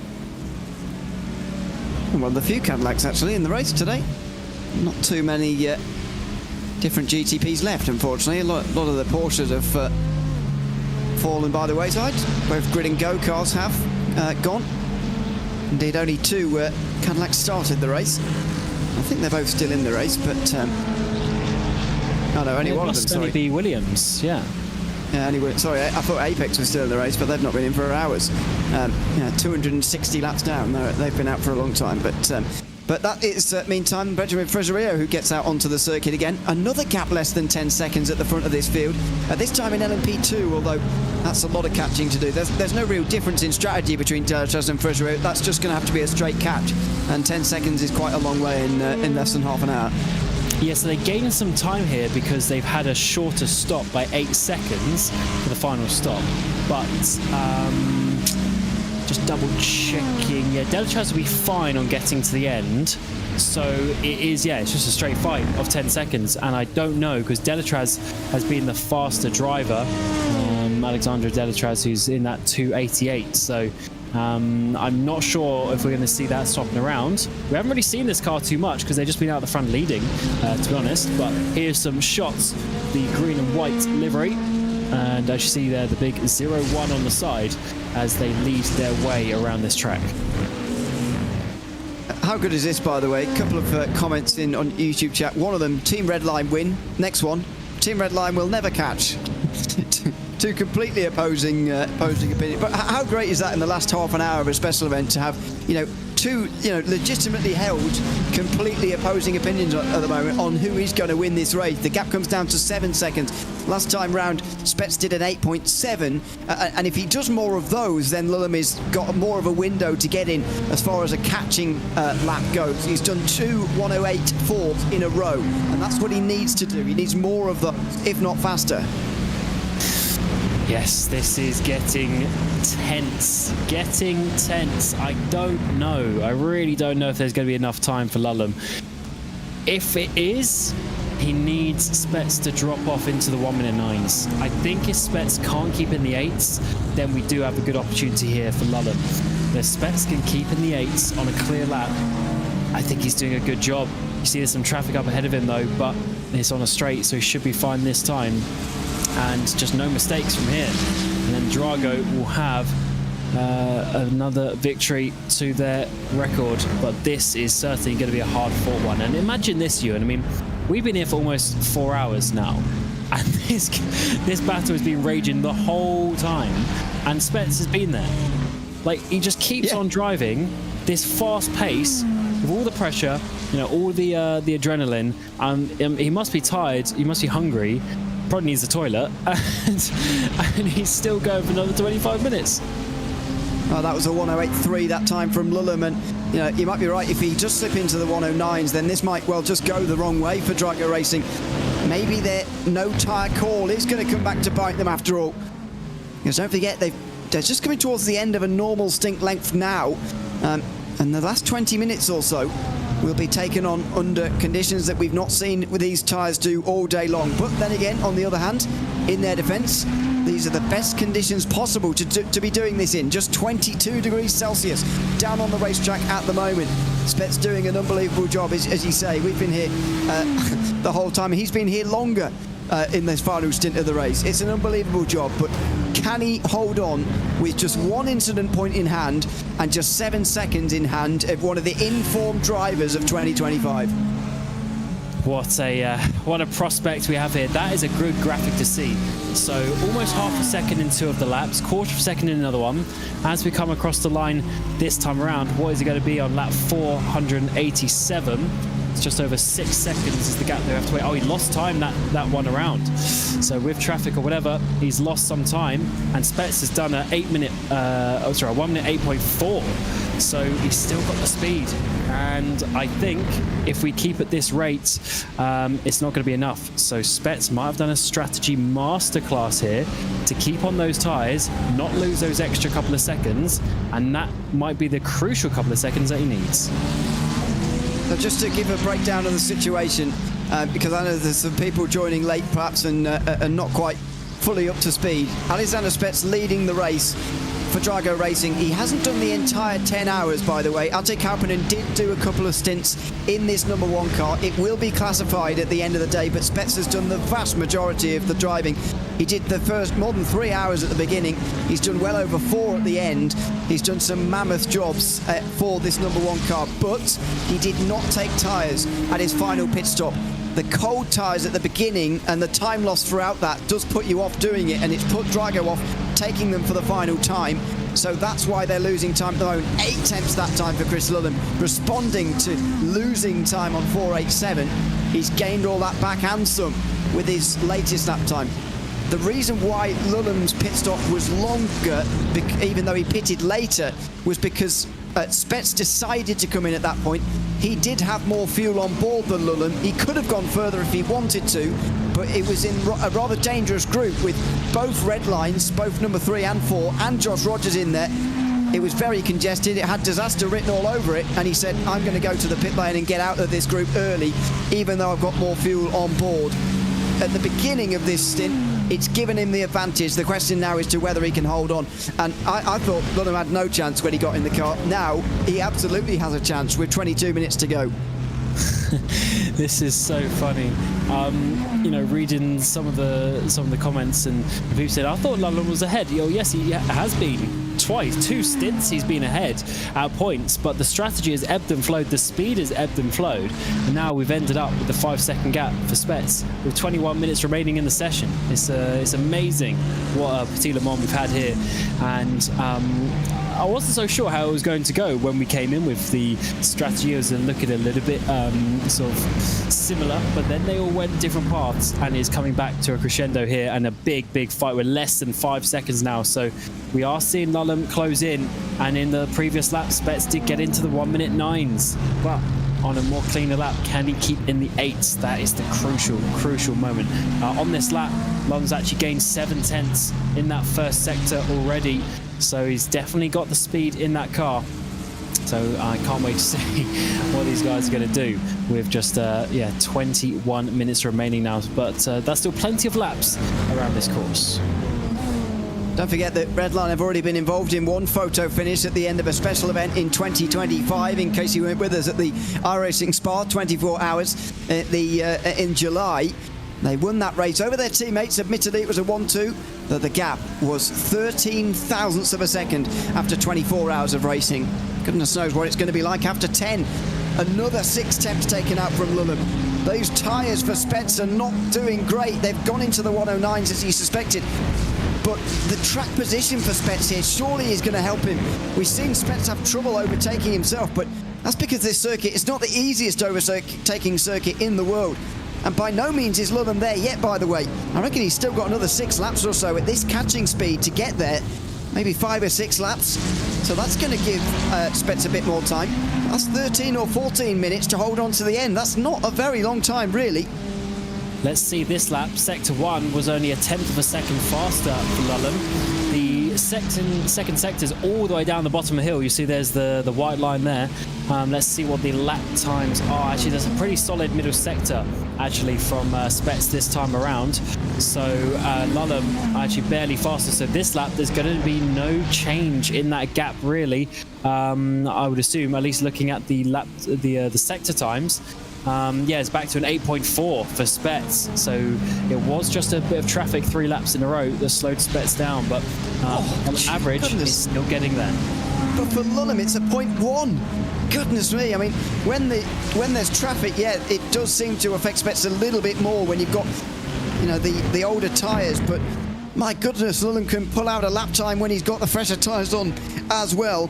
They've already got the fastest lap of the race, by the way, but I wouldn't be surprised to see Lundholm go even faster here in the last portion of this one, because he's got the least amount of fuel for the tyre wear that he's got on, because at no other stage in the race would he have put on that little amount of fuel, just 30 seconds down on pit lane, just 3/4 of a tank when he did. This is just unbelievably tense. I can't imagine being one of these drivers at the moment in this situation. The tension must be absolutely palpable. I can imagine the voice channels at the moment absolutely silent. I would only... as he goes 3 wide, that is taking some risk. I wonder if he had to lift off. Is that it? He had his sister teammate there. Lundholm comes through in the background. I think I would actually like to be in Lundholm's position in terms of enjoyment, because for him, he's just pushing like a madman. He's just trying to do quali laps. But for Spets, he is thinking about every braking zone, every gear shift, trying to find a way in his brain to not make a mistake and not lose focus after being in the car for hours and hours on end.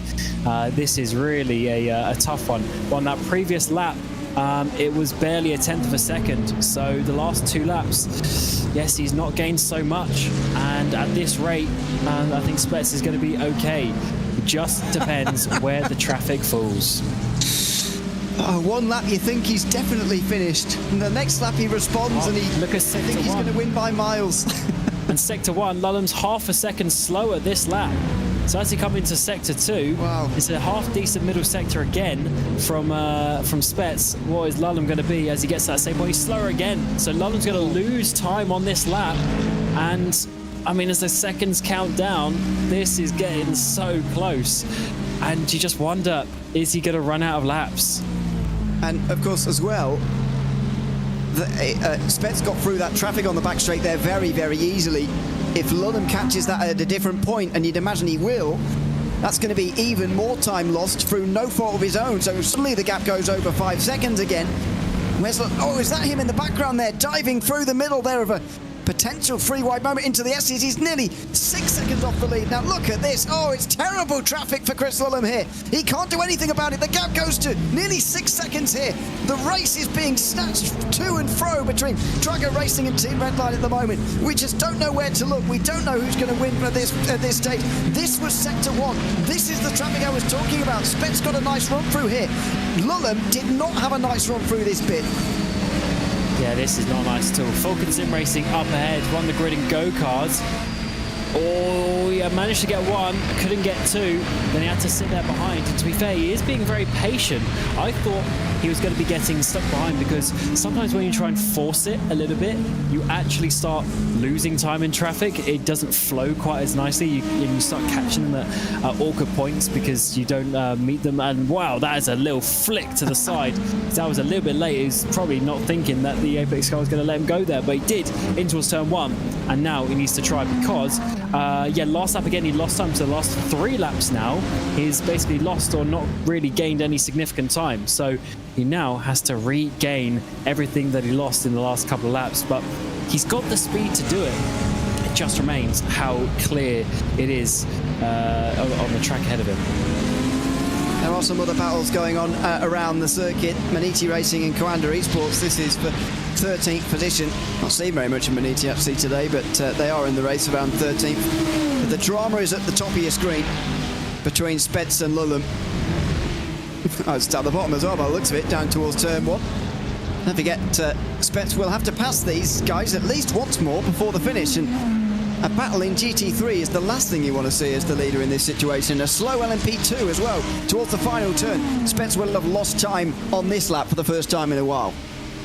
Yeah, this is this is so funny how this ebbs and flows. One lap he has it, one lap he doesn't. But the issue is we're into 15 minutes to go now. Every lap that goes, funnily enough, there's 1 lap less in the race. So that's less time for Chris to be able to catch down this gap. And it is a tough gap. Once he's within a couple of seconds, I think Spets will start panicking a little bit. If it stays at 4 or 5 seconds, I think Spets is just chilling. I don't think he's under, overwhelming pressure at this point. Obviously, there's pressure of the situation, but I think he's still, in a nice zone at this point. Yeah, I agree, actually. I think he will be staying calm. And again, he will have been in this situation before. He'll absolutely know the assignment. And at the moment, he's just executing it. Last lap was slow because of traffic, but it was the slowest of any GTP still running, which is less ideal. And now he's into more traffic now as he comes into the final chicane here with just over 4 seconds of a gap in hand. Just under 14 minutes to go, and across the line he goes. We'll get another view on lap times here. It'll have to be better than a 1:09. There you go, an 8.7 is better, but Lulham could be really fast this time round looking at the sectors. What is the time going to be for him? It looked like an 8.2, I think, from Lulham. So half a second that time. He does need more of those, and now, though, more traffic. And LMP2 right in the way through the S's. Yeah, I think this is the Maradness one. Unfortunately, second place in class, but losing time. And he's actually... Oh, did he make some contact? If not, I do not know how he hasn't made contact there. Now he's up behind the Sheza GT3, I should say, as he works his way through. And this is just losing him time once more. Look at that on the bottom left, though. He does a 9.4 on one lap and an 8.2 on another. It's so difficult. He needs those 8.2s if he wants to chase down anyway, because Spets is doing 8.7s on his good laps now. So he needs that half a second advantage at this point. And there's a bit more traffic into the final chicane where Lulham really didn't need it, but he did get a clear braking zone and a mostly clear chicane that time round. He will gain this time, but not enough, I don't think, with 12 and a half minutes to go. We'll get that difference again. Don't forget, this is the opposite way round now, so Spets in the green there, it would be, and there you go. There's an advantage that Lulham has. The GT3 red lines are getting right out of his way, as he did just there, so that will play into the hands, and Spets gets bad traffic through the S's this time, below 4 seconds now. Oh, this is exciting. I love this. It's a 12-minute sprint race. Forget about the last 9 hours and 40-odd minutes of racing. It is all about a 12-minute sprint in the dark at Road Atlanta. What a race we have to finish the evening here. That is Josh Ladd, actually. That's like lap down GTP. That's a little bit annoying. Hopefully Josh gets out of the way purely for the entertainment of trying to see if Chris Lulham can chase out Alexander Spets for this win. It's the number one in position 1, but will they finish there? Less than 3.5 seconds. Only just over 3. This has been a great lap for Chris Lulham. Watch this time be a low 8, by the way. This will be very, very good, I think, from Chris Lulham as he goes over the line here. What's the time going to be? Yeah, 1.3 seconds. There you go, 1.3 seconds quicker. That is massive. If he does that again, he'll be there in 2 laps, but see, that's not the way that it works quite. No traffic for Spets this time round, and Lulham is pretty clear as well. I mean, I think Lulham will be pleased with that as well. If there's no traffic for either of them, he gains out of that as well. They do have some GT3s just going onto the back straight now, but it's pretty clear actually. So they've gone for a whole bulk of traffic now, and the next half a lap is a bit more clear compared to the half that they've just done. So this isn't going to help Chris Lulham necessarily. And look at that, Spets gets through nicely on the straight as well, whereas Lulham's going to catch them through the final couple of corners. So that's just the ebb and flow of the traffic, and the issue is that he's not quite close enough where they get the traffic at the same time. He does get the traffic at a completely different point, and look at this, he's losing time compared to Spets going flat out on the straight past him. So this is really tense now between these drivers as we come across the line once again. It's half a second in the middle sector. That was almost close to contact, and across the line it was only 3/10, but it's still a gain. And he needs more than 3 temps now, because we've got less than 10 laps to go. 3 temps a lap is going to be 3 seconds, but as I say, there's not enough laps for that. So 10 minutes to go, and he's got to be doing more than 3 temps a lap. It's becoming a big ask for Lulham now. If Spets continues to go at 8.8 and things like that, then he should be okay, but it's very difficult for him to keep that pace. As you mentioned, there's little traffic around at the moment, so this is helping Spets maybe in a way, but as you mentioned, that clump of traffic they've just come through, it is still all together there, and because there's 10 minutes in the race and this track's so short, they will catch them again before the end. That's a very good point on the length of the circuit. It's not like the Nordschleife where you won't see them again for half an hour or even more. So let's see how this one works out inside the final 10 minutes now. 3 seconds remain on this lap. The sector times are still in the favour of Lulham. He's going to gain another couple of tenths this time around. This is going to be awkward actually with the Apex GT3, but he gets through that final corner and across the line once more. It's an 8-0. That is absolutely unbelievable. That's fastest lap of the race almost from him. We do have a 1:07 out there from Dane Warren, but almost fastest lap of the race. He's setting the purples basically as he tries to chase him down. Unbelievable. I said that 8.8 to be fine, but not if Lulham goes that quickly. A 1 minute 0.8. Sorry, 1 minute 8.080, I should say. And that is enough to strike fear into Drago Racing at the moment. Are they going to get there? Because don't forget, when you get less than a second, the slipstream games come into it and a whole different game begins. But there's not going to be many minutes remaining when/if Lulham gets there at this stage. That's what Spets has done a good job of here. He's not let this gap come down, crashing down, and sort of giving himself 20 minutes to defend. It's going to be a few laps if Lulham gets there at all. It's going to be another couple of tenths on this lap. But is it enough? Is it enough? 8 minutes. We need some traffic out there. Where are they on the track? Just trying to see on the map. Yes, there's some GT3s that they've got. They've got about 4 GT3s in the next quarter of a lap that they're going to be chasing. It just depends where they meet them. And I think actually Spets should get this one fairly nicely, the Coandakar. But where are the next ones? Yeah, he's going to get the next ones on the straight as well. So this is working out nicely in terms of the traffic management, or really just a little bit of the luck of where he's meeting them on the track. Yeah, that was okay, but I mean, Lulham got a very clear run through the S's and he got him on that short straight before turn 6, so that singular car there benefited Lulham for sure, but only 2.5 tenths last time round. This, as you say, this will help. That's the Vulcan Sim Racing car that is passed on the straight very easily. And I think Lulham will have to outbrake him down here. Another one, the Grid and Go car negotiated on the straight as well, so that's worked out for Spets. The first one doesn't hold up Lulham too much, and the second one may not either, unless he has to just hold back through the final corner here, just watch it under the bridge and over the line. He's going to get away with this as well as Lulham, so this is a good lap for Chris Lulham. He switches to the inside, 1.6 seconds with less than 7 minutes remaining. It's an 8.2. He gained 7/10 of a second on that lap. And that was a fairly clean lap from for Drago as well. So this is so close now.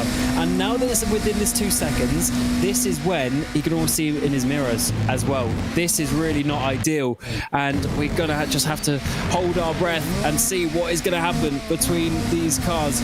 And hopefully we keep the pictures to the end, because this is such an important battle. One of the most important races of the year as well, being a special event, the VCO Grand Slam. And we still don't know who's going to win. Yeah. You don't often get this at the end of a 10-hour race, that's for sure. Although, as I said earlier, we did get one of these close finishes at the end of a 24 as well, between two Redline teammates, admittedly, but it was still a close finish between those two BMWs that evening. So another couple of BMWs at the front here tonight as well.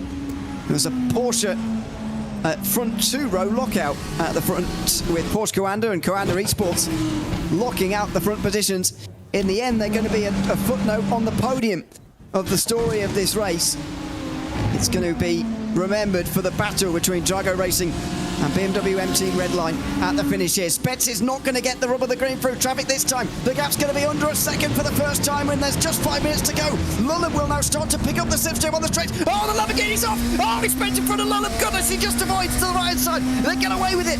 And Drago Racing again will have it through turn 6. There's going to be trouble here. Spence is going to get to the inside at 7. He has to do it, but Lulham's going to get the clear run. He might even do it straight away. Can he just come up to the back of him, hit him straight away and get ahead? He'll be in the slipstream here, Chris Lulham, with just 5 minutes to go. There could even be 5 laps left, maybe 4. Not too many for Team Redline to get through here. He's not close enough down into the chicane. It doesn't look like this time, but we've got a race on our hands in the final 5 minutes. And there's basically not much more that Spets could do. He did an 8.4 on the previous lap. That's as fast as he can go with these tyres in this situation. He's doing everything he can, but some of the traffic hasn't gone his way in the last 5 minutes, and Lulham is on an absolute charge. But what a job Spets is doing. He's been in the car for so long. He's at race-winning pace. He just needs to find a way of getting through these final 4 laps to win Petit Le Mans. But as we come through the S's, that's going to be an awkward place to meet some traffic, and once again he's slowed up. And Lulham is going to put the pressure on him outside and inside. And it's a Redline car, would you have it, as he comes through the exits here. Lulham's going to get a good exit as well, so the gravel strewn across the circuit everywhere. He's not going to get a chance into turn 6 this time round, but the pressure is massive on Alexander Spets this time. He's got to do everything perfect from now until the finish, just as he pretty much has done all day long. He's got just 4 more minutes to hold on here. The choice of not taking tyres at that previous pit stop, is it coming back to bite them, or has it given them the track position that they needed to defend and win this race here tonight? Here comes Lulham. The traffic might well just halt him here. Spets, oh, he defends to the inside, but not enough. Lulham goes straight through. He breaks later on the inside line, and Chris Lulham leads this race with 3.5 minutes to go. Have Team Redline just taken the Petit Le Mans victory here in 2025 with that move down the inside into the final chicane? And with a slightly clear track ahead, Lulham is going to be able to pull away as well. I don't know if Spets is going to be able to come back. He does have speed in that car. It's not completely over, but is there going to be one final opportunity? Chris Lulham, he almost got taken out by a GT3 2 laps ago, and now he's leading this race, but Spets is going to give it everything he can to try and regain this lead. But unfortunately, there's just 3 minutes to go, just a couple of laps remaining at the end of this one. He's going to have to get almighty luck with traffic, is Spets, if he's going to get back to this in the final 3 minutes. He's got a little bit of it there, and it will slow Lulham by a 10th or 2 maybe, but he's almost overdriving now. You can see in the background as well, it goes to over 0.8 of a second. As I say, it's going to have to be almighty traffic for Spets to get back into this from here. the tyres just going away from him at this stage. A 1:10.4, although he was overtaken, is still not the lap time that was required at that stage. You can see why it was so important for him to keep Lulham at arm's length for as long as possible, because otherwise, you know, that pass was going to happen very quickly. It was always going to happen very, very quickly, that pass. And so he had to keep him at arm's length, and in the end just couldn't do it for long enough. He'll get down the inside of the red line car into turn 1 here, but the gap will grow to more than a second. And especially as soon as it got within that 2 seconds, it was just game over for Spets. Unfortunately, he got such a bad run through the traffic on that lap, the crucial lap as well. Although Lulham probably has been the faster driver over the 4 stints that they've been driving, both of them on the track at the same time. But still, Spets has done such a good job. The strategy blinder as well to keep it this long. I mean, to get within 3 minutes, 4 minutes of winning Petit Le Mans is such a good job considering the situation he's in. But yeah, Lulham has gone, actually, to be fair, that he is absolutely gone. And on the previous lap, he was 4/10 fast. He was faster in that first sector as well. And Spets, I mean, he's going to have to do something. He's going to have to get lucky to win this race. Let's see if this is even coming up to the last lap, by the way, because it's very close, but I think Lulham is going to get 2 more. And there's no time for celebrating. He's got to continue to push on. 1:12 to go, and it will not be the last lap. Lulham will have to do 2 more. Both of them will have the fuel to get to the end, you would have thought, you'd hope. Surely there's not another twist in this tail. But it's 1.4, 1.5. As I said earlier, again, it's going to have to be massive traffic. Otherwise, Lulham's going to win this for Team Redline. And they are going to catch thicker traffic just at the very end of this race, but I'm not sure it's going to be enough. He's just too far behind at the moment. There's 4 GTs and 1 LMP2 to negotiate before the end of the race, and there's one of them. Lulham's already negotiated 1. Yeah, I guess Spets will catch him on the straight, but 30 seconds remain. They should just about get to the line for another one, being such a short run, but it's going to be close on it being another lap. But what a run from Chris Lulham. 4 stints, driving as fast as he could, and he's finally able in this corner to slice his way through and take the lead. Spets has done such a good job to hold on as well, but it does look like we will just about get another lap. Seconds remaining, but Chris Lulham crosses the line one more time and sees the white flag at Petit Le Mans in 2025. You will be hard-pressed to find a better motor race than this in 2025, that's for sure. Lulham flashing the lights over the top. He's jamming it down the inside at turn 3. Grid and Go do not want to get in the way at this stage. And they'll get out the way of Drago, I think, as well, or not, into the S's. No, they don't, and so the gap extends even further. This is the last bit of traffic for Lulham. He sees clear road ahead of him. He's lifting off a bit in towards turn 6. Have they miscalculated the fuel by lap? Don't tell me by 1 lap they've miscalculated it. That would absolutely end everything after such an intense battle. He's just got 1 final corner to go. I think he's got enough. I think he was just lifting off normally into the corner. And towards the final chicane he'll come. He'll be absolutely fine. He's lifting off again, but he should have enough. Just needs that 1 last blast over the top of the hill and back down the other side. And Team Redline will win another iRacing special event. This time it's 2025 Petit Le Mans they take in the most dramatic of circumstances. Chris Lulham crosses the line. He underscores a wonderful 2025 individually with another iRacing special event for himself. Team Redline have another for the team. And Drago Racing come up 1.9 seconds short in one of the best editions of this race we've ever seen. In LMP2, it's remained close as well throughout. Effect Simulations have in fact gained a lot of time in this final stint, but unfortunately their earlier mistakes have just given them not enough time left in this race to overturn the advantage that Delatras Automotive held going into this final run. And just in front of them, Team Redline are going to take another class. In GTD, Florian Lepigra is going to take the victory and take that car across the line. 27 seconds in front of the rest, and Delatras Automotive, with Alexander Delatras, gets home just 2.9 ahead of the rest. It's a race in which all 3 classes are separated by less than half a minute in one of the best editions of Petit Le Mans you're ever likely to see. 2 classes separated by less than 3 seconds. The third, less than 30 seconds, as you say. What close gaps we've had here today. We had a little sprinkling of rain earlier on, but it certainly didn't ruin this affair. And even at the end there, I mean, Delatraz, they had a lead of almost 20 seconds at one point. What a run by the 909 at the end of it. I do see the lap times are struggling a bit for Delatraz. They obviously tried something maybe with the tyres at the end as well with their fuel numbers, but what a finish we saw there. And to be honest, either of them would have deserved that. And you could even call out Porsche Coanda as well, but unfortunately 23 seconds was the gap for them for the podium. Yeah, they actually didn't lose very much time at all in that final stint. Shows they did have the pace, and we already knew that, but they finished on the podium alongside BMW M Team Redline and Drago Racing, who are separated by just 1.9 at the finish. Coanda joined them on the podium. Team Redline get 4th for lap down alongside the other Drago car and the other Coanda eSports car. The other teams to get to the finish were Williams Sim Racing, Fanatec and Porsche Coanda. And the non-finishers, I should say. Both Grid and Go eSports cars, both getting into the top 10 but retiring a very long time ago. Alongside, at the bottom of the field, Apex Racing Team, BS Competition and Porsche Coanda all retiring in the first half of today's race. In LMP2, it was just 2.8 seconds at the end. Apologies for not giving them the airtime towards the finish, but we were engrossed in that overall finish. It's Delatraz Automotive who win by 2.8 ahead of Effect Simulations, and they trounced the rest of the field.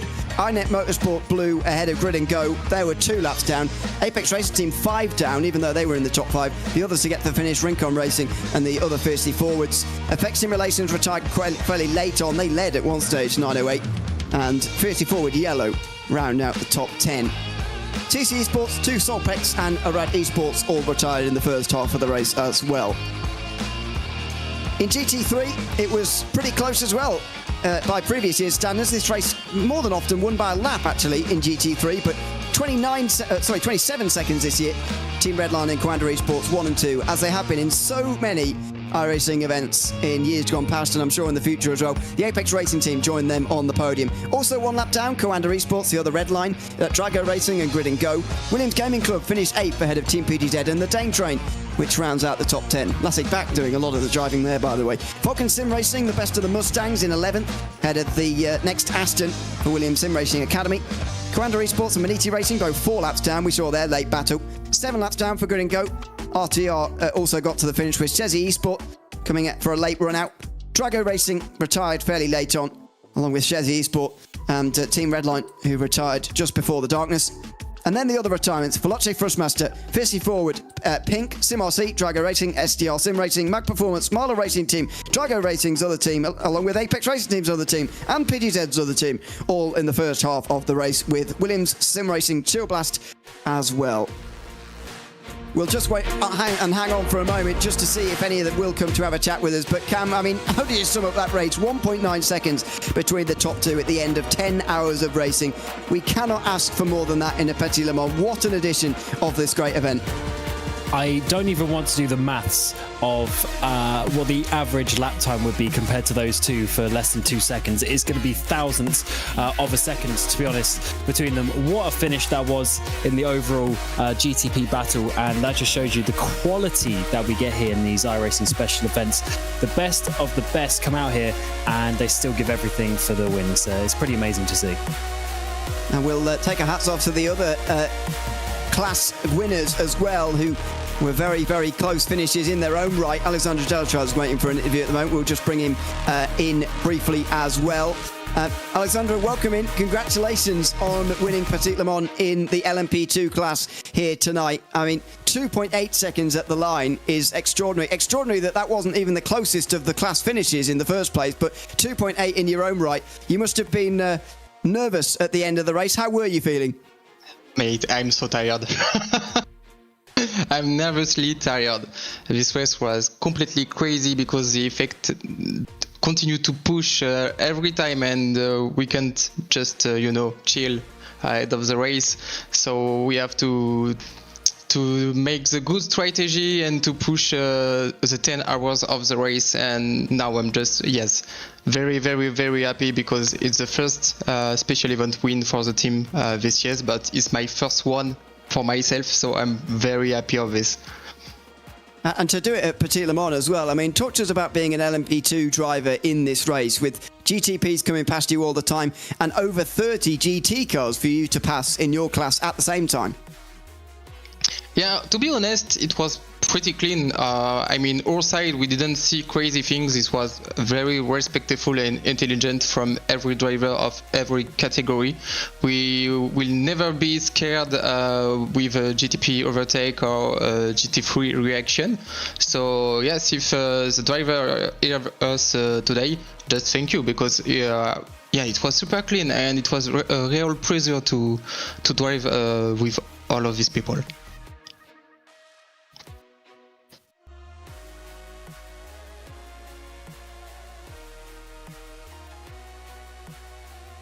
Hello? Well, it seems that Jonas dropped out, unfortunately. But congratulations, Alexandra, on your victory today. You obviously had to work hard for that. So yeah, enjoy your rest this evening. Yeah, thank you very much. Have a nice bye. Perfect. And unfortunately, it looks like we've lost Johan O'Leary to join the celebrations for this evening. But of course, the special events are not done for this year, as it may be in terms of, you know, the endurance racing, but we still have some other ones to come. Of course, we got the Suzuka 1,000 kilometers as well. We'll be bringing out some of the GT3 machinery. We've still got the Chili Bowl to look forward to as well, along with others to go between now and December. So, of course, thank you for watching here on RaceSpotTV and across the iRacing network channels. It's been a really good fun Petit Le Mans for 2025 to finish off the VCO Grand Slam as well. So we look forward to the IMSA WeatherTech Championship starting fairly shortly as well. Of course, the invitation to the winners today. But from myself, Cam Roger, Johan O'Leary alongside me to end the final few hours here, we wish you a very warm goodbye.